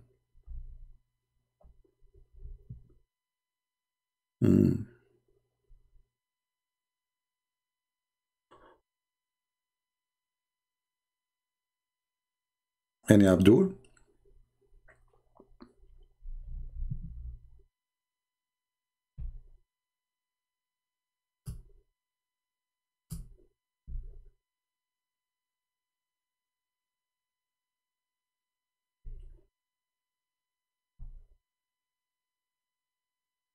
Okay, guys, let us be easier in the text and be nice. Don't use a very harsh language, you know. Just focus on the topic, not in the person.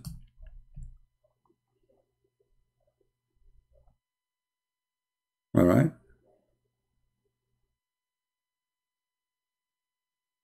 No, actually, translation here says fondling is not correct because it says yubashir, yubashir.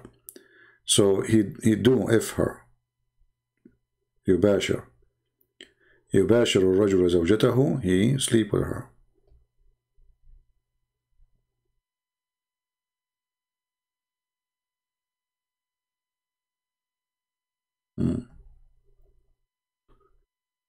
CP, let us hear some stories of how you become a Christian.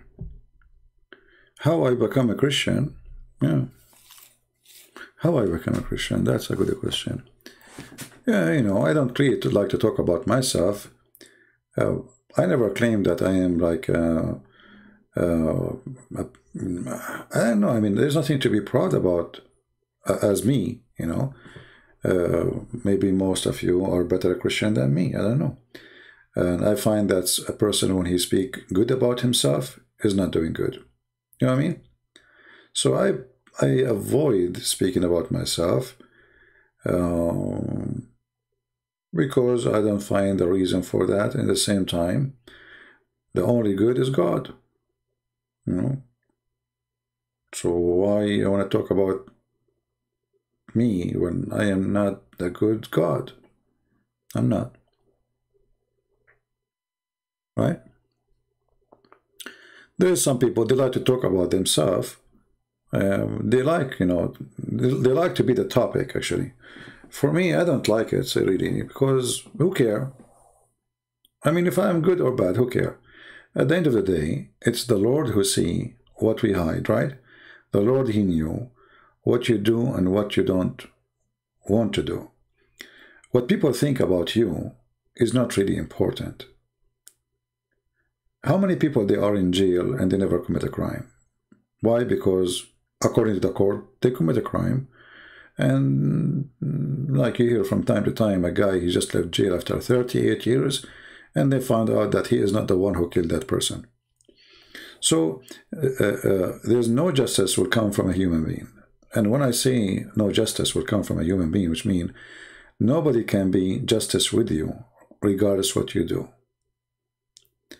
Nobody can appreciate what you do except the Lord, because the only one who really know your heart is the Lord. So I advise people not to speak too much about themselves. Like people, they say to me, tell us your testimony. I don't like those things, really, testimony. Me, myself, I don't like it. For whatever I say to you is meaningless to you unless you live it. It's like somebody says to you, let us say a person who lost an arm, and he explained to you how hard it is to live without an arm. But it doesn't matter how much he explained to you, you do not know really what he's talking about because you have two arms. You will understand only when you have one. So nobody will understand except the person who lived the experience. You were a Muslim, I became a Christian? No, I never been a Muslim. I'm too smart to be a Muslim for a second. I believe it's an insult to be a Muslim for a second. Because how in the world I want to believe there's a God who will make my penis endless? That alone will make me leave this religion, even if it's true. I mean, is that really a reward or a punishment? Imagine your penis go in the jungle of Amazon. Do you know what kind of ants they have there? I mean, seriously, do you know the ants of the Amazon? What if your penis went to the Amazon jungle and it become under the attack of the ants there? Or you go in the river of Amazon and you have those fish, oh boy, and they will rip it apart. Oh no. Did you watch that movie? Oh man. You know? You see those little creatures, they may be little, but they are extremely dangerous. So imagine you have an endless penis. May Allah bless your penis, by the way, if you're a Muslim. And then, by mistake, I mean, an accident happened. Your penis hit one of their colony. Oh boy. Are you ready? Are you?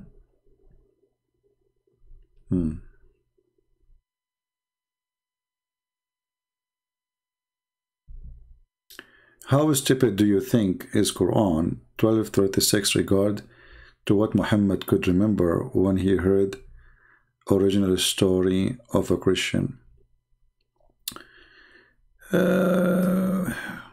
See, when I want you not to do the same as the Muslims. The Muslims, they take one verse and they say, okay, this is, you know, this is stupid. If you want to enjoy more stupidity of the Quran, you better read the whole story. You know what I mean? Try always to read the whole story, because the story will be really more funny. Don't focus only in one verse. And I find very like there's a book, it's called Asbabun Nuzul. Some chapters in the Quran, they don't have explanation of them in that book, because supposedly the book is about the reason for the verses to come. And but if the explanation exists, then you will see what is behind the story and how really it's foolish and funny.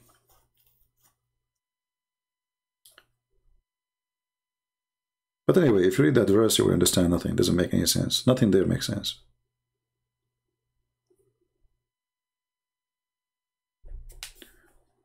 And the Quran, as usual, mistakes after mistake after mistake. Do we have any Abdul have anything to say? Today it's very dry.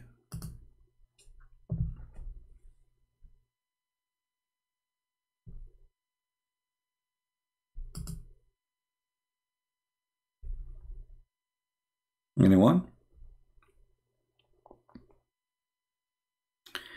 I will buy and read your translation for the Quran. Okay. Now I have a reason to translate. Before, I don't. Thank you for giving me a reason to translate.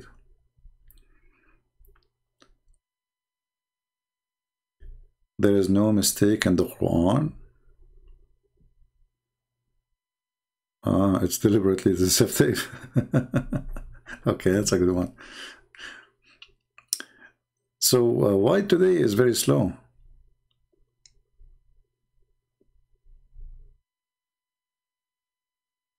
Where is the Muslims? What happened?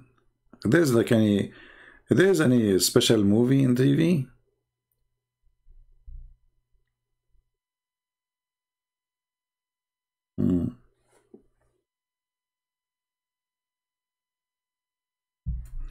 Well, if you read the whole chapter, then you will see, my friend Stefan, that the whole story there is full of errors.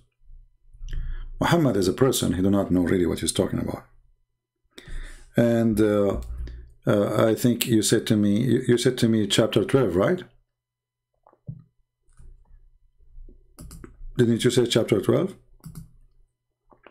as I remember from your text, 12:30 something, 36.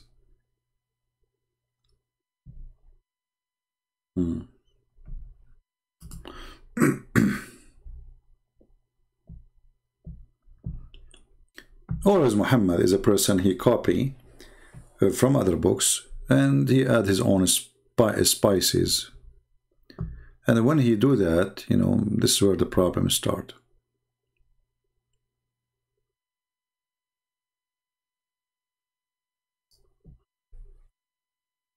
I was yawning, by the way, and Allah, He hate those who yawn. Why you don't play commercial break? No. Actually, Umad, he made a commercial break with the black seed. You can see it in his video, in his channel. It's very funny.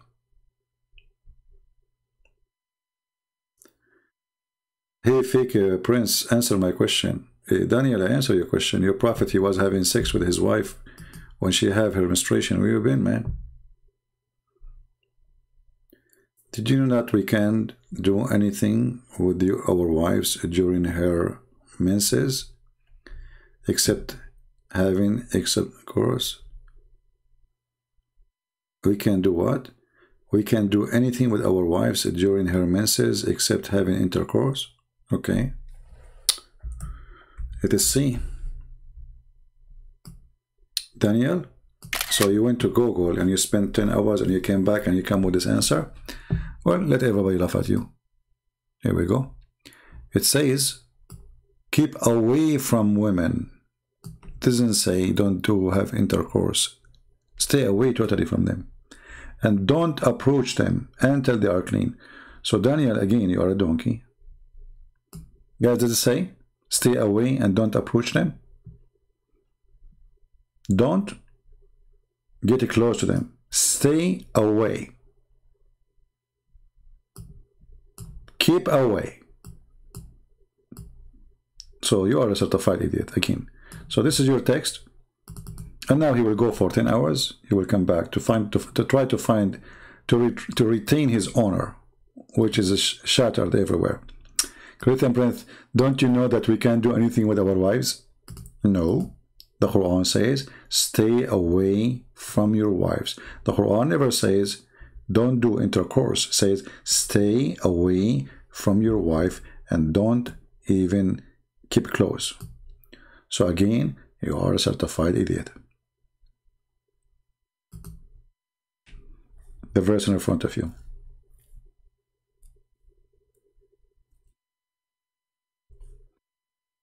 Don't try, Daniel. Didn't you know that I'm a Christian Prince? I mean, if I am you, I will not even try. You're just embarrassing yourself. Each time you come back, you know, you sound like a rabbit. He, you know, like I spank him, then he go down in the hole, and then he like put his head down, like, okay, and he go and like find some carrot and come back and throw the carrot at me. Why Google say I have 11?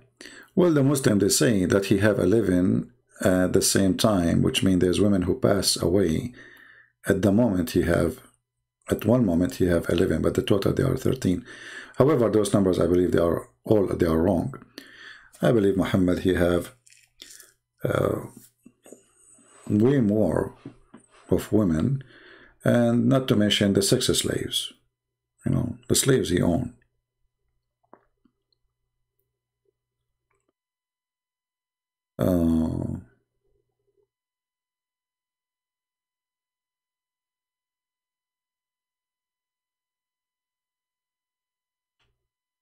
Well, you don't blame him, because the Muslim, they try to justify what Muhammad do, you know, because how the Quran says stay away from them, they will have to come and say, no, we can't, the Prophet, he did, you know.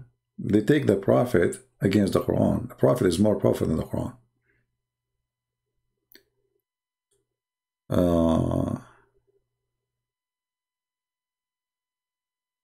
Yeah, for sure he do not know what Daniel mean.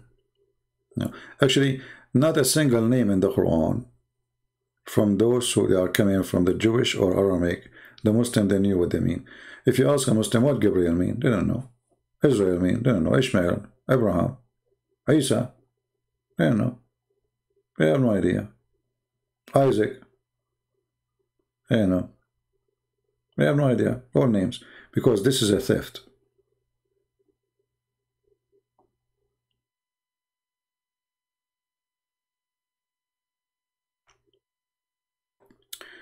Where you can find my books?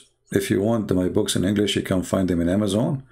If you are a person who speaks other languages, we give them for free, like Indonesian, Russian, Chinese, etc.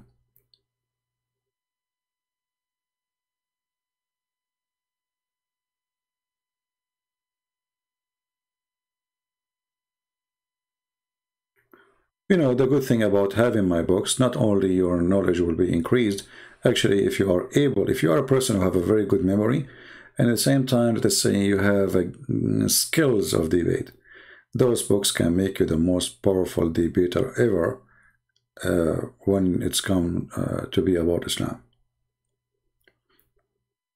You know, when I made my first 2 books, I wanted them to be an enough weapon to wipe the floor with Muhammad. So I put like what is enough to fill a library of books in 2 books.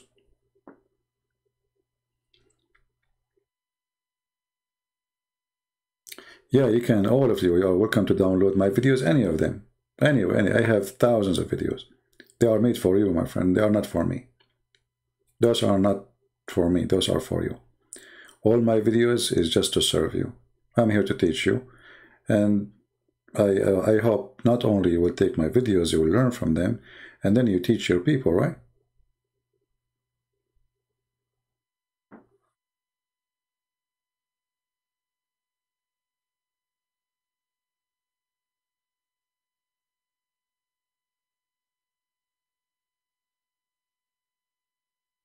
You see, I have people who have my videos, like the same video now I'm doing.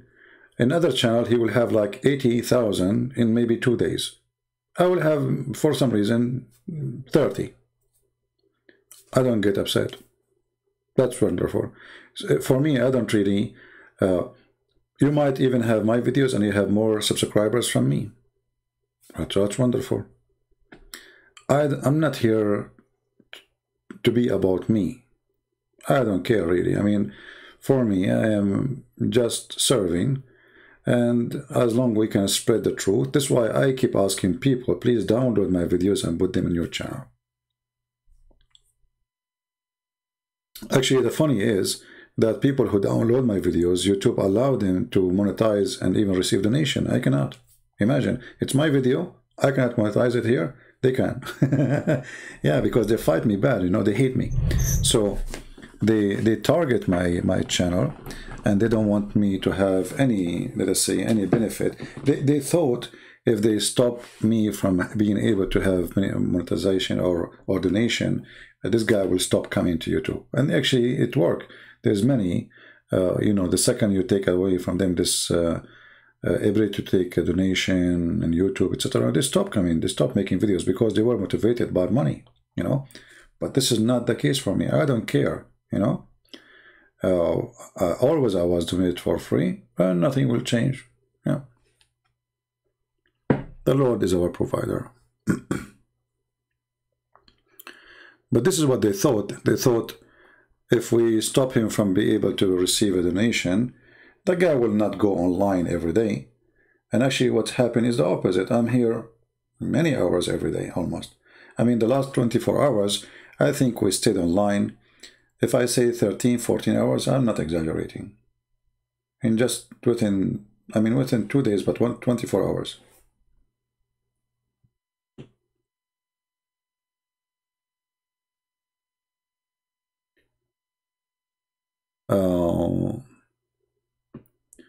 Well, to translate my book, you do not need a tutorial. I mean, just translate. You can bring the book and do it in your language.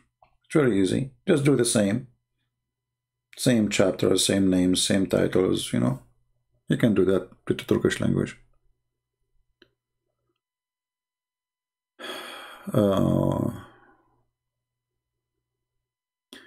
Does Muhammad have 6 slaves, or when he was Khadija arrived? No, I believe the coward Muhammad, when Khadija was alive, he did not dare to play with his penis around, because she is the rich woman and she is in control. You know, he was her puppy. But the second Khadija, she's gone, Muhammad now is free and he got the money.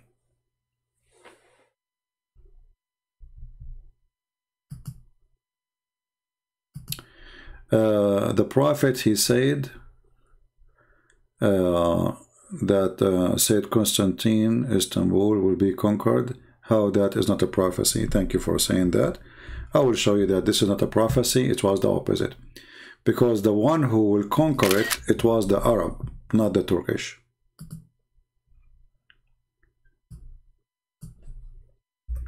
Your prophet was speaking to the Arab in front of him.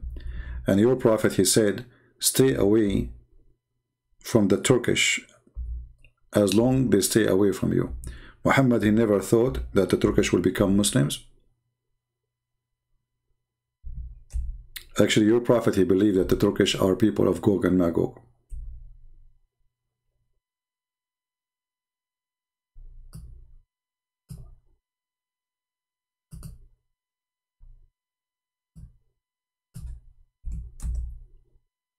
Let's see.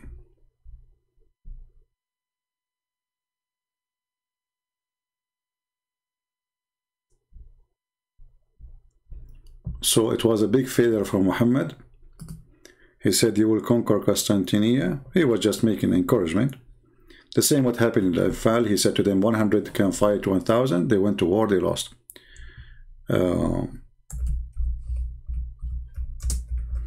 Muhammad, he claimed that the Muslims, they will fight the Turks in the judgment day.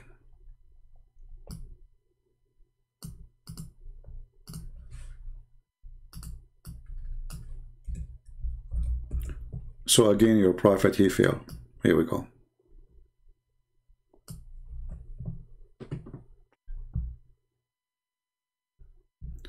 So when Muhammad, he made the claim that you are going to conquer Constantinople, he was speaking to the Arab in front of him, and not a single Turkish was between them. Are you there? And not only that, actually, your prophet, he made fun of the Turkish, and he is he made fun of their look, and he claimed that the Turkish are from Gog and Magog. And let me find the hadith.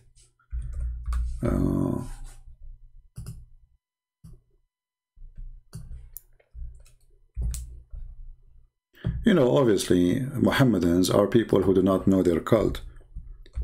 They are midget. They are midget. This is Tafsir al-Qurtubi, volume number 11, page number 85. And your prophet saying that the people of Gog and Magog are the Turkish, and he described them as Asian people with funny faces. Excuse my language.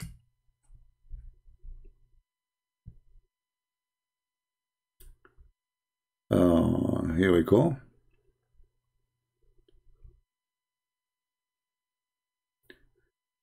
It says here that Zulqarnain, he saw the people of Gog and Magog, and each one of them, he was half man. The height of each one of them, sorry, is the height of half man, and he is fat. And they have not nails, like, you know, what they call the nails for the animals? Makhalib, I don't know what the word in English. And they have teeth like lions. And they have mouth,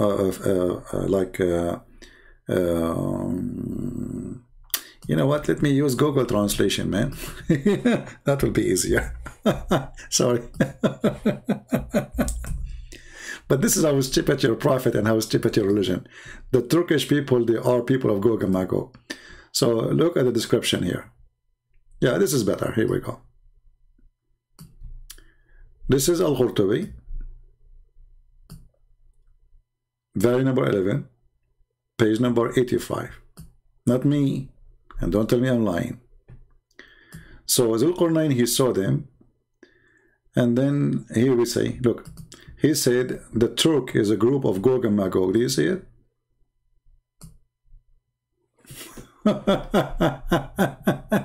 Don't try, Christian friends. I will smash you, literally. The Turkish are Gog and Magog. Yeah. And remember, the Turkish will be the enemy as long they are the Gog and Magog. They are the one who will attack even Mecca. They are the one who will conquer more of Islamic land, and they are the enemy of Allah. So how you said that the Prophet, he prophesied that you are going to conquer Constantinople? Obviously, he was not speaking about you, he was speaking about the Arab. Because according to him, the Turkish are the Gog and Magog. Are you still there? And let me see if I can give you the link. This one, the link have the title, have Arabic. So I need to shorten it. Okay. Who won the link, guys? Do you see how easy to conquer their stupidity? Knowledge, my friend. Knowledge, not ignorance.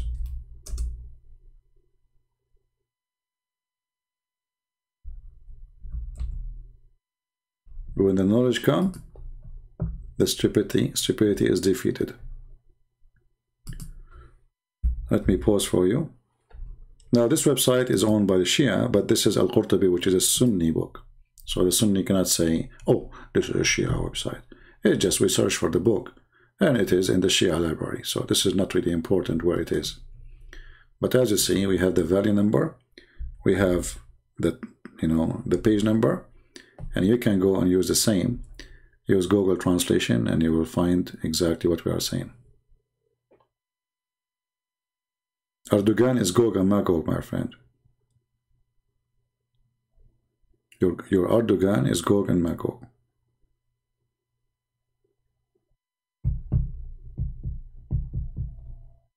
All right. Who's next? Who's next?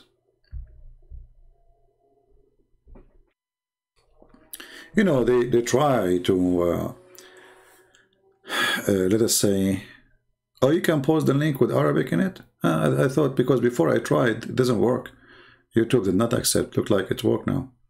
All right. That's good.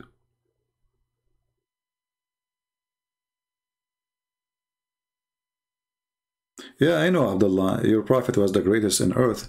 And even when he walked in the street, the rocks, they said to him, Assalamu alaikum, which is a clear sign of stupidity and mental illness.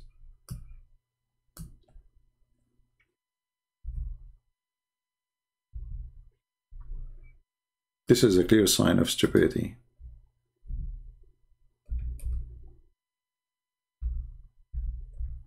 When a man, he walk in the street and he hear rocks saying to him, Assalamu alaikum, Prophet. And remember, nobody hear it except him.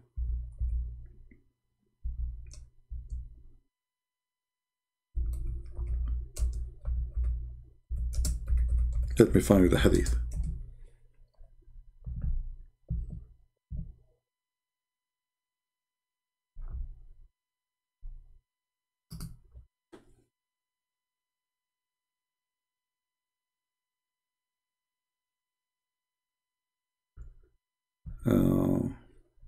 And actually, there's a specific rock. Not all rocks they speak to Muhammad.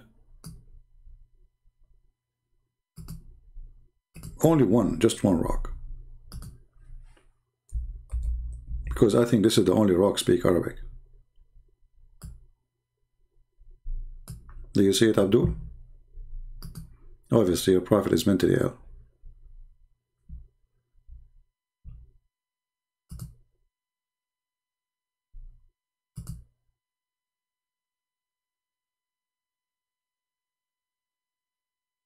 Don't use bad language, otherwise the admin will block your, will remove your text, please.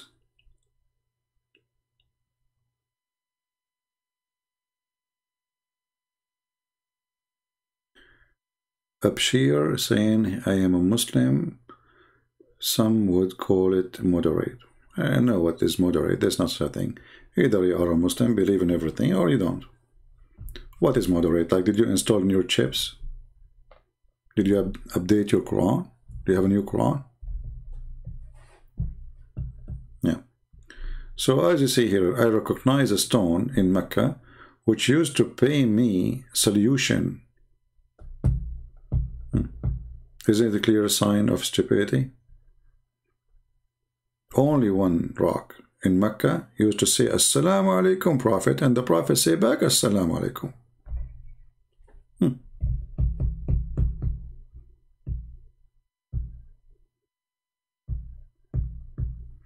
Doesn't matter you're born in Europe or not. Islam have nothing to do where you're born.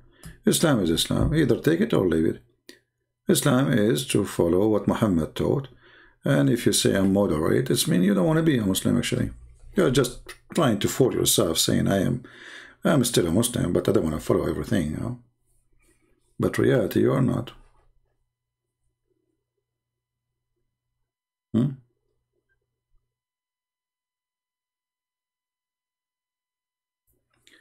Do you believe the original Kaaba located in Petra? Well, you know, that will not make any difference for me, really. I mean, who cares? It's in Petra or it is in the moon, who cares?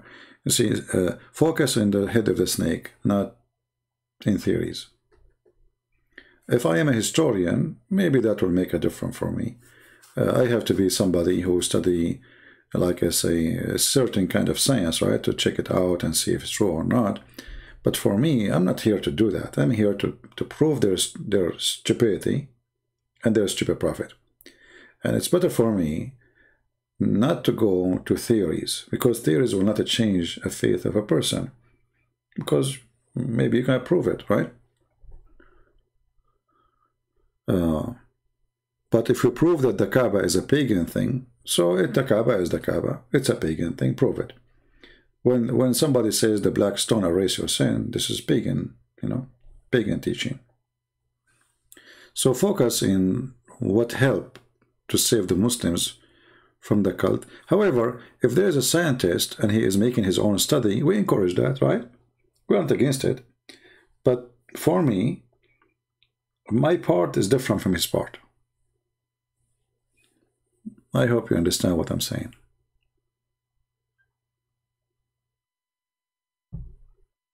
I believe everybody in this life have his own duty, right? So a person, he study certain things, he focus on that. My focus is different. My videos are too long. You can cut it pieces. Like now, I just made a video. I made a few moments talking about Muhammad saluting the stones. Cut it, make it a video by itself. You don't have to translate the whole video, right?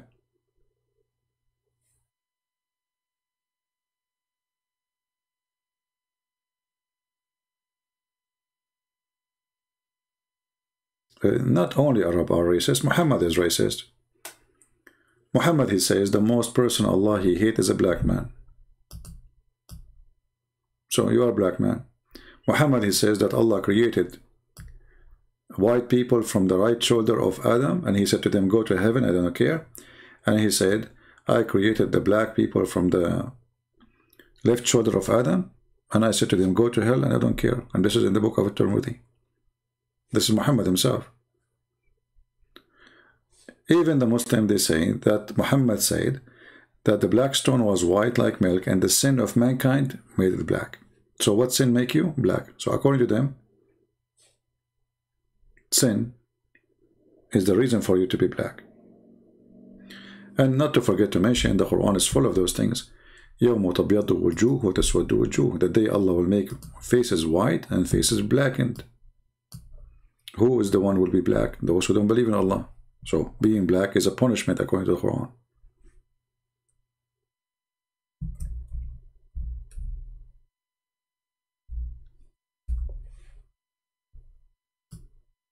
You see it? All of this is racism. And the Muslim, they start adding things between bracket just to make it look nicer. But the Arabic, it says, the day Allah will make faces black and faces white. Okay?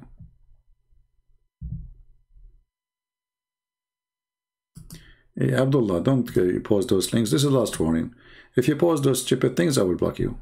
Either you give me something smart or I will send you free shipping and head into Allah. Alright, Abdullah? If you open the chapter 27, verse number 82, where Allah will send a beast, it's called Jassasa. You know, Jassasa appear in many places in this stupid religion. And this beast is going to have the ring of Solomon and the staff of Moses. And it's going to make the whole world white and black. So all those who they are white, those are the Muslims. And all those who don't believe in Allah, Allah will punish them and make them black. That's what Islam says. If you don't believe me, you can open the interpretation for the verse. Go to Ibn Kathir as an example.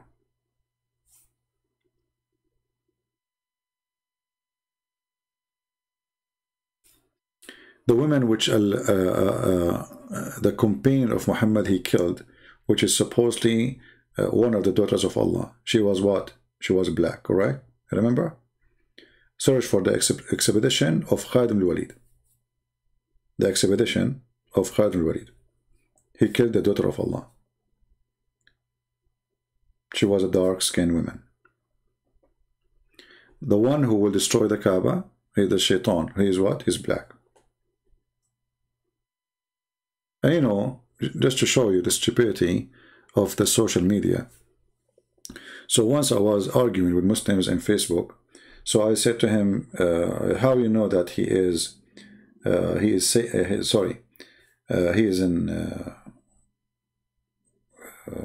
Satan. So he said, the Muslim said, have you ever heard of an angel he is black? Imagine or not. I answered him saying, so are you saying that whoever is black is evil? Facebook, they deleted my comment and they sent me a warning, and the Muslim comment is still there. And he is the one saying, have you ever seen an angel, or not only an angel, he said an angel, or a good person, or someone sent by God, he is not, he's black?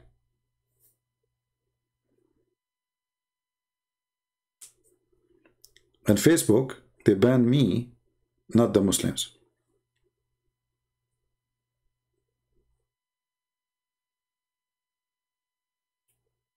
And this is why we see the Muslims always, they ask the atheists to help them. Atheists are the biggest help for the cult of Islam. Liberals, they protect Islam, they defend Islam, they lie about Islam. They are in bed with Islam.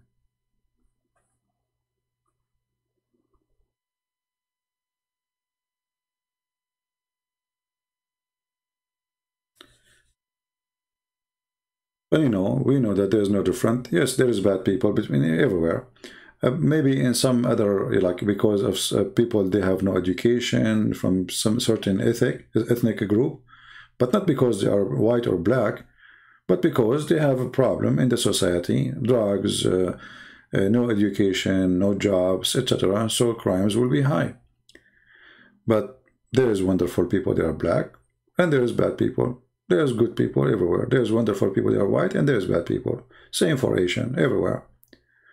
You go any country in the world, there's rapists. There's people who arrest the rapist from the same ethnic, correct? There's people who they are thieves, and there's people who arrest the thieves from the same ethnic. So it's not an ethnic thing. It is about individuals. And if you live in a poor country, usually always poor society bring a lot of problems. Poor, you know. Unless you live in a village, small village, where people, they can just grow some chickens and life will be easier. But living in an extreme poor situation will lead you into crimes.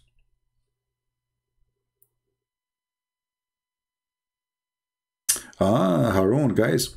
Harun, the word black does not mean black. It's a metaphor. But this is about making their faces black, literally, Harun.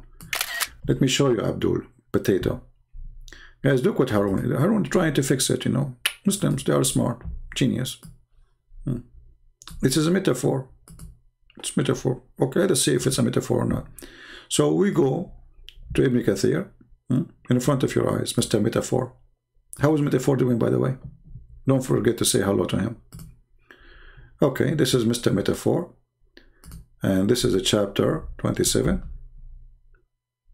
Are you ready for the metaphor? I will give you a lot of metaphor. How many kilos you want? Okay, whatever you want. We are here to provide you with the metaphor. Okay, Mr. Metaphor, here we go. This is Ibn Kathir,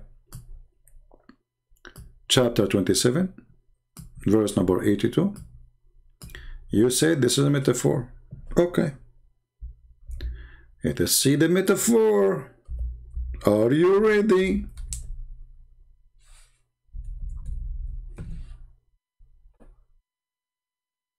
I hope so.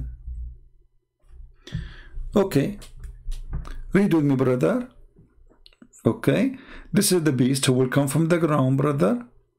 His head is like a head of a bull, his eyes like the ears of a pig, his ears like the ears of an elephant, his horn like the horn of a stag, his neck is neck like a neck of an ostrich, his chest like a chest of a lion, his color like the color of a tiger. I mean, stupid. Okay, and then he will come back. It will bring with it the staff of Moses and the ring of Solomon. Alhamdulillah, black magic, magic, the Solomon. And it will be no believer left without making a white spot in his face. Are you there, Mr. Metaphor? Harun, how is the metaphor going with you?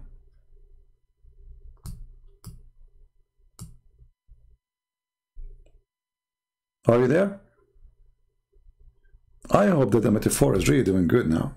I mean, come on, it's a metaphor. So it will make a white spot in his face is going to hit him with the staff of Moses and the ring of Solomon, depending on the situation.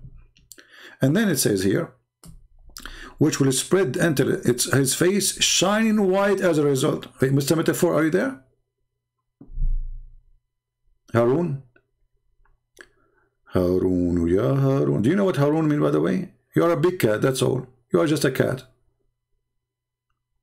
I'm sure you do not know even what Harun means. Cat, meow. So, spread until his face became shine. Those are the Muslims, okay?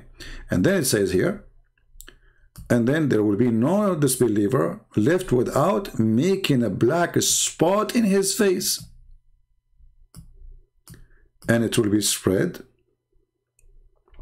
until his face turned to be black as a result. Are you there, Mr. Metaphor? I like metaphor.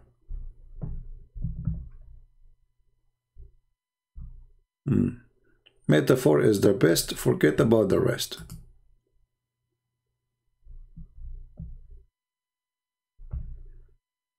Don't text me in Skype unless you are a Muslim and debate me. Otherwise, I will block you. Don't be silly.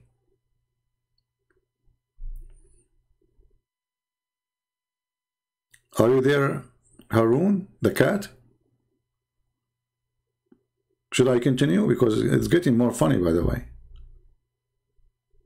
It's a metaphor, brother. It's a metaphor. Yeah. So here it says, the beast will emerge from the earth with the staff of Moses and the ring of Solomon, and then it will strike the nose of the disbelievers. It's a metaphor. The nose here, by the way, present penis. I think so. It's a metaphor for penis. And then after it hit the nose of the disbeliever with the staff of Moses, it will make it disbeliever, a face into a black, brother. I mean, you Muslims are silly. Silly as what silly mean?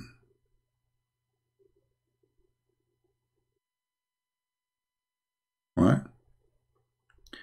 I would be a great rapper. Yeah, but to be a great person doing rap, what they call it rapper, you have to speak very good English, right? So I have a very short, let us say I have little,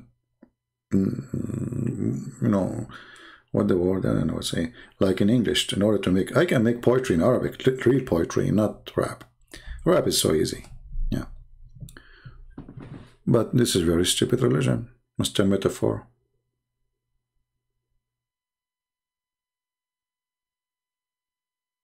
Are you there, Haroon?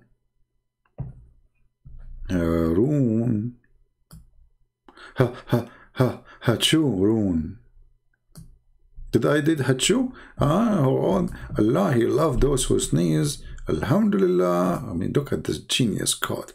This God, He loved those who sneeze. Is that a metaphor, by the way, Haroon? When Allah, He loved those who sneeze, is that metaphor or it's really sneezing? I heard that sneezing here is metaphor to Sleepy Joe. I don't know if it's true or not. I don't know. I heard rumors. What do you think?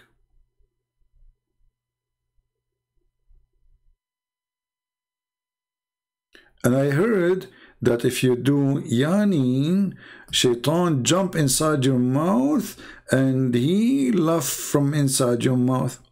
I heard that this is metaphor for Pepsi Cola. I'm not sure, by the way, if he meant Pepsi Cola or not, but it might be. I mean, something inside your mouth. What is going to be? I better think about something not bad.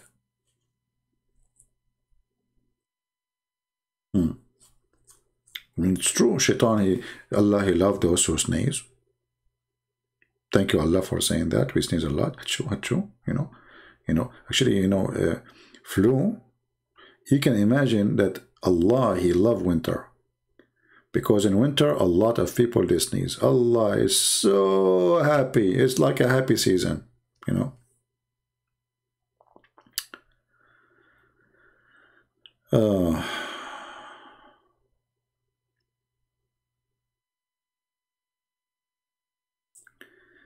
Do we have any Abdul?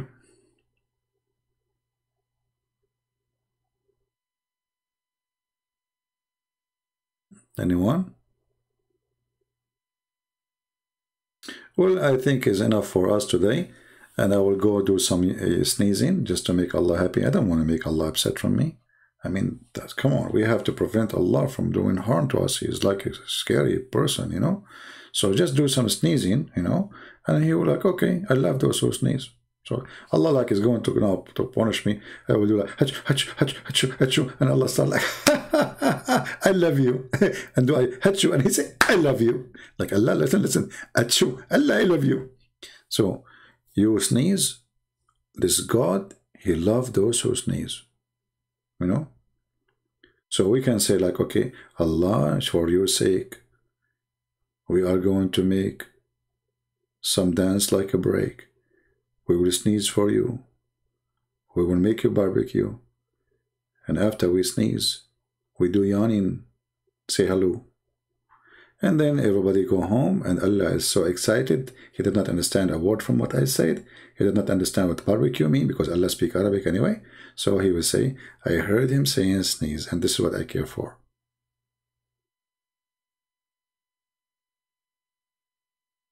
Unblock my account, Abby Frenzy. Why you are being a frenzy? I mean, you are being frenzy and you want me to unblock you? Okay, do you think Allah, He likes such a name? Frenzy? That's fishy name, to be honest with you. I mean, come on, you are being frenzy around. Stop being frenzy. Yeah, I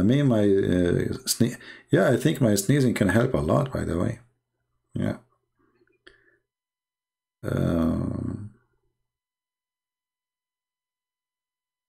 What happened to Harun and his friends? What happened to the Muslims? They are gone.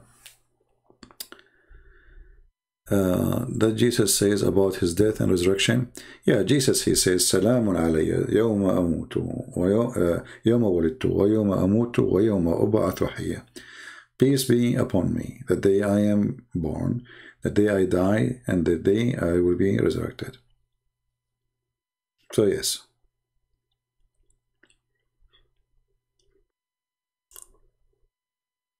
Anyway, look like the Muhammadan are not here no more, and it's getting too late for me. It's 2 a.m. in the morning, and you are humorous. Is that English word? Humor? Do you mean hummus or humorous? Humorous. Don't say that word to an Arab guy who don't speak good English. You are humorous. I was saying to myself, man, this guy is insulting me, saying he's hummus. I like hummus, by the way. I mean, it's good. I mean, hummus is better than sneezing and Muhammad and garbage. At least it's tasty. You know, hummus. And by the way, there's no hummus in heaven of Allah. Isn't it weird? Do you know that in the heaven of Allah, there's only meat of birds? What a boring buffet. You spend your life eating chicken. What the heck?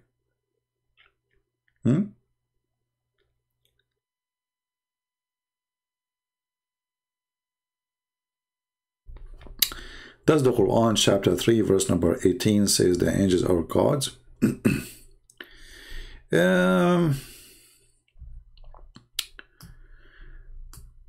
Let us go to 3:18 and give you a better understanding. See, because the Quran is stupid and the Arabic is very weird, so when you read it, it's going to say that Allah, He bear witness, that there is no God but Allah and the angels and those who have knowledge. Yeah, stupid book. You see, the Muslim, they will say to you, here Allah, He delay the names to be behind Him, but He don't mean that they are the angels, because it says there's no God but Him. Yeah, it says that really, but it says and the angels and those who have knowledge. So when you have and, you made them gods too. So you are right about the understanding. Yes, Abshir, what you want? You see, in Arabic, when you say I, me, and you, this is and here appear as wa. Actually, here in translation is showing it. Allah and His angels and those endued with knowledge. Here it says standing with knowledge, but that will not work. Why? Here it says قائما بالقسط. قائما is for one individual, not for all, not all for many.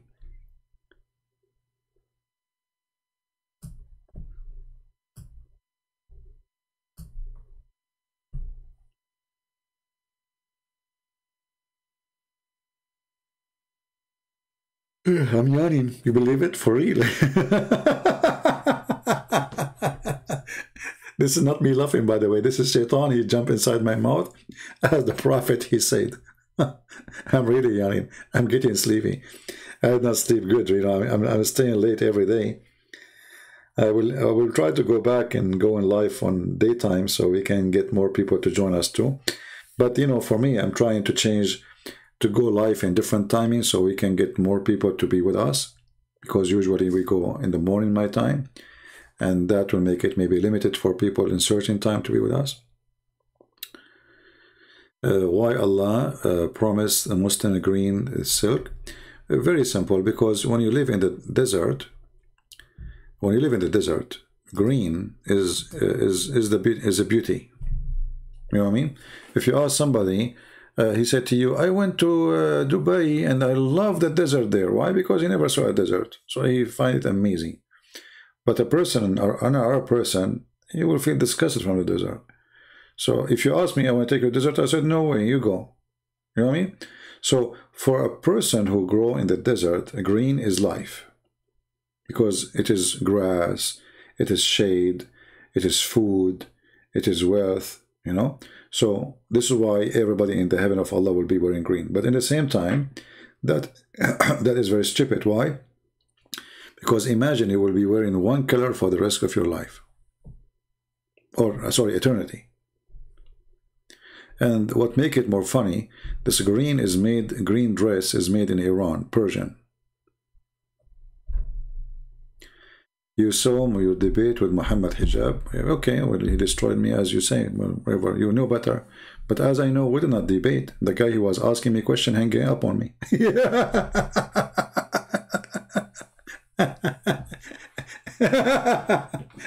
He said, did you see this woman? You say, suck on me? I said, yes. I was quoting your prophet. I was quoting your stupid prophet. I said, you see how he destroyed me?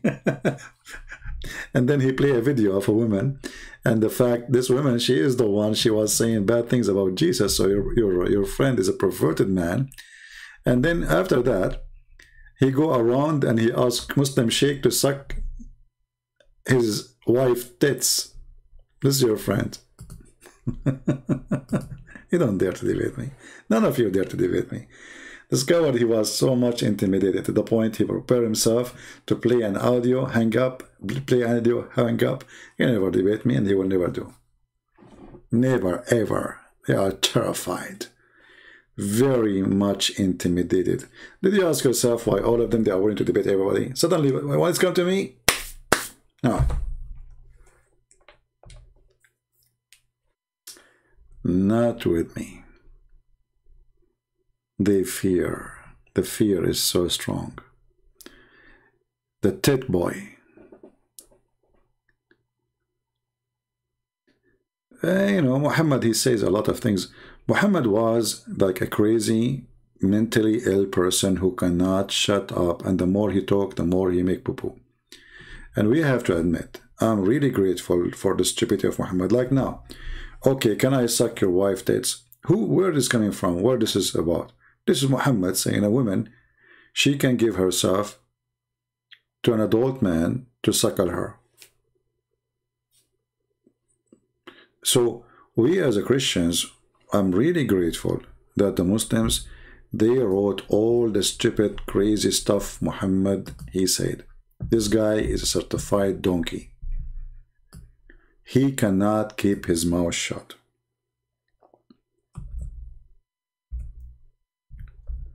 Even Aisha, she was ordering her nieces and her sisters to breastfeed anyone who want to enter upon her from men, and they have to do it 10 times.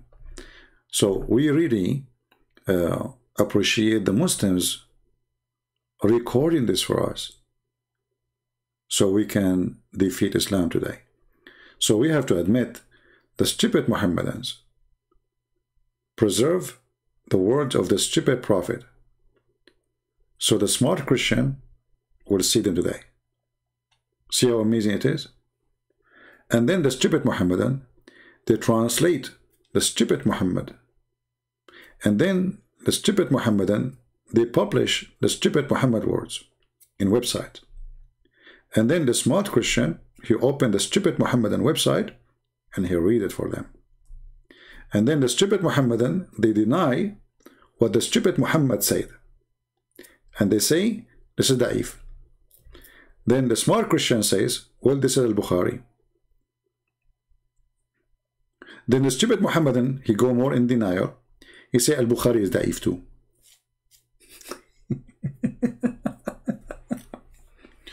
So you have to be really grateful for the stupidity of the followers of this religion. And let me show you. Even Muhammad, he said to them, whoever write hadith, erase it. Just to show you how stupid this cult is. The followers are really out of their mind. Muhammad said, the big donkey, don't take down anything from me. And he who took down anything from me except the Quran, he should efface it. Can you believe the stupidity? The guy, he just told them, don't write the hadith. They said the prophet, they wrote down, the prophet said, don't write the hadith. Donkeys. The guy, he just told you, don't write the hadith. He just said, don't write down the hadith. Alex, I don't know, I never saw one of them. However, you can search my videos and you will find thousands of Muslims leave Islam, you know. I don't see anyone leaving Islam after talking to Muhammad Hijab. Do you have one? I know, I have thousands. Watch my videos. Don't kill like your prophet. So their stupid prophet, he just said to them, don't write the hadith. It's like saying to somebody, don't write in the wall. They go and he write in the wall. The prophet said, don't write in the wall. It's the stupidity is amazing. And imagine, after he told them, don't write the hadith, they keep writing.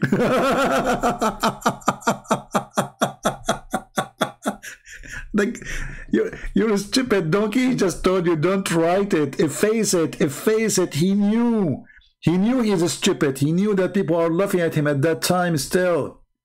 He don't want it to be remembered. He want to forget about it. And you idiot, you write it down. And now they wish that they never wrote a word. They wish. Wish. Keep wishing. Wish. Washa wisho. Washa. Shu ashishu. Shashu shisha. Alhamdulillah. We Muslim, we preserve everything, including the fart of the Prophet. Imagine those people. The Prophet, he fart. They write, the Prophet, he farted 3 farts and then he coughed.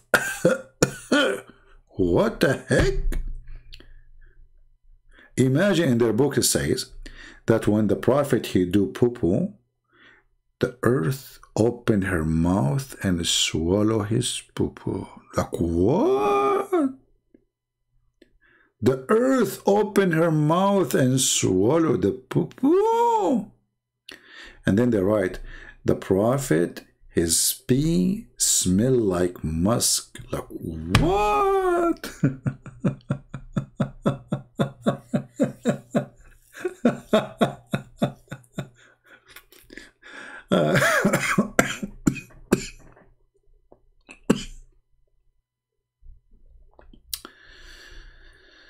Oh, Lord have mercy. I better go and do poo-poo and see if I can convince the earth to swallow it. I will not use it to the bathroom, you know. Just let us see. I mean, give it a try. Maybe the miracle will happen. I'm an Arab at the end of the day. And the Muslim, they say I am illiterate. So, I mean, I have many things qualify me to be a prophet. You have to be, you know, illiterate and then Arab. And then you have to be dumb. I will play dumb for some time. And in the top of that, you have to be filthy. I did not take a shower for a year, okay? I mean, there's many. I'm close to be there. I will keep trying. And this is the sign to know that you are a prophet. If you do poo-poo and the earth is swallow your poo-poo, that's mean you became a prophet. Okay? You do not need any proof. Just, you know, and that's it. You are there. Okay? Can you please tell me the name of the Islamic movie about Muslim fighting over the poo-poo of camel? Yeah, I can. There's no need for the name. Let me find you the video. Hold on.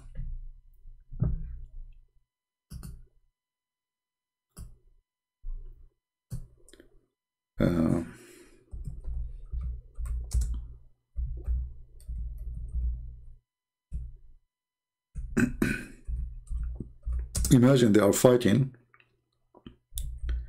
over the poop of Aisha.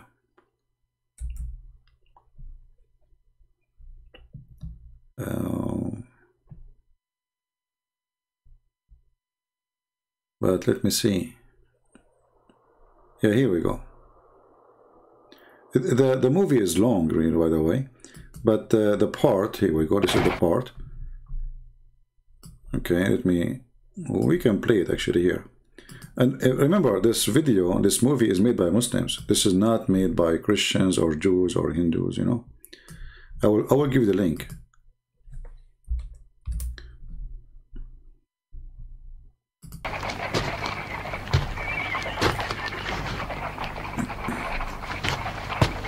Those are the Muslims at that time, supposedly.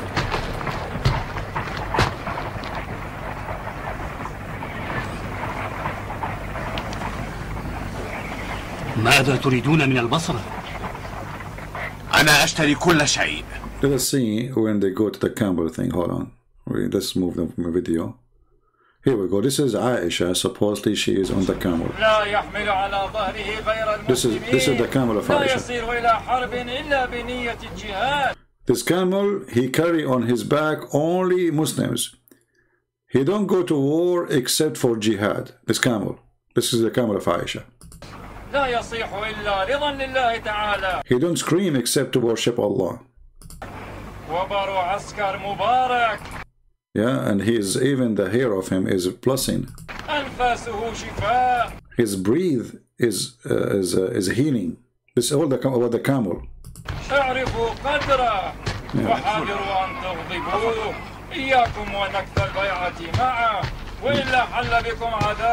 Yeah, he's warning them to respect the camel, otherwise he will be punished. The one who take a hair or from, I don't know what he say next, he will be blessed. Here we go, the camel, he dropped popo, and now the Muslims are fighting over the popo of the camel of Aisha. Let's go back a little bit. You see they are holding his tail from the back because he would do popo soon.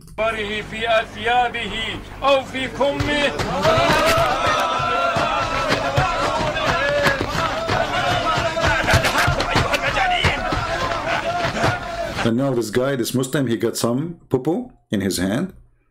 He will sniff it and he will say, Allah, how great it is.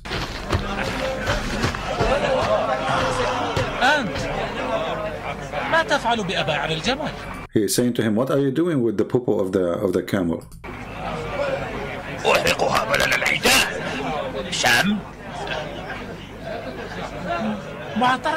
Smell it.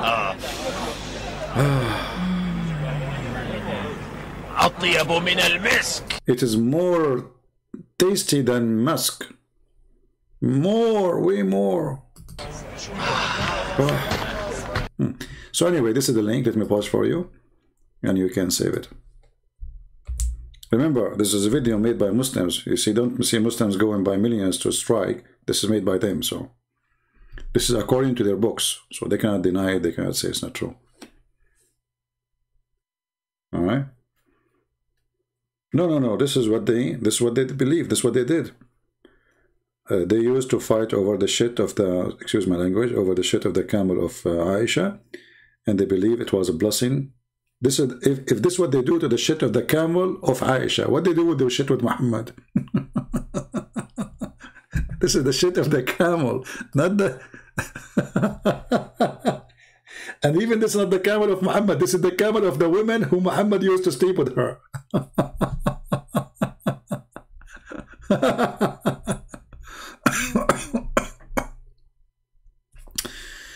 Yeah, Horizon, how are you, my friend? Yeah, welcome. Anyway, I leave you with this comedy, and you can watch it and enjoy yourself, see nice dreams.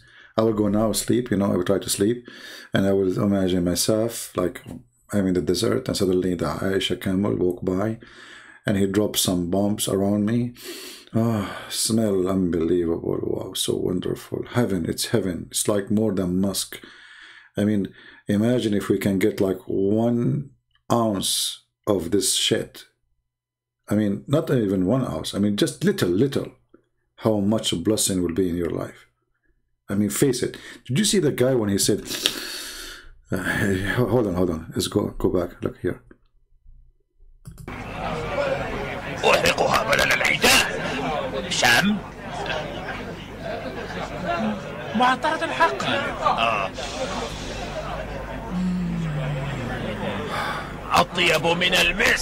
It's more tasty than misk. Brother, it's really beautiful and it's very touchy. And with the shit of Muhammad, we leave you in peace. Sorry to say. Forgive me. What a shitty cult. Take care, people. I'm not going to say the name of the Lord after this. I wish you a great time. Have a great weekend.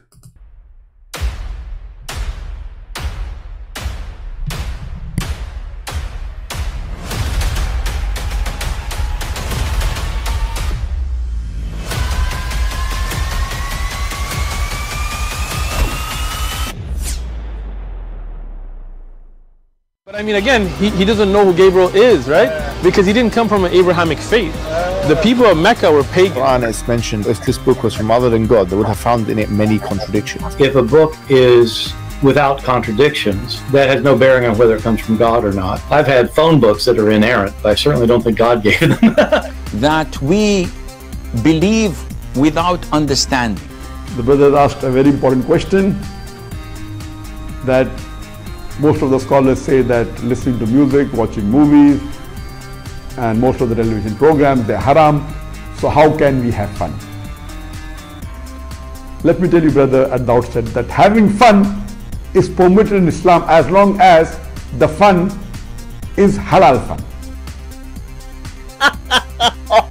That the standard narrative has holes in it. The Prophet tells us because Satan or the devil sleeps over our nostrils. Those who oversleep and not pray Fajr on time, Satan urinates in their ears. I really do think Jesus was crucified and that he really was dead and buried. He thought that he was a son of God in the sense that he was specially chosen by God. I think Jesus really did think he was going to be the Messiah, the future king of Israel. I mean, that is, after all, why they crucified him.